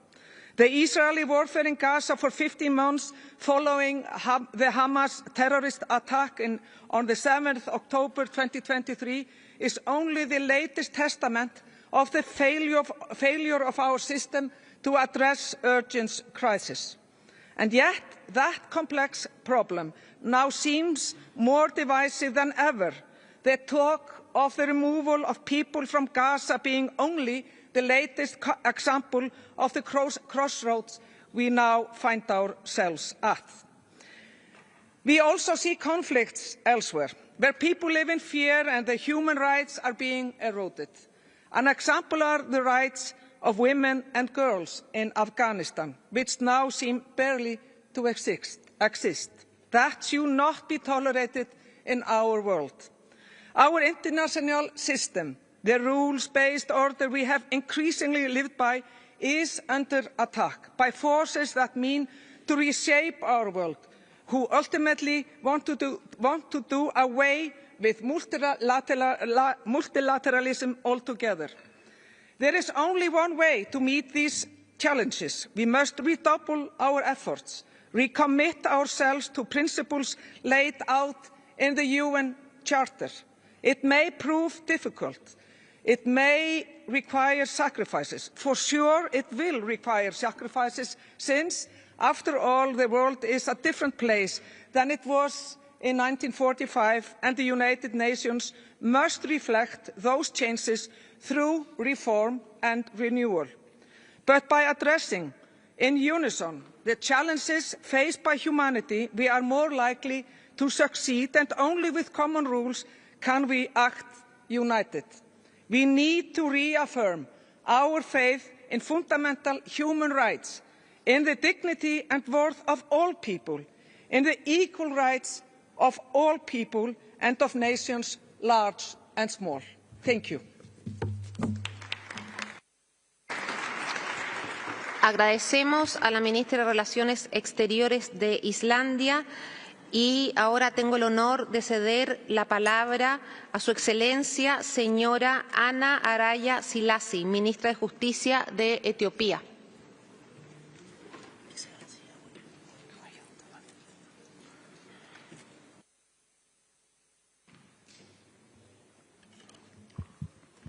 Madam Vice President, Excellencies, distinguished delegates, I am delighted to address this high-level segment of the 58th session of the Human Rights Council. The government of Ethiopia expresses sincere appreciation to member states for electing Ethiopia as a member of the United Nations Human Rights Council. This tenure will allow us to contribute to fostering cooperation and addressing emerging human rights challenges across the globe. Ethiopia looks forward to working collaboratively and constructively with member states of the Human Rights Council to advance the global human rights agenda. The government of Ethiopia has made significant progress in fulfilling its UNHRC 75 pledge by taking key measures to promote and protect human rights. These efforts include expediting the ratification of human rights treaties, strengthening international cooperation, and implementing key legislative, policy, and institutional reforms. We have undertaken a comprehensive legal reform that introduced progressive laws aimed at enhancing human rights protections and strengthening independent institutions. As part of our international obligations under human rights treaties, Ethiopia remains fully engaged in the Universal Periodic Review process. We submitted the fourth cycle national report in August 2024 and received 316 recommendations. We reaffirm our dedication to implementing the accepted recommendations in the upcoming period. Madam Vice President, Excellencies, I am pleased to share the significant strides Ethiopia has made in advancing human rights, strengthening the rule of law, and fostering national reconciliation. Ethiopia remains steadfast in its commitment to preventing human rights violations and addressing past atrocities to build a strong foundation for lasting peace. Ethiopia is implementing a comprehensive transitional justice policy designed to promote accountability, truth-seeking, and reconciliation in the country. As we work to establish the legal framework and institutions necessary for its implementation, we continue to ensure that the process is participatory, inclusive, and credible. Ethiopia is also advancing in the national dialogue process that involves broad-based discourse aimed at fostering national consensus. Madam Vice President, Ethiopia values strong multilateralism and actively engages with regional and international human rights mechanisms. At the regional level, Ethiopia continues to make substantial contributions to peace, human rights, and regional stability, particularly through our active role in the African Commission on Human and People's Rights. The successful implementation of the Pretoria Peace Agreement underscores the Ethiopian government's unwavering commitment to peace, human rights, and prosperity for its people. It also serves as a testament to the government's unwavering commitment to peacefully resolving challenges in the Horn of Africa and beyond. Ethiopia further stands firm in its commitment to ensuring sustainable and inclusive development. It is making substantial progress in poverty alleviation, climate action, and economic transformation. Excellencies, during its membership of the Human Rights Council, Ethiopia will focus on three priority areas. First, we will endeavour to enhance synergy between national contexts, regional mechanisms, and mechanisms of the United Nations centred in the Human Rights Council. Second, we will continue advocating for the indivisibility and universality of human rights. We believe poverty eradication and ensuring economic, social, and cultural rights prepares the ground for the full realization of other rights. Finally, in collaboration with like-minded countries and members of the Africa Group, we will advocate for different group rights, including the equal rights of women, the rights of the child, the rights of persons with disabilities, and people subjected to racism and racial discrimination. We look forward to working with you and wish to express our sincere gratitude to the Office of the High Commissioner for Human Rights for its long-standing partnership. Thank you.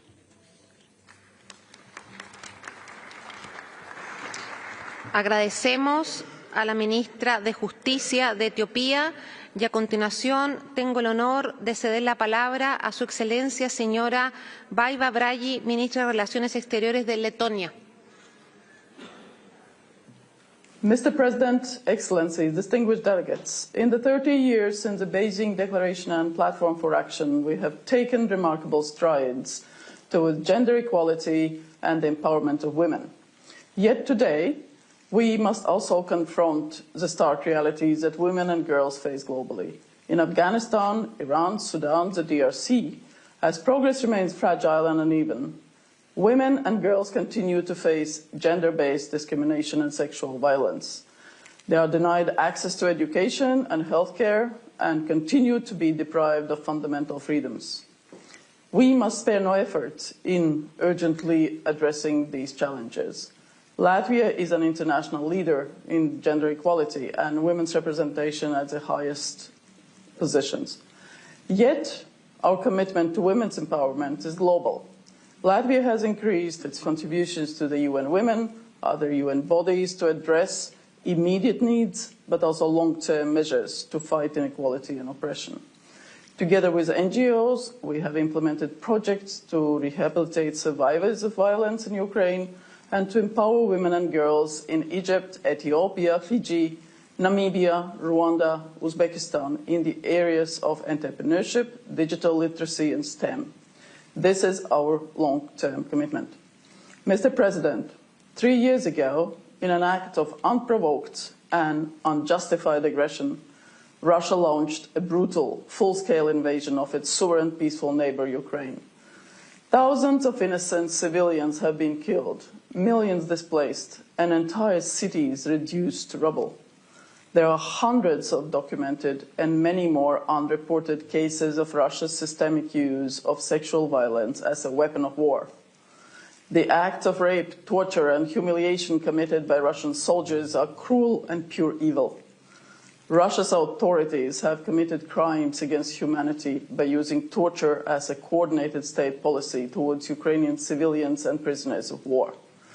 Tens of thousands of Ukrainian children have been forcibly kidnapped, illegally deported, and subjected to the so-called re-education efforts, in fact aimed at erasing their identity. Behind each of those stories lies a broken family, unspeakable pain, and deep scars that persist for generations. Through this campaign, Russia is seeking to deprive Ukraine of its future, and Russia must be held internationally accountable for its crimes. The situation in Gaza and the West Bank, with the immense loss of civilian lives, especially those of children and women, is unacceptable. We remain deeply concerned about the health of hostages still in captivity. Further measures to strengthen the protection of civilians and ensure the safe delivery of humanitarian aid at scale is of utmost priority. A negotiated end to all hostilities must be adhered to by all sides. Returning to talks on a sustainable long-term solution is critical to breaking the cycle of violence. Mr. President, human rights violations are not confined to conflict zones alone. In Russia, the human rights situation continues to deteriorate at an alarming rate. Opposition, human rights defenders, independent media face censorship, imprisonment, and even death. Domestic repression continues to enable external aggression. In Belarus, the recent sham elections were a total farce. The regime continues its relentless crackdown on civil liberties and direct support for Russia's aggression against Ukraine. Over 1,000 political prisoners face cruel and inhuman treatment, long sentences and mock trials. We will continue to support the Belarusian people and the democratic opposition in their quest for a free, sovereign and independent Belarus. Mr. President, we all have a stake in the resilience of the multilateral system. Latvia stands ready to shoulder greater responsibility in safeguarding the UN Charter and demonstrating global solidarity as a candidate for the UN Security Council for the term 2026-27. We will stand up for Ukraine's sovereignty and territorial integrity, sustainable peace and stability in the Middle East, engage on the women, peace and security agenda, and address emerging threats in the digital and information sphere. If elected, we will work together for peace and resilience, advocate for the rule of law, human rights, fundamental freedoms and accountability. I thank you. Muchas gracias, Su Excelencia. A continuación, tengo el honor de ceder la palabra a Su Excelencia, señor Mohammad Hassan, Ministro de Relaciones Exteriores de Malasia. Mr. President, Excellencies, in this ever-changing landscape, we are facing significant geopolitical challenges, challenges that undermine international peace, security, and the principles of human rights. This is particularly evident in Gaza, where there have been blatant violations of international laws and appalling brutalities. Israel's genocide has led to the unnecessary tragic loss of civilian lives, resulting in profound suffering and devastation. While Malaysia welcomes the January 15 ceasefire agreement, we consider it merely a starting point. As with many others, we believe in addressing the root cause of the conflict. The illegal occupation in the occupied Palestinian territory, or OPT, must end, and all states should implement the ICJ advisory opinion of 19 July 2024 without further delay. Accountability for human rights violations in Palestine must prevail. As a matter of urgency, Israel must render its cooperation and grant full access to the Commission of Inquiry and Special Rapporteur on the occupied Palestinian territories. Malaysia also calls for the timely convening of the Conference of the High Contracting Parties to the Fourth Geneva Convention to uphold the General Assembly's resolutions and ICJ rulings. On the humanitarian front, Malaysia reaffirms its support for the reconstruction and disaster relief efforts for Palestinians. We will host the fourth ministerial meeting of East Asian countries for Palestinian Development, or CPAD, this year to promote sustainable reconstruction of Gaza and empower the Palestinian community.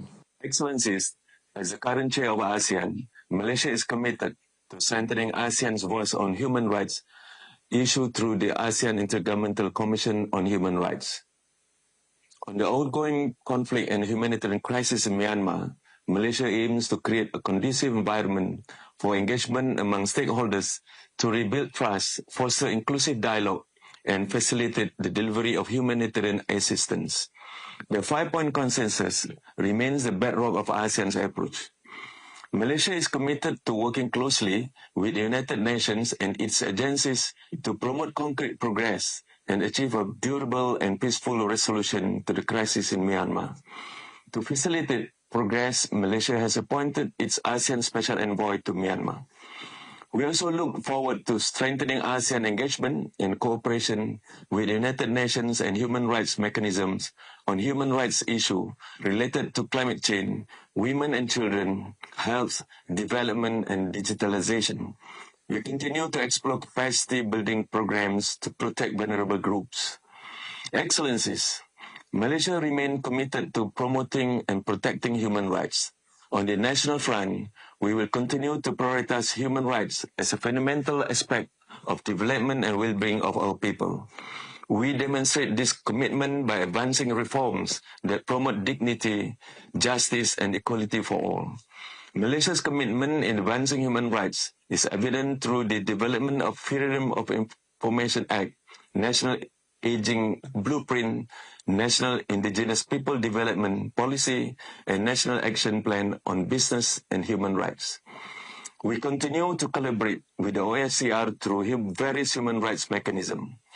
Just last year, we welcomed visit by the High Commissioner for Human Rights, the independent expert on the rights of older persons, and the Special Rapporteur on arbitrary execution. Excellencies, the Human Rights Council should be made more effective by avoiding politicization, application of double standards, and proliferation of agendas. The Council must decisively uphold its mandate to ensure fairness, transparency, and accountability on all human rights violations. To restore trust of the international community and remain relevant, the Council must be responsive to the current global needs and challenges. Malaysia stands ready to contribute to this crucial endeavor. I thank you, Mr. President. Agradecemos al Ministro de Relaciones Exteriores de Malasia y a continuación tengo el honor de ceder la palabra a Su Excelencia señora Ima Tor Faus, Ministra de Relaciones Exteriores de Andorra.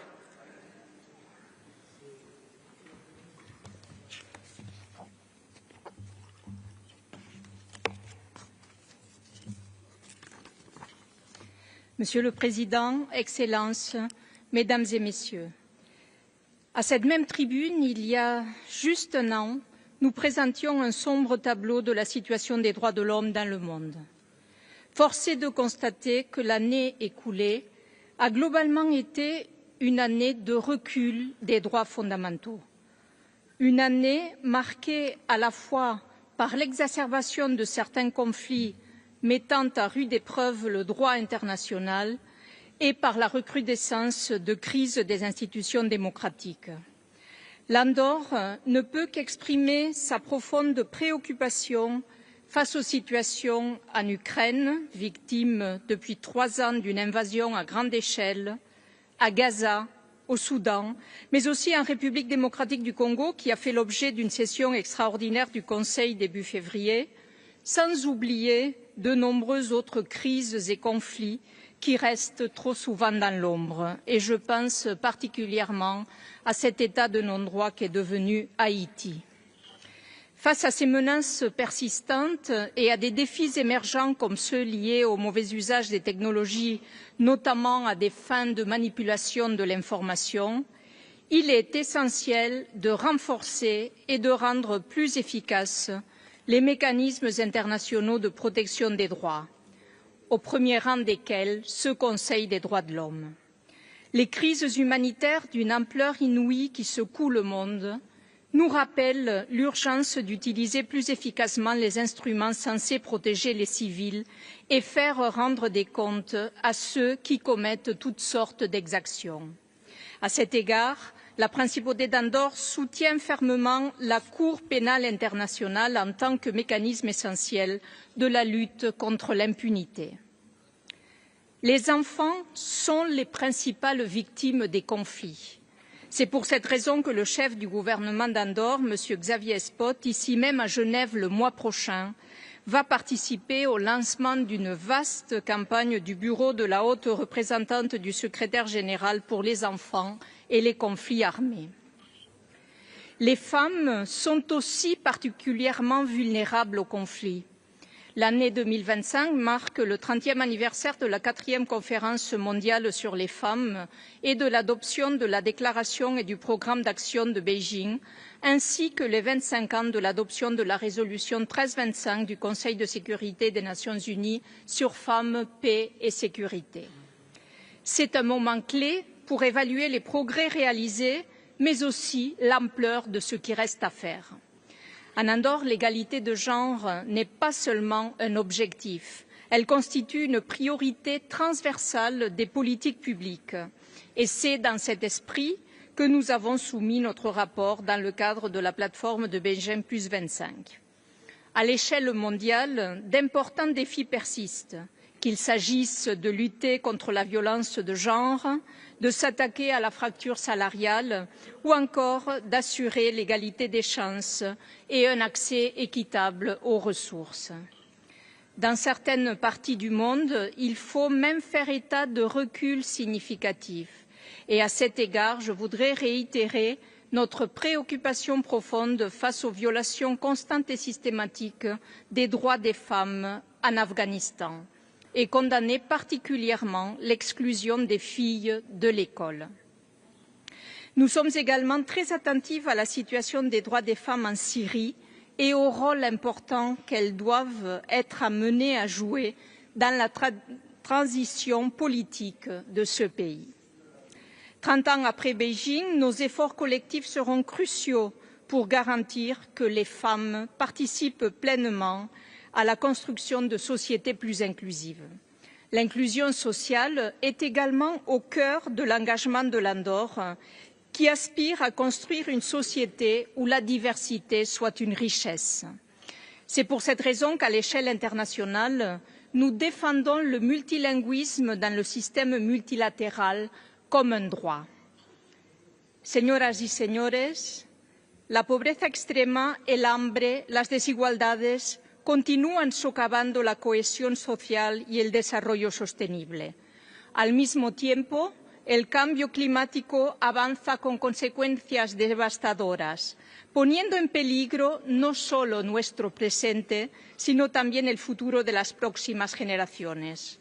Ante estos desafíos, no podemos permanecer indiferentes. Ahora, más que nunca, es el momento de unir esfuerzos y actuar con determinación, visión y valentía.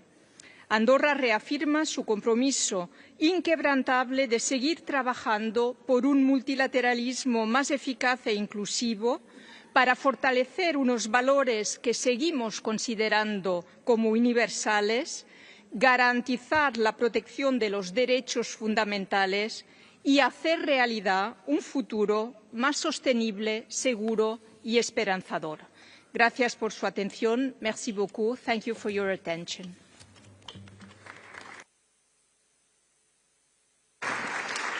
Agradecemos a la ministra de Relaciones Exteriores de Andorra y a continuación tengo el honor de ceder la palabra a Su Excelencia, señor Abdulatif bin Rashid Al Sayani, ministro de Relaciones Exteriores de Bahrein.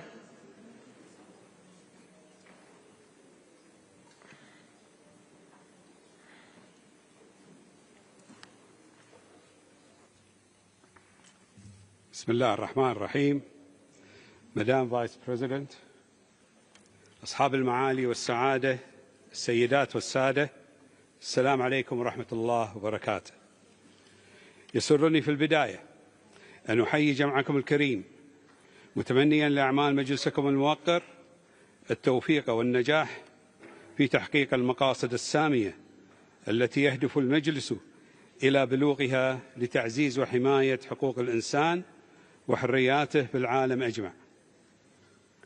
وأود أن أبدأ حديثي إلى المجلس الموقر بشأن التزامه الثابت بحماية حقوق الإنسان الأساسية في منطقتنا، وخاصة الحق في الحياة والصحة والتعليم والمعرفة والحياة الكريمة.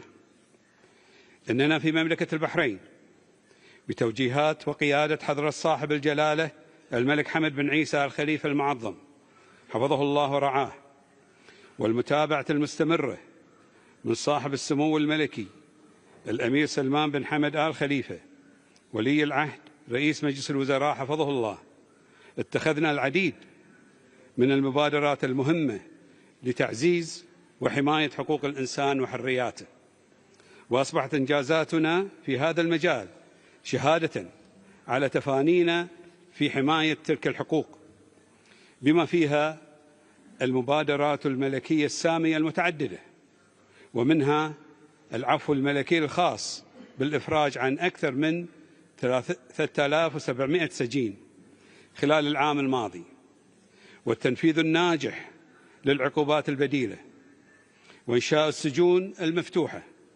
ونظل ثابتين على التزامنا بتعزيز حقوق المرأة والطفل من بين مبادرات أخرى، مؤمنين إيمانا راسخا بأن الأفعال تتحدث بصوت أعلى بكثير عن الكلمات. والحقيقة أنني لا أريد أن أخوض بعمق في امتثال مملكة البحرين الدائم للالتزامات الدولية، مثل مراجعة 7 اتفاقيات دولية وبروتوكولين اختياريين يتعلقان باتفاقية حقوق الطفل وحقوق الأشخاص ذوي الإعاقة. كما لن أتحدث هنا عن نجاحنا في معالجة 128 توصية من أصل 172 توصية من توصيات الاستعراض الدوري الشامل على مدى العامين الماضيين، أو عن إنجازنا الذي تجاوز التوقعات في تنفيذ الخطة الوطنية لحقوق الإنسان. إن استعداداتنا الجارية للمرحلة التالية من هذه الرحلة المتواصلة تهدف جميعها إلى تعزيز أفضل بيئة ممكنة لحقوق الإنسان لكل من يقيم في مملكة البحرين الحبيبة. ومع ذلك فإن من الضروري أن يعترف هذا المجلس الموقر بحق شعوب منطقتنا في السلام. وفي مملكة البحرين نظل ملتزمين بثبات بتعزيز حقوق الإنسان ونشر ثقافة التسامح والتعايش السلمي والإخاء الإنساني. إن تفانينا في السلام يتجاوز الخطاب السياسي المجرد ويتعداه إلى تبني نهج شامل يؤمن بأن النماء الحقيقي لا يمكن أن يزدهر إلا في بيئة آمنة مستقرة ومستدامة تحترم حقوق الإنسان وتحل النزاعات من خلال الحوار والتفاهم المتبادل والتسويات السياسية وليس عبر الحروب المدمرة. أصحاب المعالي والسعادة، السيدات والسادة، يواجه العالم اليوم تحديات عالمية غير مسبوقة تجبرنا على إعادة تأكيد التزامنا بالعدالة والمساواة والسلام لكافة شعوب العالم. وخلال القمة العربية 33 التي عقدت في مملكة البحرين برئاسة جلالة الملك رعاه الله، أكد القادة العرب على الأهمية الحيوية لحقوق الإنسان والتنمية والسلام والتضامن باعتبارها مكونات أساسية لمستقبل مزدهر لشعوبنا. ويوضح إعلان قمة البحرين رؤية شاملة لتعزيز السلام والاستقرار الإقليميين مع الدعوة إلى العدالة والمساواة، كما يسلط الإعلان الضوء على ضرورة التعاون العربي في معالجة تحديات حقوق الإنسان، ويؤكد على قناعتنا بأن حقوق الإنسان والتنمية والسلام مرتبطة ارتباطا وثيقا.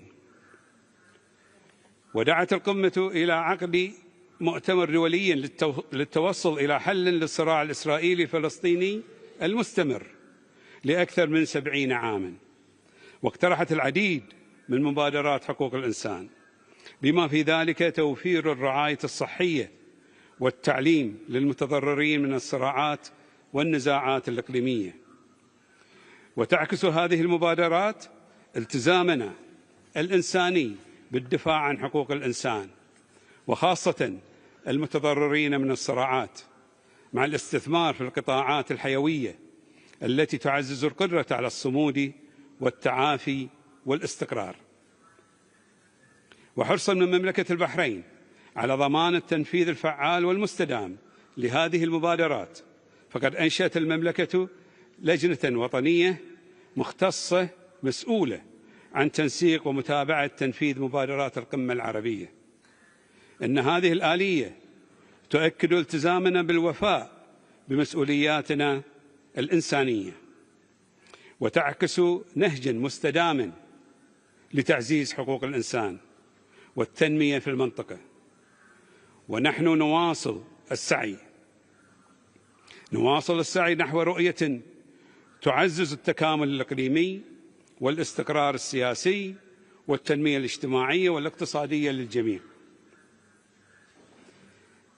إن من الضروري أن ندرك أن المناقشات المتعلقة بحقوق الإنسان لا يمكن أن تتم بمعزل عن مبادئ التضامن، وخاصة فيما يتعلق بالسلام والاستقرار.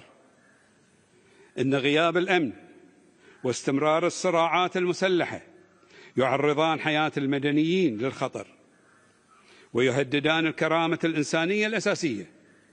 إن الدفاع عن الحق في الحياة هو جوهر مهمة هذا المجلس.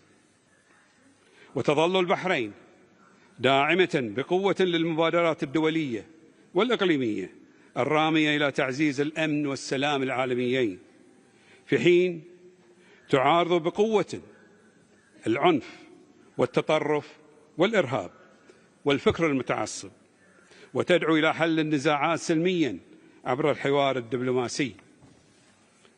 وفي هذا السياق تؤكد مملكة البحرين أن تحقيق السلام العادل والشامل في الشرق الأوسط يتطلب حماية حقوق الشعب الفلسطيني ومنع تهجيره، وإقامة دولة فلسطينية ذات سيادة كاملة تعيش بسلام مع إسرائيل. وتحث مملكة البحرين مجلس حقوق الإنسان على توجيه جهوده نحو تحقيق السلام الدائم في الشرق الأوسط لجميع شعوبه. ولذلك فإننا نناشد مجلسكم الموقر بدعم المساعي الرامية إلى تحقيق السلام والتعايش المتناغم بين شعوب الشرق الأوسط، وهذا التحدي يواجه مجلسكم، وأنا على ثقة بأن المجلس سوف يكون عند مستوى هذا التحدي. وشكرا لكم. السلام عليكم ورحمة الله وبركاته.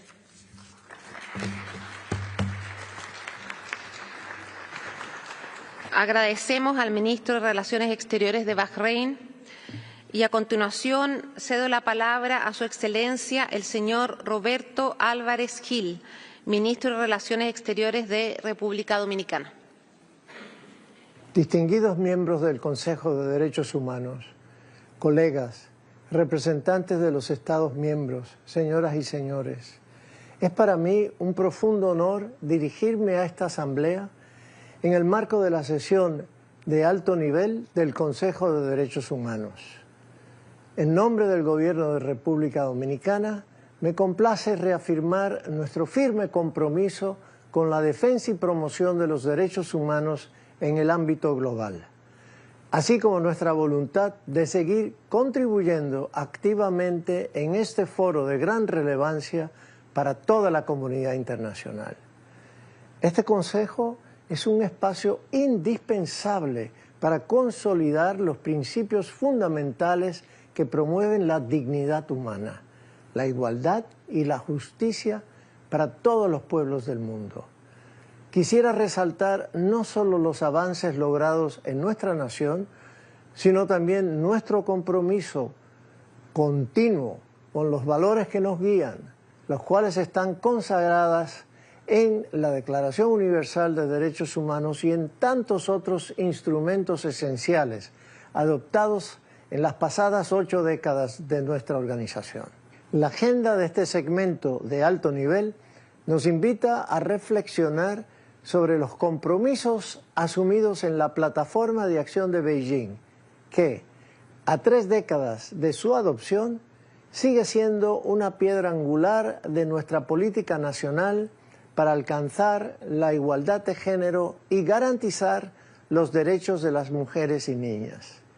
En este marco, República Dominicana ha integrado los principios del Plan de Acción en nuestras políticas públicas y el Programa de Política Exterior, impulsando activamente la participación de las mujeres en los espacios multilaterales, reconociéndolas como agentes esenciales para consolidar los procesos de desarrollo.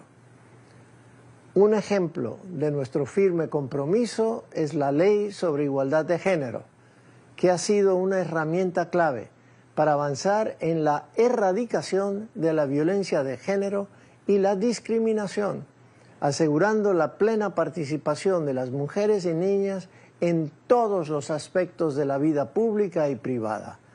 Además, nuestro Ministerio de Relaciones Exteriores realizó el pasado año un diagnóstico participativo de género, destacándose como una iniciativa clave para evaluar y fortalecer la inclusión y la igualdad en nuestras acciones diplomáticas e institucionales, reafirmando nuestro compromiso con políticas públicas inclusivas que promuevan la equidad como un pilar esencial para el desarrollo sostenible y la justicia social. Por otro lado, respaldamos el formato híbrido en las sesiones del Consejo, fomentando una mayor participación y accesibilidad para todos los actores relevantes. Asimismo, lideramos la creación del Grupo de Trabajo para el Protocolo Facultativo de la Convención sobre los Derechos del Niño, fortaleciendo la protección de la infancia, especialmente aquellos en situaciones de vulnerabilidad. Además, promovimos la resolución sobre la cultura de paz, un esfuerzo para erradicar la violencia y fomentar la convivencia pacífica como cimientos de sociedades más justas y solidarias. Estas acciones reflejan nuestra determinación de avanzar en una agenda que priorice el bienestar de las personas, la paz y la promoción de los derechos humanos como principios esenciales. Nuestros esfuerzos, tanto a nivel nacional como internacional, son prueba fehaciente del compromiso de República Dominicana por avanzar hacia un futuro más equitativo y sostenible.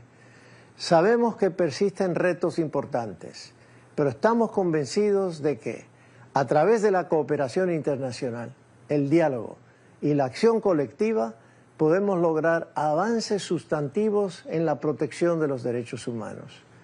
Finalmente, quisiera reiterar que República Dominicana continuará trabajando de la mano de todos los Estados miembros, organismos internacionales y sociedad civil para seguir promoviendo los principios fundamentales en que se sustenta la dignidad humana, piedra angular de nuestra existencia. Agradecemos al Consejo de Derechos Humanos por su incansable labor y reiteramos nuestra disposición a colaborar en la creación de un mundo más justo, pacífico y respetuoso de los derechos fundamentales de todas las personas. Muchas gracias.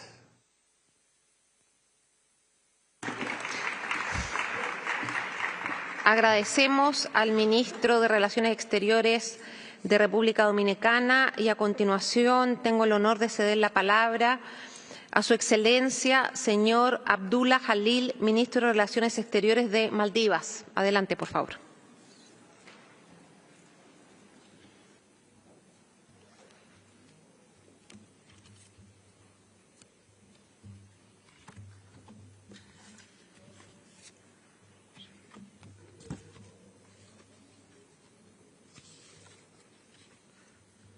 Mr. President, High Commissioner for Human Rights, Excellencies, ladies and gentlemen. Let me begin, Mr. President, by congratulating you on your election as the President of the Council. I assure you of my delegation's support and cooperation in discharging your duties. We gather here at a moment of profound consequences, a moment that demands not just reflection, but immediate action.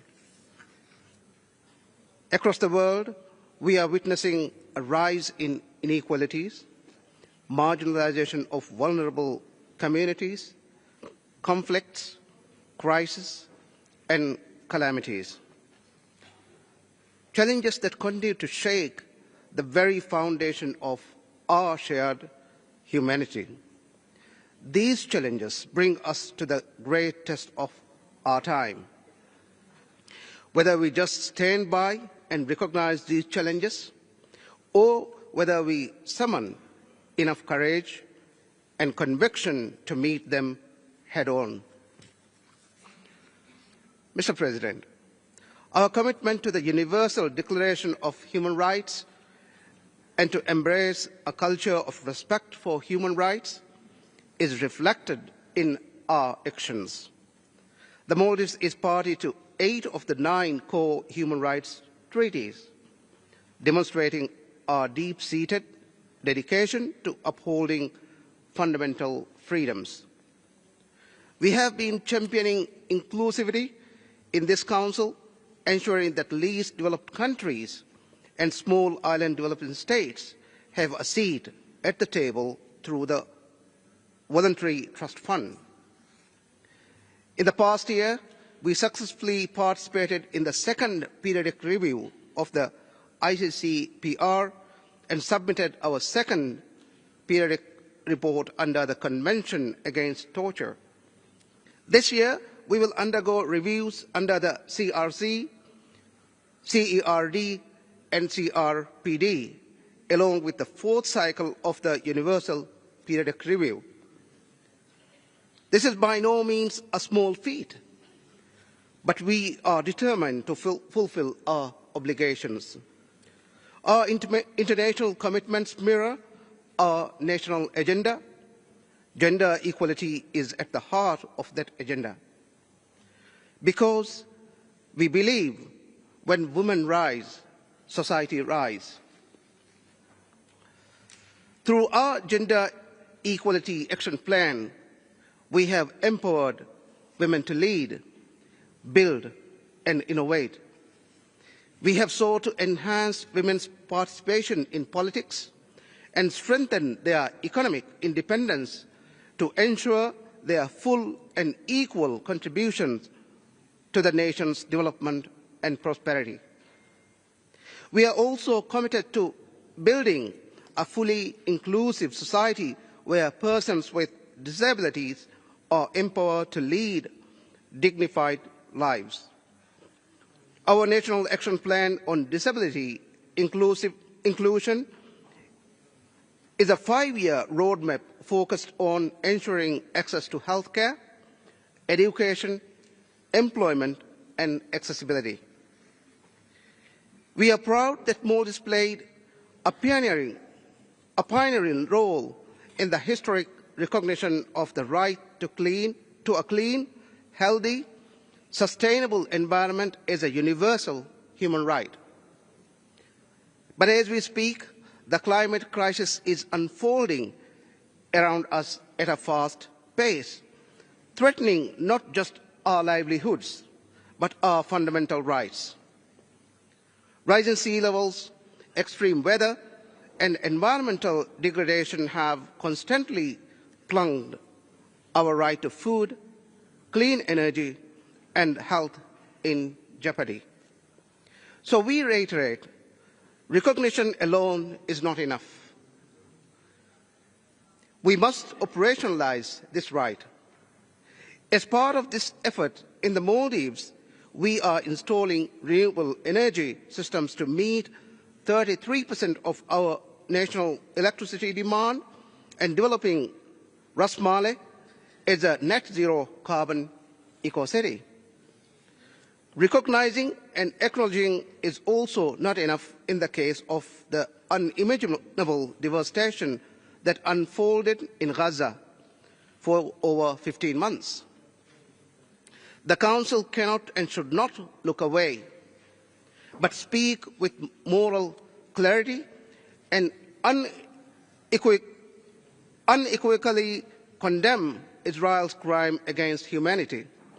For how we act today will be one of the greatest tests of our shared commitment to justice, to human dignity, and to the principles of UN Charter that binds us all.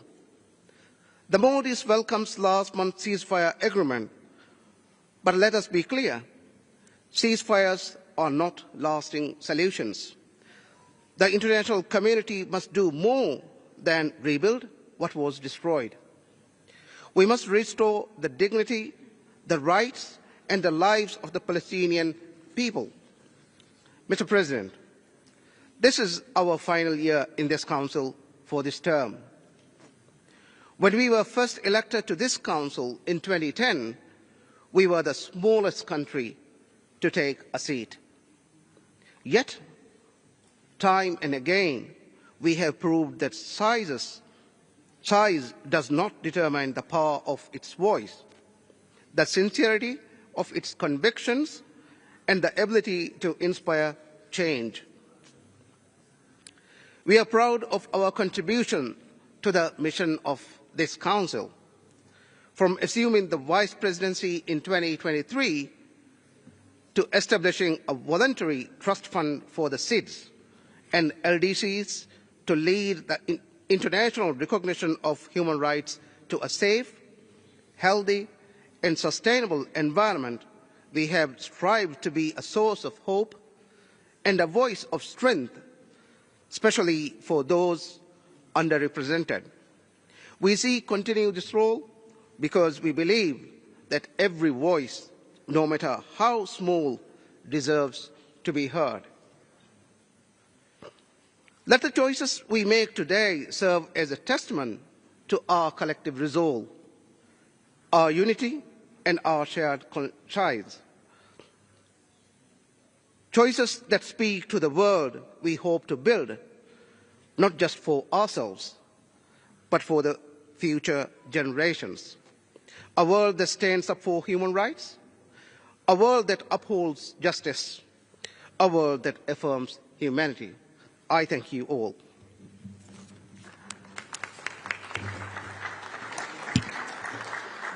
Agradecemos al ministro de Relaciones Exteriores de Maldivas y a continuación tengo el honor de ceder la palabra a Su Excelencia señora Dominique Asler.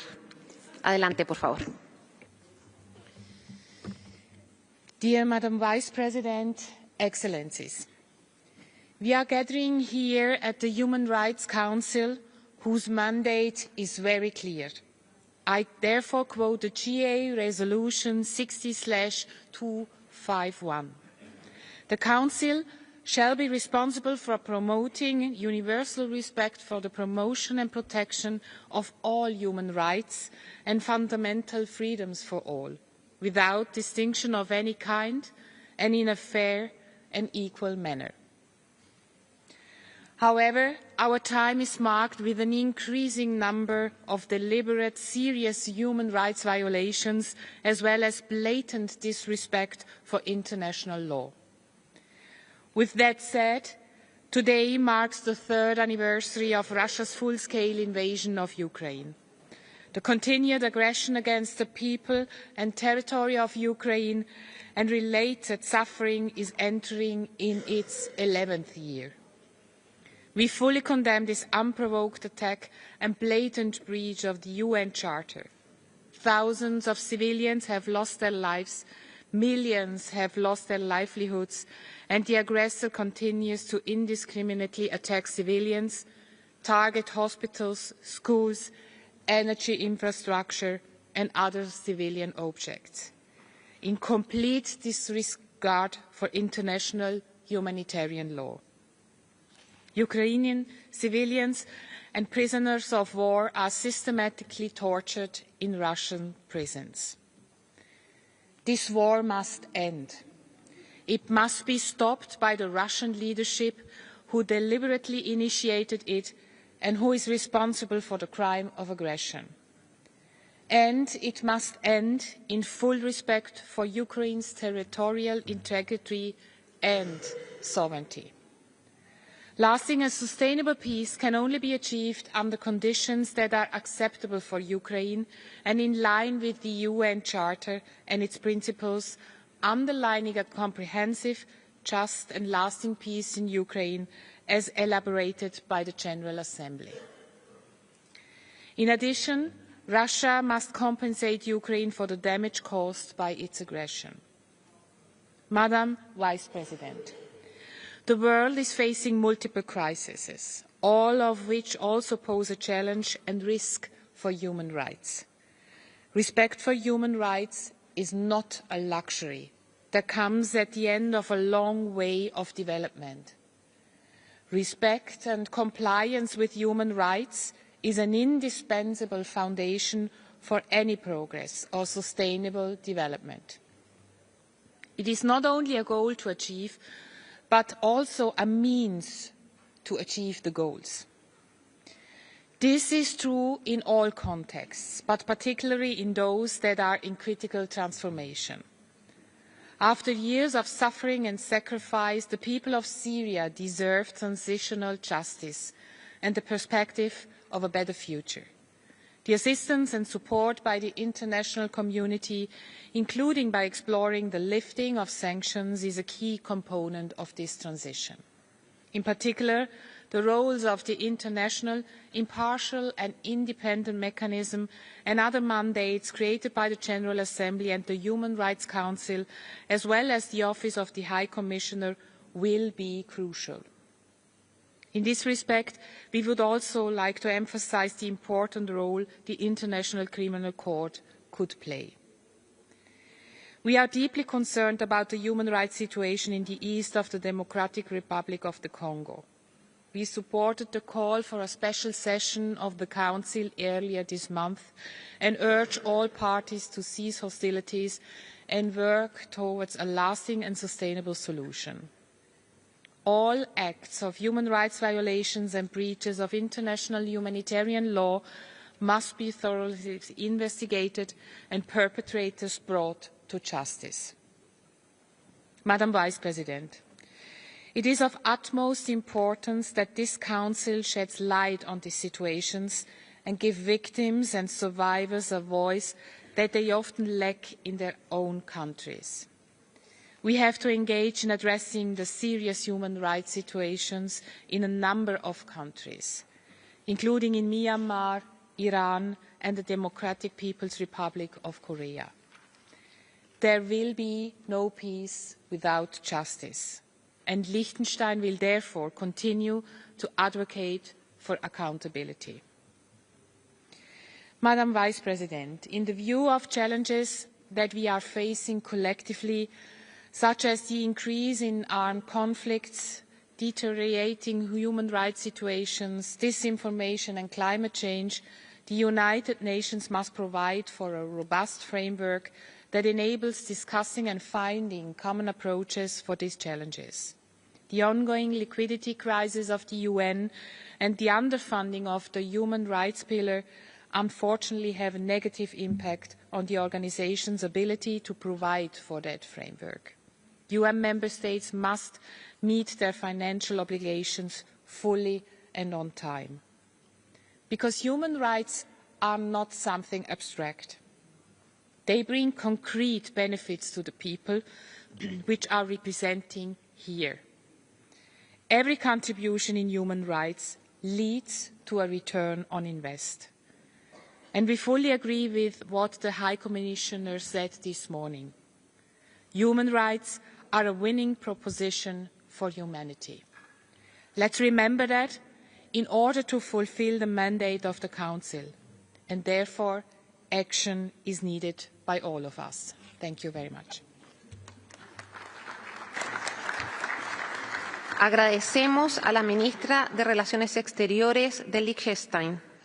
A continuación, tengo el honor de ceder la palabra a Su Excelencia, el señor Seyed Abbas Araghchi, ministro de Relaciones Exteriores de la República Islámica de Irán. Adelante, por favor.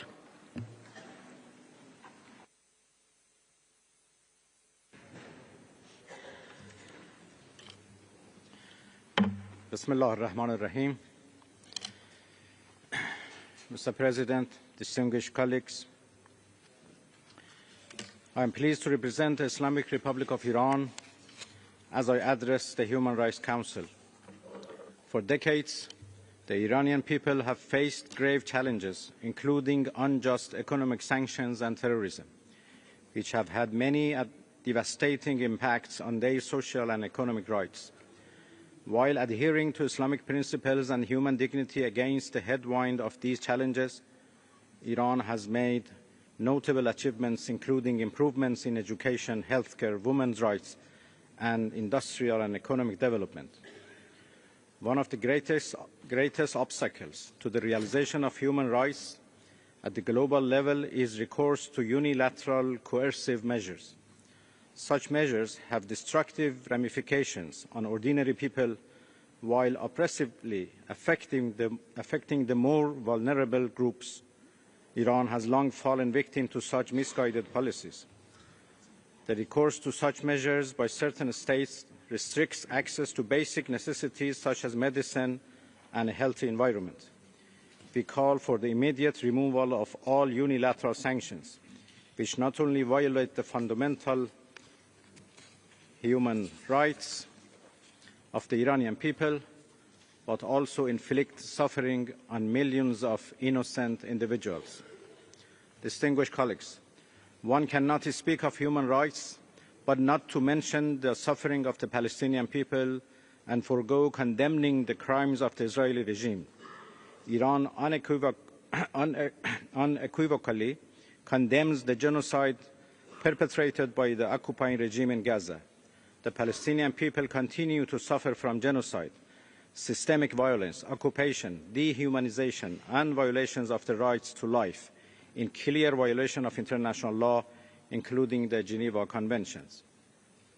We call upon the international community to hold the occupying regime accountable for these crimes and to demand an immediate cessation of all acts of aggression against the Palestinian people. It is incumbent upon the Human Rights Council and the United Nations to seek up for the principles of injustice, and listen to the voices of the oppressed.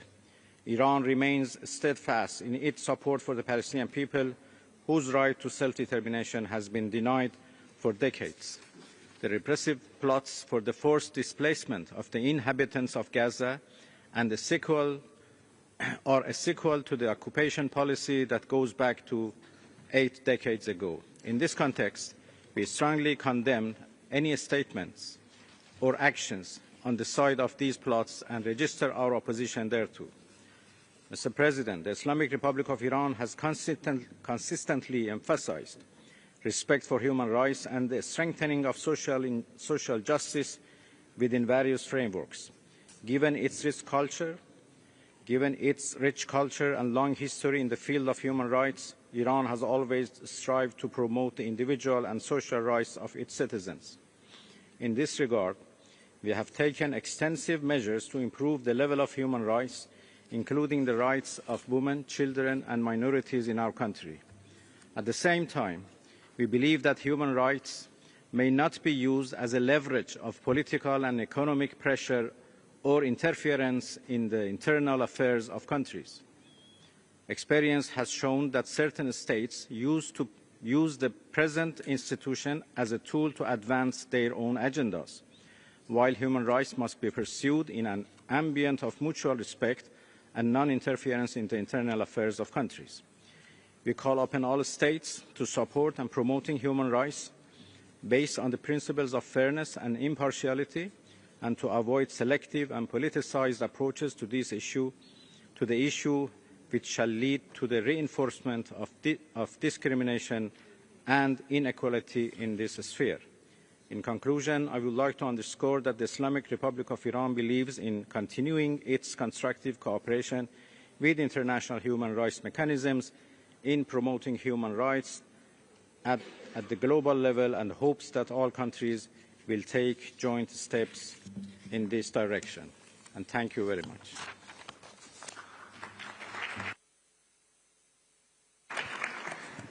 Thank you, His Excellency. Now I have the honor to invite His Excellency Lejeune Mbela, Minister of External Relations of Cameroon. You have the floor, Excellency.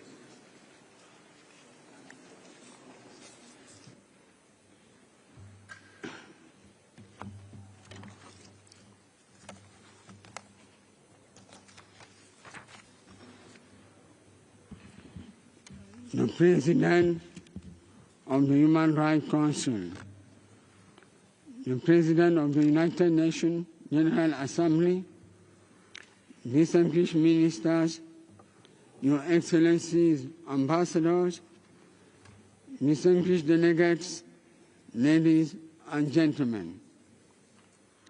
It is a renewed honor for Cameroon to take the floor at this session of the Human Rights Council, which is a privileged forum for dialogue and action in favor of human dignity.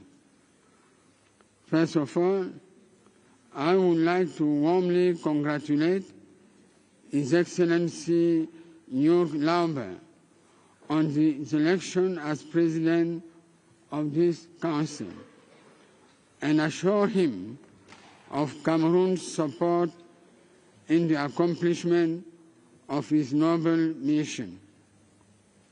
Excellences, Mesdames et Messieurs, nous nous réunissons aujourd'hui dans un contexte international marqué par de multiples défis qui mettent à l'épreuve les idéaux de paix, de justice et de dignité humaine.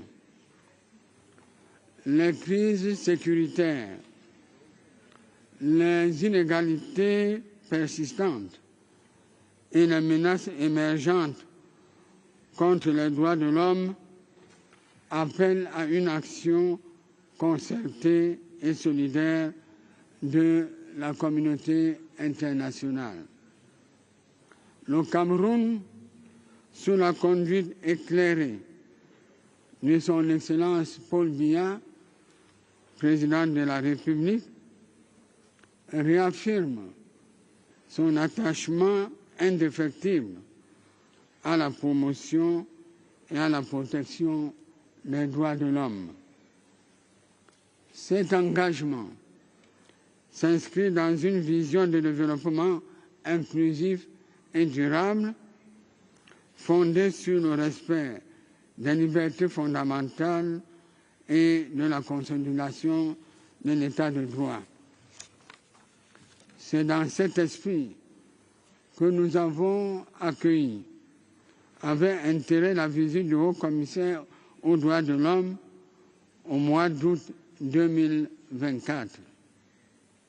Cette mission a permis d'évaluer de manière objective les avancées réalisées et les défis à relever. Le Cameroun salue cette coopération constructive qui témoigne de notre volonté constante de dialogue avec les mécanismes onusiens. Dans cette même dynamique, nous nous félicitons du déploiement en décembre 2024 d'une mission technique du Haut Commissariat aux droits de l'homme dans la région du Nord-Ouest et du Sud-Ouest, qui connaissent des soubresauts sociopolitiques.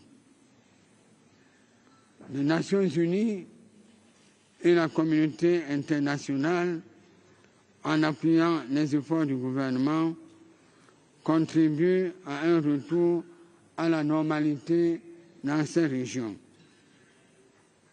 Excellence, cette visite a offert une opportunité d'échange constructif, permettant ainsi d'appréhender de manière plus objective les efforts entrepris par le gouvernement camerounais pour répondre aux défis sécuritaires et humanitaires dans le sud-ouest et le nord-ouest du Cameroun.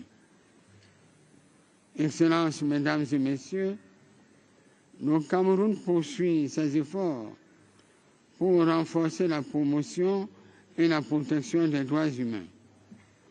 Dans cette dynamique, nous annonçons notre volonté d'accueillir la visite en attente de 4 rapporteurs spéciaux des Nations Unies, à savoir la rapporteuse spéciale sur la situation des défenseurs des droits de l'homme, la rapporteuse spéciale sur la torture et autres traitements cruels, inhumains ou dégradants, le rapporteur spécial sur la promotion et la protection des droits de l'homme dans la lutte antiterroriste. Enfin, la rapporteuse spéciale sur la vente et l'exploitation sexuelle des enfants. Ces visites contribueront à une meilleure compréhension des réalités sur le terrain, permettront aussi un dialogue constructif avec les experts internationaux afin de renforcer notre gouvernance en la matière. En outre, dans la continuité de nos engagements internationaux, nous réaffirmons notre intention d'accélérer la finalisation du processus de ratification du protocole facultatif à la Convention contre la torture. Cette démarche illustre notre volonté de renforcer les mécanismes de prévention de la torture et de garantir le respect des droits fondamentaux sur l'ensemble du territoire national. Par ailleurs, dans le cadre de l'agenda 2030 des Nations Unies et de la réalisation des objectifs de développement durable, ODD, le Cameroun s'engage à renforcer ses initiatives en faveur de l'inclusion sociale, de l'accès à la justice et du renforcement des institutions démocratiques. Mesdames, Messieurs, la mise en œuvre des politiques publiques dans ce domaine demeure une priorité stratégique de notre gouvernement.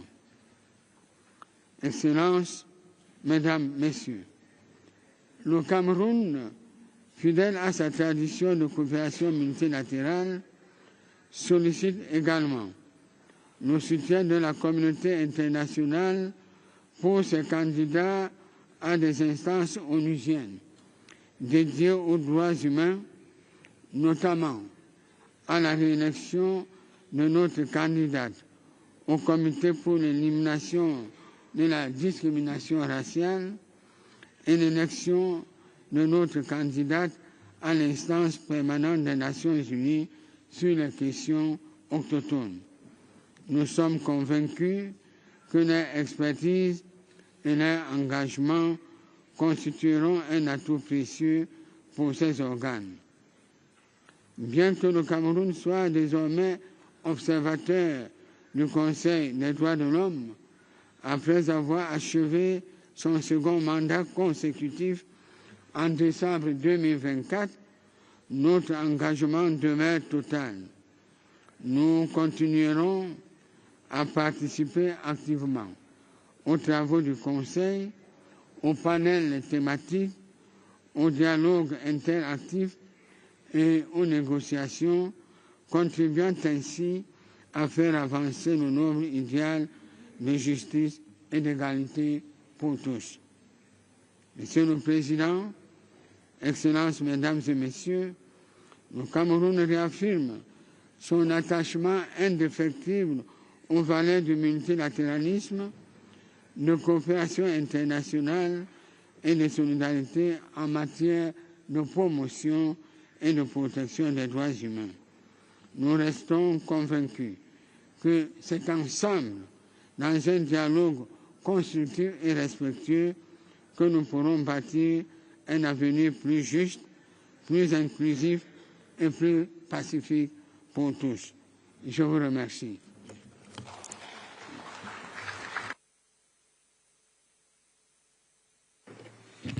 Thank you, Excellency. Now I have the honor to give the floor to His Excellency Mr. Subramaniam Jaishankar, Minister for External Affairs of India. Mr. President, at the outset, let me congratulate you on your election as the President of the Council. I assure you of my delegation's full support and cooperation. As an observer in the Council this year, India remains firmly committed to working alongside all Council members and observers toward our shared objective of protecting and promoting human rights for all. We will continue to extend our cooperation, as we have done in the past, to the Office of the High Commissioner and various mechanisms of the Council, including special procedures and the Universal Periodic Review. Mr. President, India's unwavering commitment to human rights is deeply rooted in its enduring philosophy of global unity, openness, and mutual respect. These values form the foundation of our constitutional framework, which guarantees fundamental rights while upholding the ideals of justice, liberty, and equality. Last year, our general elections stood as yet another testament to these ideals and to the strength and vibrancy of our democracy. As the world's largest democracy, representing a sixth of humanity, India's general elections was an opportunity for 1/8 of the global population to cast its vote. We are a rich tapestry of cultures, languages, and faith, bound together by a millennia-old tradition of coexistence, diversity, and respect for human dignity. This pluralistic and progressive ethos is what India brings to engagements within the Council, fostering dialogue, mutual understanding, and collective progress. Rooted in this inclusive vision, India has made remarkable strides in economic growth, lifting millions out of poverty, while ensuring that inclusion remains the cornerstone of progress. Through ambitious initiatives in housing and clean drinking water, we have significantly improved the lives of marginalized and vulnerable communities. Unprecedented infrastructure development, coupled with advancements in technology and digital public infrastructure, has veritably transformed India. Legal reforms and good governance have laid the foundation for sustainable development, while a strong emphasis on education continues to empower future generations. Mr. President, India has always played an active role in the global promotion and protection of human rights. Our approach has been centered on building capacity and strengthening human resources and infrastructure in alignment with the priorities of our partners, always upholding the principles of fiscal responsibility, transparency, and sustainability. Our development partnerships with countries across the world reflect this commitment. At the same time, we have been firm and uncompromising in combating terrorism. India will always advocate zero tolerance for terrorism and call out any effort to normalize it. Mr. President, we do not merely speak of Vasudhaiva Kutumbakam, the world as one family. We live by it. And today, more than ever, this perspective is urgently needed. The world continues to grapple with conflicts and crises, growing more fractured, uncertain, and unstable in the face of emerging challenges, even as it struggles to recover from the recent ones. Mr. President, we firmly believe that in these times, the world needs all of us together. Multilateralism is more essential than ever, but not in its current form. There is a clear and urgent need for a multilateral system that reflects contemporary global realities, one that is better equipped to respond to modern challenges, and, in essence, one that is fit for purpose. The past few years have exposed the stark inadequacies of existing multilateral structures. When the world needed them the most, they were found wanting.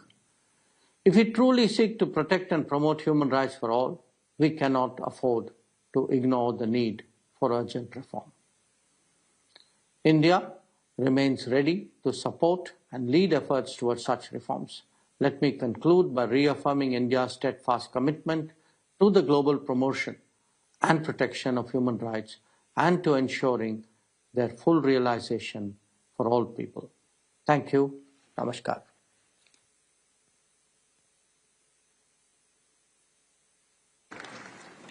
Thank you, Excellency. Now I have the honor to give the floor to His Excellency Mr. Carlos Ramiro Martinez Alvarado, Minister for Foreign Affairs of Guatemala. You have the floor, Excellency.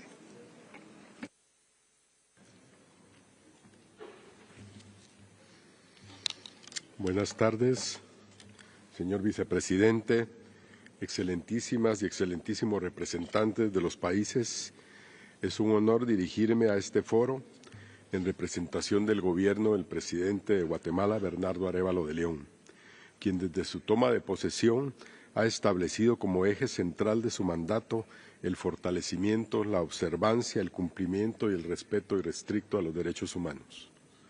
Felicito al embajador George Lauer por su elección como presidente del Consejo de Derechos Humanos. Su experiencia y liderazgo serán determinantes para impulsar las prioridades de este 19 ciclo del Consejo. Reafirmo el pleno apoyo de Guatemala a las labores que dirigirá y reconozco una oportunidad para fortalecer el multilateralismo y renovar nuestro compromiso con los principios y valores que le dan vida. Hoy, Guatemala se presenta ante este Consejo con la firme convicción de que la defensa de los derechos humanos solo es posible desde la unidad en la diversidad. Nuestra nación, tejida por la sabiduría de 4 pueblos, avanza hacia un futuro donde la justicia, la inclusión y la lucha contra la corrupción son pilares irrenunciables. Estos principios nos impulsan a reafirmar el multilateralismo como imperativo ético. En este espíritu, mi primer acto como ministro de Relaciones Exteriores hace 13 meses fue renovar por 3 años el mandato de la Oficina del Alto Comisionado de las Naciones Unidas para los Derechos Humanos en mi país, pues consideramos que su respaldo es un pilar para fortalecer nuestras instituciones y consolidar una cultura de respeto a la dignidad humana. Agradezco al Alto Comisionado por su constante acompañamiento y reconozco que su visita en julio del año pasado permitió materializar los compromisos conjuntos en favor de todos los guatemaltecos. El señor Turk subrayó desafíos a los que hemos prestado especial atención y reiteramos nuestro compromiso para abordarlos de manera integral y avanzar hacia soluciones sostenibles. Señor Vicepresidente, el gobierno del presidente Arévalo reactivó las visitas de país por parte de los distintos mecanismos internacionales, tanto en el ámbito regional como multilateral, como no se había dado en los últimos 6-7 años. Este año recibiremos la visita de la relatora especial sobre la independencia de jueces y abogados y al relator sobre vivienda adecuada, quienes aportarán perspectivas valiosas para fortalecer nuestras instituciones y políticas. El Gobierno de Guatemala reafirma su disposición para continuar trabajando con los procedimientos especiales, convencidos de que el intercambio constructivo fortalece nuestra capacidad para responder a las necesidades de nuestra población. Asimismo, reiteramos la importancia de garantizar los derechos de las poblaciones históricamente vulnerables, con especial énfasis en los pueblos indígenas, mediante acciones concretas que promuevan su acceso a la justicia, educación, salud y desarrollo sostenible. Actualmente nos estamos preparando para sustentar el próximo examen ante el Comité para la Eliminación de la Discriminación Racial, un proceso que incluye a sociedad civil y a los 3 poderes del Estado, con el fin de garantizar una atención adecuada a las demandas de los pueblos indígenas, permitiéndonos dar pasos firmes para la erradicación del racismo y la discriminación racial en el país. En materia de género, estamos priorizando el empoderamiento de mujeres, niñas y adolescentes, especialmente aquellas de origen indígena, garantizando su participación, impulsando programas para ampliar su acceso a la educación, a un empleo digno, a fortalecer su autonomía económica y erradicar la violencia de género. Señor Vicepresidente, en el escenario internacional, Guatemala siempre ha abogado por soluciones pacíficas en consonancia con los principios del derecho internacional humanitario y los derechos humanos. En ese sentido, reconocemos los desafíos actuales y consideramos indispensable continuar incentivando el diálogo global con el propósito de estrechar la colaboración internacional. En materia migratoria, Guatemala reitera que es esencial unir esfuerzos para generar acciones desde una perspectiva integral y con el debido respeto de los derechos humanos de todas las personas migrantes, manteniendo una visión y una unidad global que incluye estrategias regionales y de cooperación que aborden los aspectos económicos y sociales. Finalizo reafirmando el compromiso de Guatemala con el Consejo de Derechos Humanos y sus diversos mecanismos, ya que la vigilancia de este foro es un espacio fundamental para fomentar la vigilancia, promoción, protección de los derechos humanos de todas las personas. Los Estados debemos de garantizar que el diálogo, la cooperación y la búsqueda de soluciones a los desafíos globales continúen siendo el eje central de los trabajos de este órgano. Guatemala está decidida a construir un futuro digno, equitativo y respetuoso de los derechos de todas las personas. Muchas gracias.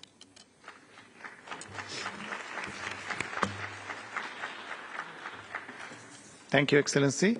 Now I have the honor to give the floor to His Excellency Mr. Abdullah Ali Al Yahya, Minister for Foreign Affairs of Kuwait. You have the floor, Excellency.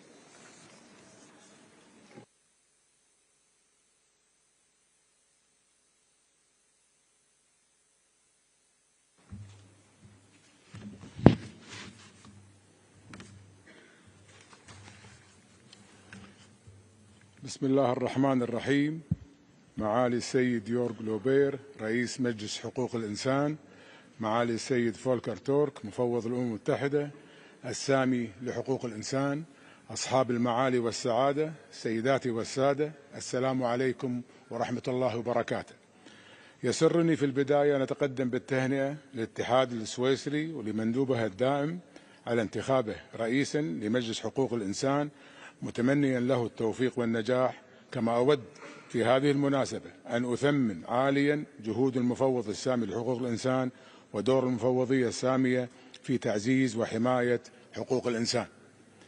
سيد الرئيس، أصحاب المعالي والسعادة، أود أن أستثمر وجودي اليوم والذي يتزامن مع مرور عام على عضوية دولة الكويت في مجلس حقوق الإنسان أن أجدد لكم حرص دولة الكويت واحترامها الراسخ لمبادئ حقوق الإنسان والمستمد من دينها ودستورها، والذي ينسجم مع مضامين ميثاق الأمم المتحدة والإعلان العالمي لحقوق الإنسان والصكوك الدولية ذات الصلة، مؤكدين على مواصلة تعاوننا الوثيق مع المفوضية السامية لحقوق الإنسان.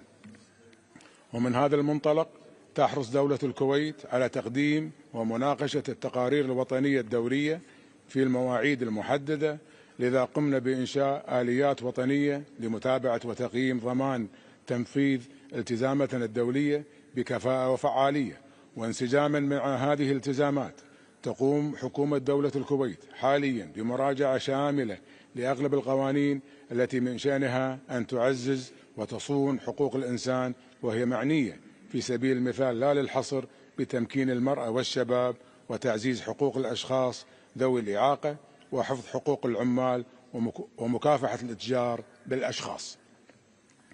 ولا يفوتني في هذا السياق إلى أن أشير إلى استعداد دولة الكويت لاستعراض تقريرها الدوري الشامل أمام مجلسكم الموقر في شهر مايو المقبل، آملا أن تكلل كافة أعمالنا بتحقيق أهدافها ومضامينها بحوار شامل وبناء.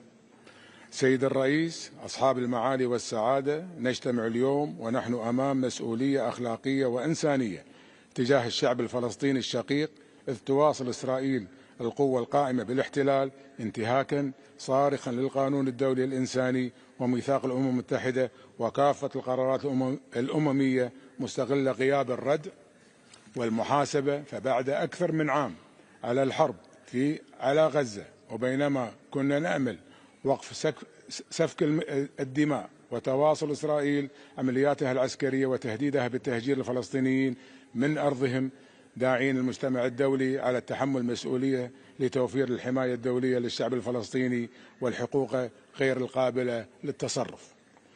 هذا وتجدد دولة الكويت عبر هذا المنبر موقفها الثابت والمبدئي تجاه إقامة الدولة الفلسطينية المستقلة وعاصمتها القدس الشرقية على حدود 4 يونيو 1967 وفق القرارات الشرعية الدولية ومبادرة السلام العربية. وفي ضوء التطورات المتسارعة في المنطقة، فإن دولة الكويت تشدد على ضرورة الحفاظ على وحدة أراضي الجمهورية العربية السورية احتراما سيادتها بما يحقق الاستقرار وحماية مؤسسة الوطنية، حيث يتطلب ذلك تضامنا دوليا يشمل تقديم المساعدات ورفع العقوبات دعما للشعب السوري الشقيق. كما ندعو المجتمع الدولي إلى مواصلة دعم كافة المساعي الحميدة لإنهاء النزاع في جمهورية السودان وإعادة الأمن والاستقرار إليه حفاظا على أرواح وسلامة المدنيين. وبشأن الأوضاع في الجمهورية اللبنانية، نتطلع إلى تكثيف الجهود الدولية الرامية لإعادة الأمن والاستقرار والحفاظ على وحدة أراضيها خلال هذه المرحلة الحساسة، معربين عن إدانة دولة الكويت لانتهاكات الاحتلال الإسرائيلي للسيادة اللبنانية، مع التأكيد على ضرورة انسحاب القوة القائمة بالاحتلال على الأراضي اللبنانية. سيد الرئيس، أصحاب المعالي والسعادة، إن السلام والتنمية وحقوق الإنسان أعمدة مترابطة لا تحقق إلا بإرادة سياسية صلبة وإجراءات عملية ملموسة. وبعد مرور 75 عاما عن إعلان العالمي لحقوق الإنسان، لا يزال البعض ينحرف عن غايات الإعلان العالمي، مستغلا حقوق الإنسان للتدخل في الشؤون الداخلية للدول بما يتعارض مع سيادتها. لذا نرفض الممارسات القائمة على تسييس وازدواجية المعايير والانتقائية، وذلك للمضي قدما في مواصلة تعزيز حقوق الإنسان وأعمالها بما يكفل للأفراد كرامتهم وحرياتهم وحقوقهم. ختاما، وفي ضوء عضويتنا في مجلس حقوق الإنسان، نجدد لكم حرص دولة الكويت على التعاون البناء مع كافة الدول الأعضاء، إيمانا منا بعظيم دور المجلس ونبل رسالته في تعزيز وحماية الإنسان. شكرا سيد الرئيس.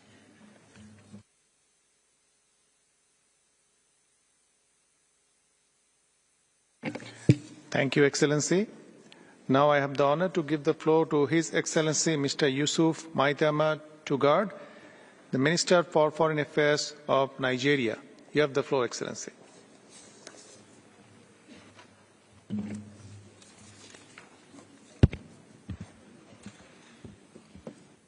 Mr. President, Excellencies, distinguished delegates, ladies and gentlemen, on behalf of the government of the Federal Republic of Nigeria, I extend heartfelt congratulations to His Excellency Ambassador Jörg Lauber on his election as President of the 19th cycle of the Human Rights Council. I also extend congratulations to other members of the Bureau on their elections as they heed this noble call to duty. As you embark on the task of leading this august body, let me assure you of Nigeria's steadfast support and cooperation. Your Excellencies, respect for human rights is a critical indicator of the health of the global community. The status of human rights is our early warning system when it comes to the right to life, liberty, and freedom from fear. We must be frank with one another. The situation today is very, very difficult. Our collective impotence in the face of the destruction of civilian life and the despair that has become Gaza is isolated only by dreadful degree. Wars in Ukraine, in Myanmar, in Sudan, and Democratic Republic of Congo have been marked by allegations of terrible atrocities. We struggle even to manage an effective humanitarian response. Nigeria urges greater international cooperation to help end existing conflicts and prevent similar devastation elsewhere. In the Middle East, we continue to believe a two-state framework remains the only viable route to a sustainable peace for Israelis and Palestinians. We fully support the key stakeholders now working to end the violence and create some accountability for the abuses we have witnessed. We know that upholding human rights is a critical part of efforts to deliver sustainable development and, by extension, international peace and security. And as we also know, this engagement must be anchored on the principles of respect for the sovereign equality of states, transparency, non-discrimination, and non-politicization of human rights issues. Nigeria has demonstrated its commitment to upholding human rights and advancing social development through initiatives such as the National Social Investment Programme. Millions of vulnerable citizens have benefited from poverty alleviation, improved health care, and enhanced educational opportunities. In addition, we continue to empower our women and youth through economic inclusion programs that foster equity and sustainable development. Mr. President, security is the foundation stone of progress. Just as we look to deal with the underlying causes of poverty, inequality, and division, so also must we develop the means effectively and within the rule of law to allow our people to live in peace. To this end, the Nigerian Armed Forces and other security agencies not only receive regular sensitization on the importance of adhering to the rule of law, but also undergo continuous training on the principles of necessity and proportionality in the discharge of their duties.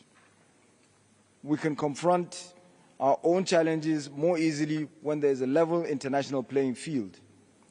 Nigeria and many other countries face challenges in terms of access to the markets and financing that would facilitate economic growth and easier human rights environment. In an age of unprecedented irregular migration, this is surely in all our common interests. Nigeria supports efforts to reform the international economic architecture, not only to promote growth, but also to protect human rights. We've made great progress on a more modern international tax system, but there's more work to be done to manage the burden of debt and help finance critical initiatives to tackle climate change. In the Sahel and other regions, competition for scarce resources destabilizes fragile communities and creates new human rights challenges. In furtherance of Nigeria's commitment to upholding the human rights of all peoples, Nigeria seeks to return to this Council in 2027. As we commemorate the International Day for the Elimination of Racial Discrimination, we urge the international community to intensify efforts to foster inclusive societies built on the principles of equality, justice, and respect for human dignity. The Universal Declaration of Human Rights is a remarkable document, precisely because the values it represents are exactly that, universal and enduring. We should celebrate our collective diversity of culture, tradition, and history, and pay close attention when countries can quickly and dramatically change and change again their particular interpretation of gender issues, identities, and rights. It is a timely reminder of our responsibility to protect and preserve the Universal Declaration of Human Rights. I thank you for your kind attention.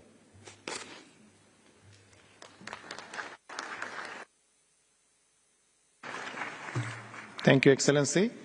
Now I have the honor to give the floor to His Excellency Mr. Badr Ahmed Mohammed Abdelati, Minister for Foreign Affairs, Immigration and Egyptian Expatriates of Egypt.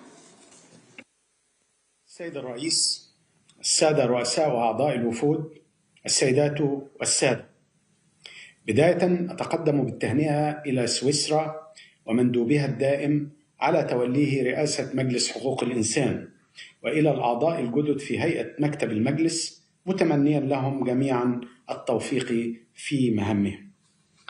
السيد الرئيس، تنعقد الدورة الحالية للمجلس في ظل ظروف شديدة الاستثنائية بسبب الأزمات والكوارث الإنسانية التي شهدها العالم مؤخرا، وزادت من معاناة عدد من الشعوب، وحولت الأنظار أكثر فأكثر إلى هذا المجلس في حالة ترقب لما يمكن له القيام به، وهو ما يفرض علينا ضرورة التحلي بالمسؤولية وتغليب لغة الحوار والتعاون بعيداً عن الاستقطاب والانتقائية والتسييس وازدواجية المعايير.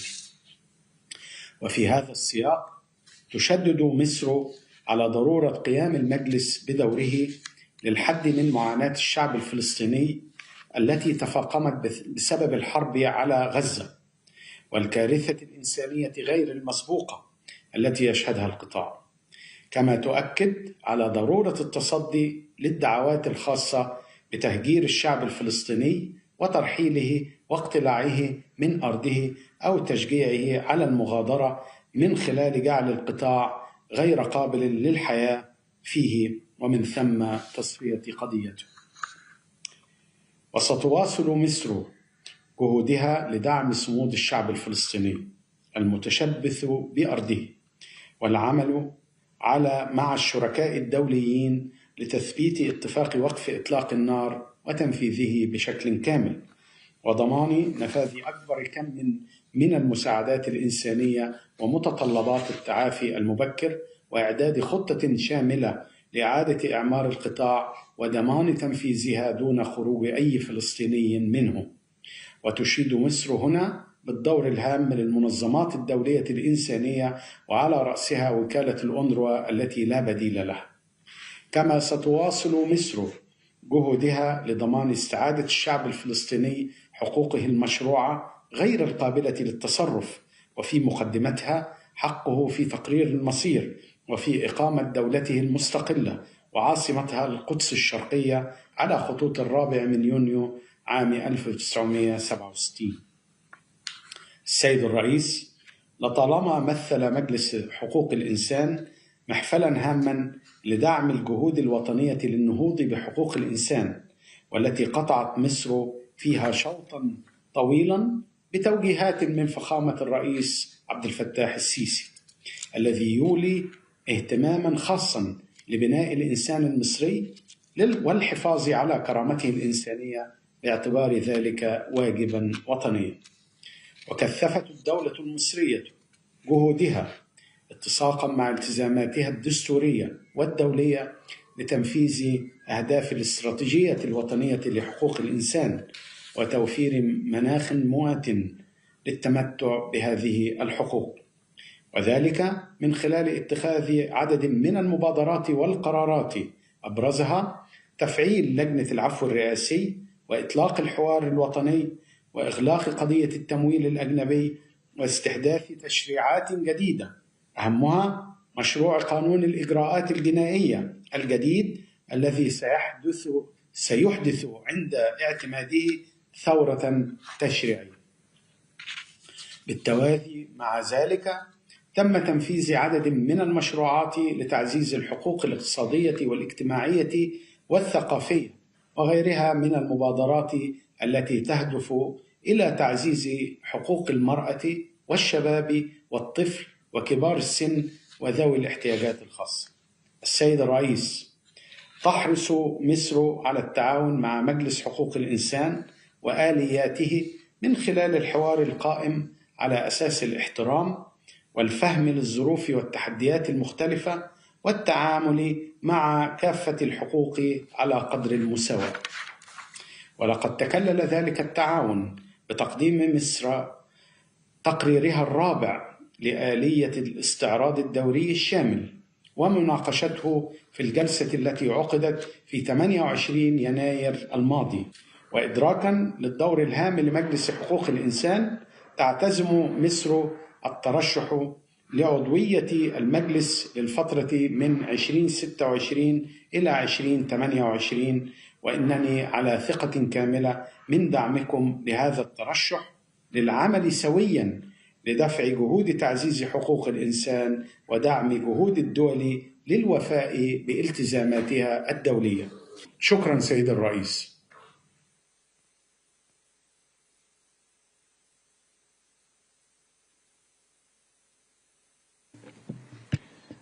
Thank you, Excellency. Now I have the honor to give the floor to His Excellency Mr. Seed Ahmed Ali Benani, Commissioner for Human Rights, Humanitarian Action and Relations with Civil Society of Mauritania. You have the floor, Excellency.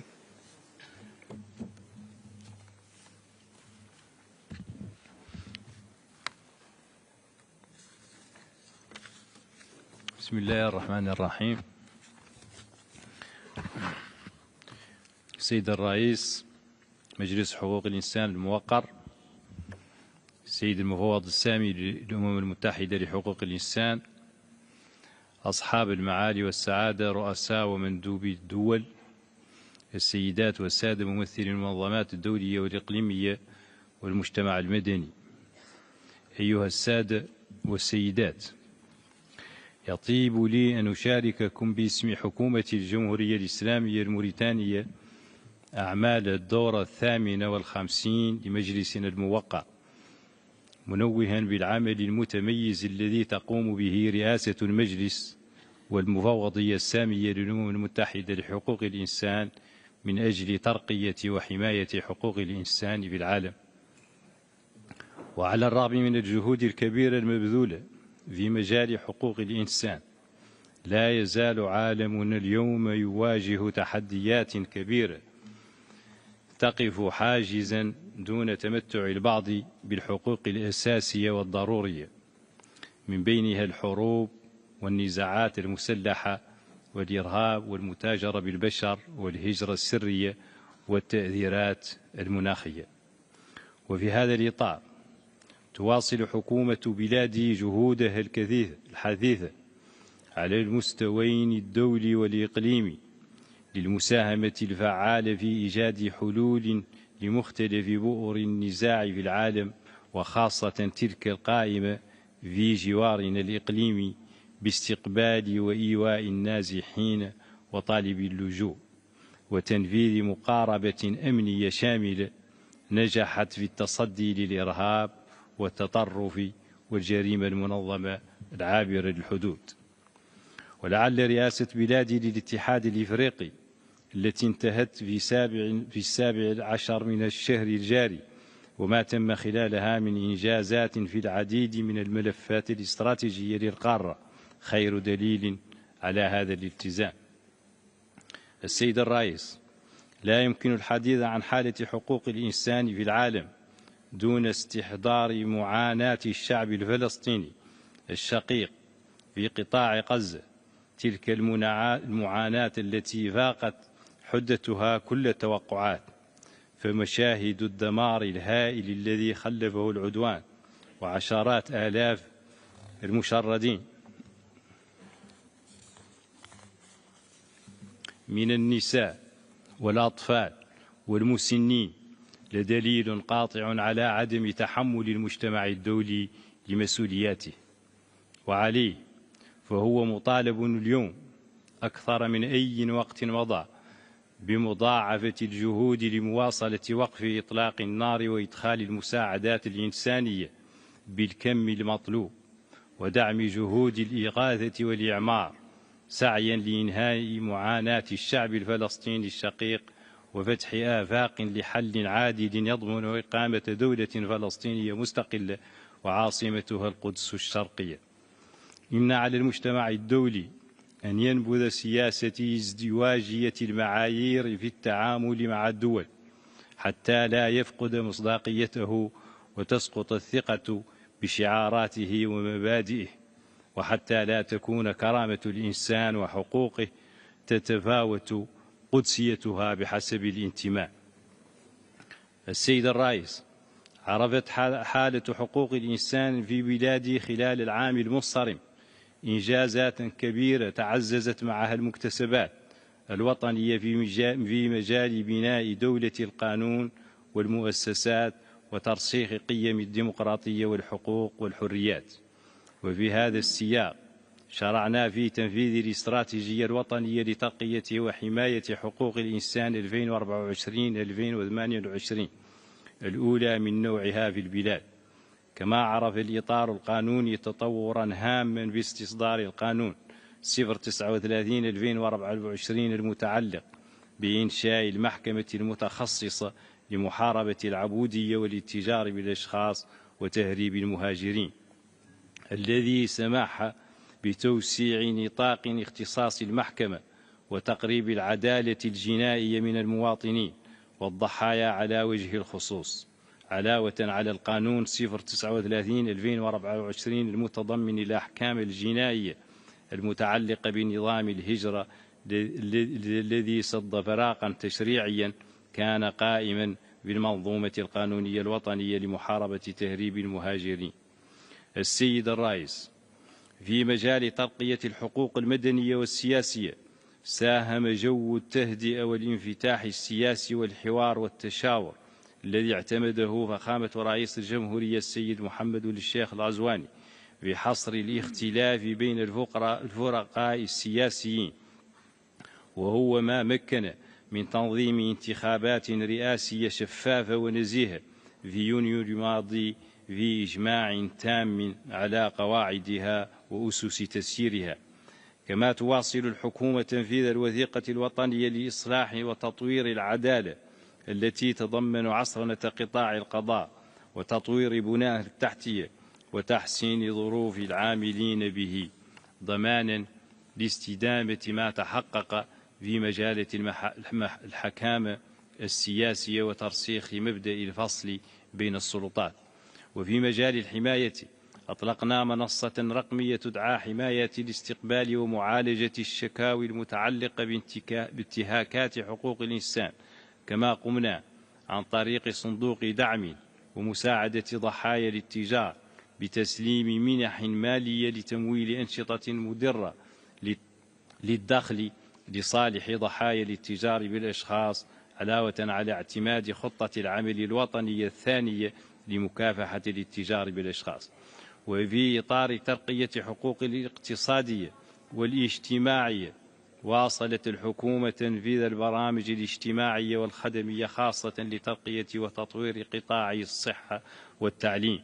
ففيما يخص التعليم تواصل الحكومة للسنة الثالثة تنفيذ مشروع المدرسة الجمهورية الرامية إلى ترسيخ مبدأ الإنصاف والمساواة. وبفضل الجهود المبذولة في هذا الإطار وصل معدل التمدرس الابتدائي الصافي إلى 81% ونسبة الاستبقاء إلى 83%. وفيما يتعلق بالخدمات الصحية، مكنت جهود الحكومة من إيصال نسبة النفاذ للخدمات الصحية لما يناهز 80% سنة 2024. السيد الرئيس، عملنا خلال العام المنصرم على تعزيز تفاعل البلاد الإيجابي مع الآليات الدولية لحقوق الإنسان، وتعزيز تواجد خبرائنا الوطنيين في لجان المعاهدات الدولية. وفي هذا السياق تم انتخاب بلادنا لعضوية لجنة الأمم المتحدة لحقوق الطفل، كما تم تقديم ومتابعة التقارير الدورية وتقارير المتابعة أمام كل من لجنة الأمم المتحدة للحقوق الاقتصادية والاجتماعية ولجنة الخبراء الفارقة لحقوق ورفاهية الطفل.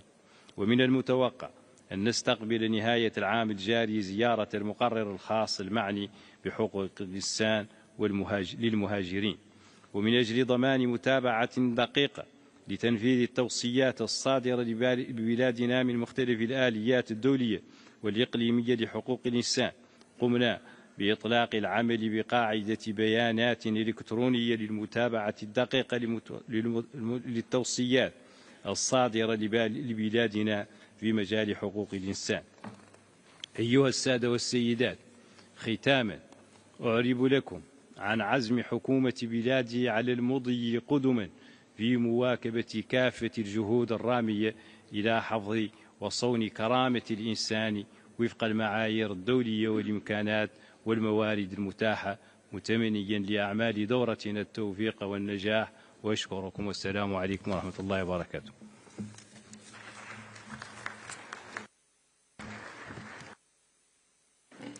Thank you, Excellency. Now I have the honor to give the floor to His Excellency Mr. Nikola Stojanovic, State Secretary at the Ministry of Foreign Affairs of Serbia. You have the floor, Excellency.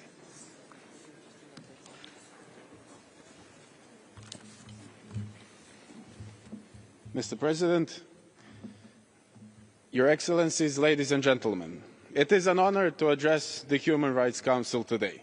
As we mark the 80th anniversary of the United Nations, we must reaffirm our commitment to its founding principles, including the UN Charter and the Universal Declaration of Human Rights. These instruments oblige us to uphold human rights as the cornerstone of the international order. The promotion and implementation of international human rights mechanisms are essential for dignity, for progress, and realization of humanity's goals and shared values. While challenges to multilateralism exist, we firmly believe that there is no alternative to it. Serbia will continue supporting multilateralism and constructive dialogue within the UN system, particularly the Human Rights Council, stressing the need of avoiding any form of politicization and the use of human rights as a means of pressure on individual states. We also emphasize the importance of upholding the UN Charter principles, particularly respecting territorial integrity and sovereignty of states, without the existence of double standards in upholding these principles, without violations of international law, and non-compliance with the valid UN Security Council resolutions. Ladies and gentlemen, the Republic of Serbia places great importance on the implementation of the Beijing Declaration and Platform for Action, celebrating its 30th anniversary this year. Gender equality is not just a legal principle in Serbia. It is a constitutional guarantee and foundation of our social order. Serbia is signatory to key international conventions in this field, reinforcing our commitment to the global gender equality standards. Women now hold 38% of parliamentary seats and 36% of leadership positions in Serbia. The country ranks 24th globally for women in ministerial positions, and women play a leading role in our workforce, particularly in professional and technical fields. Women also outnumber men in all educational levels and lead in key academic disciplines.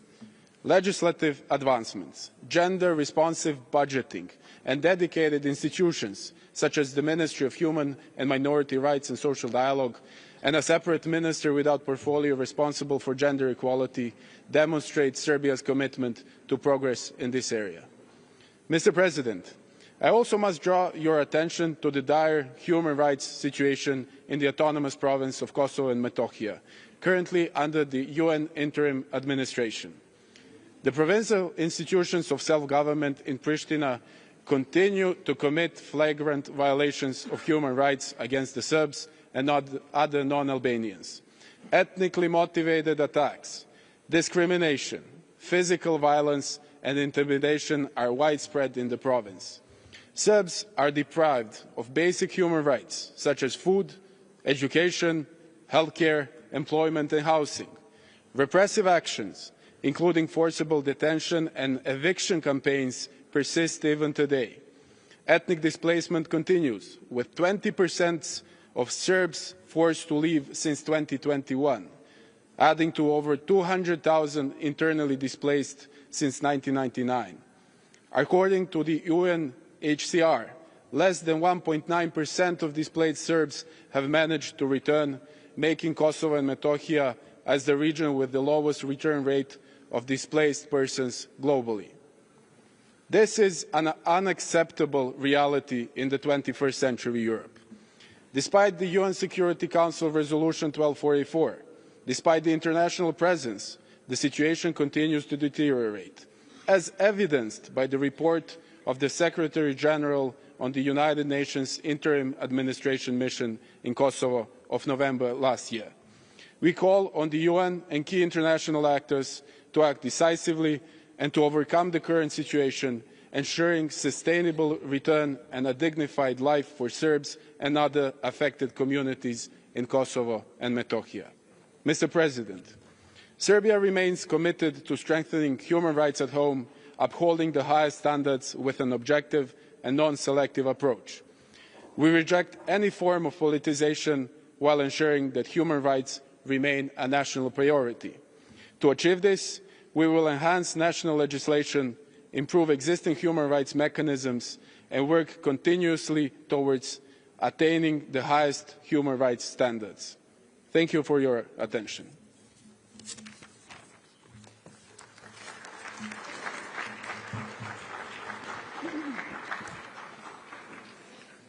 Thank you, Excellency. Now I have the honor to give the floor to His Excellency Mr. Mehmet Kemal Bozey, Deputy Minister of Foreign Affairs and Director for EU Affairs of Turkey. Mr. President, Excellencies, the world is going through unprecedented changes. The international system's credibility is waning fast. Atrocities and grave breaches of international law continue with impunity. Effective multilateralism in action is needed more than ever. Making UN more relevant would be the most meaningful gift to celebrate its 80th anniversary. Mr. President, following months of systemic violations of international law, we welcome the ceasefire in Gaza. The ceasefire must become permanent to allow de-escalation. The catastrophic humanitarian situation in Gaza necessitates urgent humanitarian aid for Palestinians. Our humanitarian aid and efforts towards reconstruction continue unabated. We reiterate our support to UNRWA. Inalienable rights of Palestinian people must be respected. Perpetrators of crimes against them must be held to account. Turkey submitted its declaration of intervention in the South Africa versus Israel genocide case before the ICJ. We closely follow the procedures before the ICJ and hope that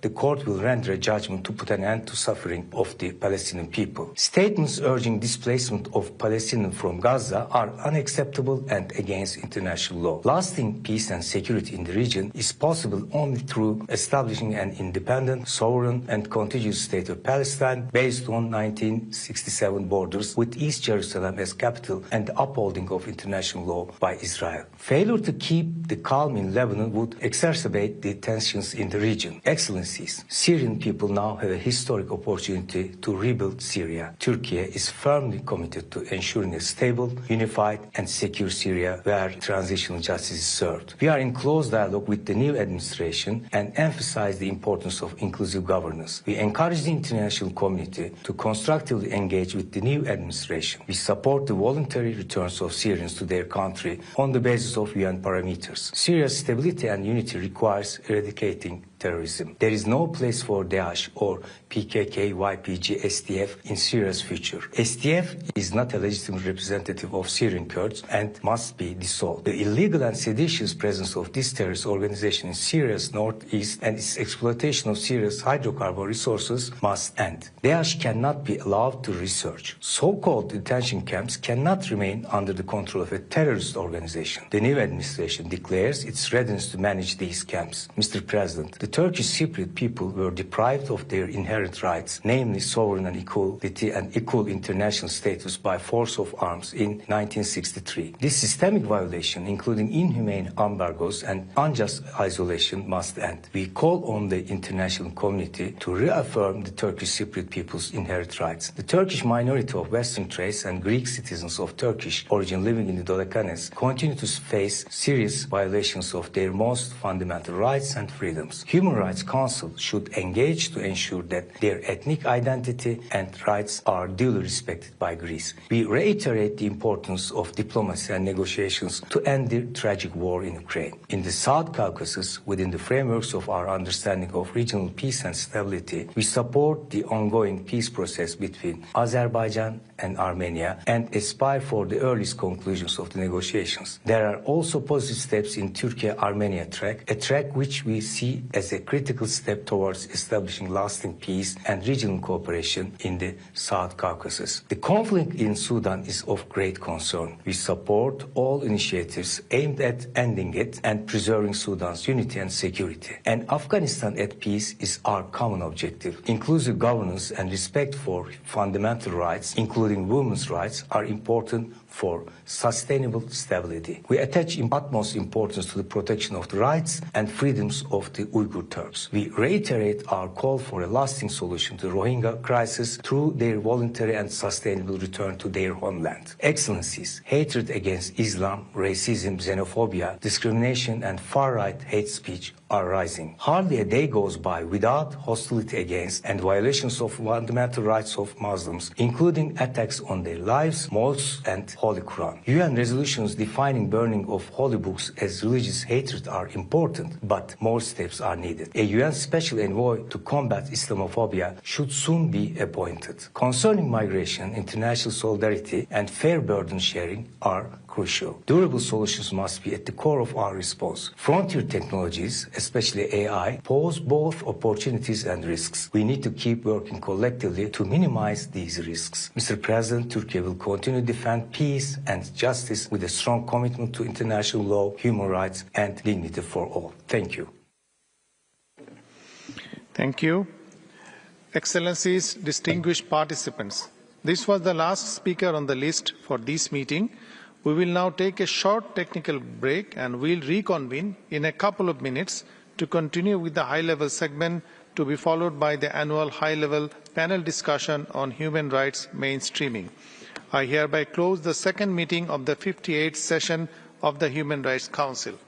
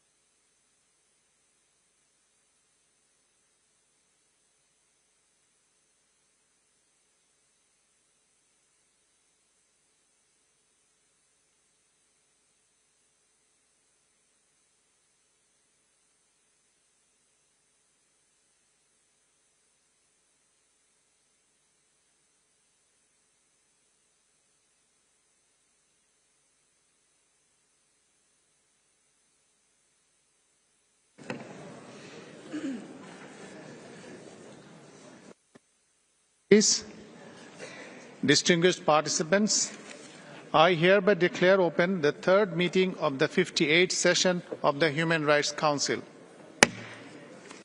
We will now continue with the high-level segment. Now I have the honor to give the floor to Ms. Jan Beagle, Director General of the International Development Law Organization. You have the floor, ma'am.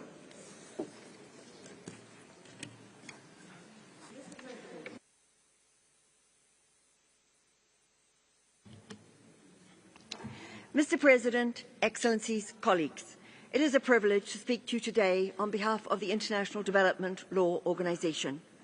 We are meeting at a time when the broad consensus on human rights, which has underpinned the international system since the end of the Second World War, is under tremendous strain.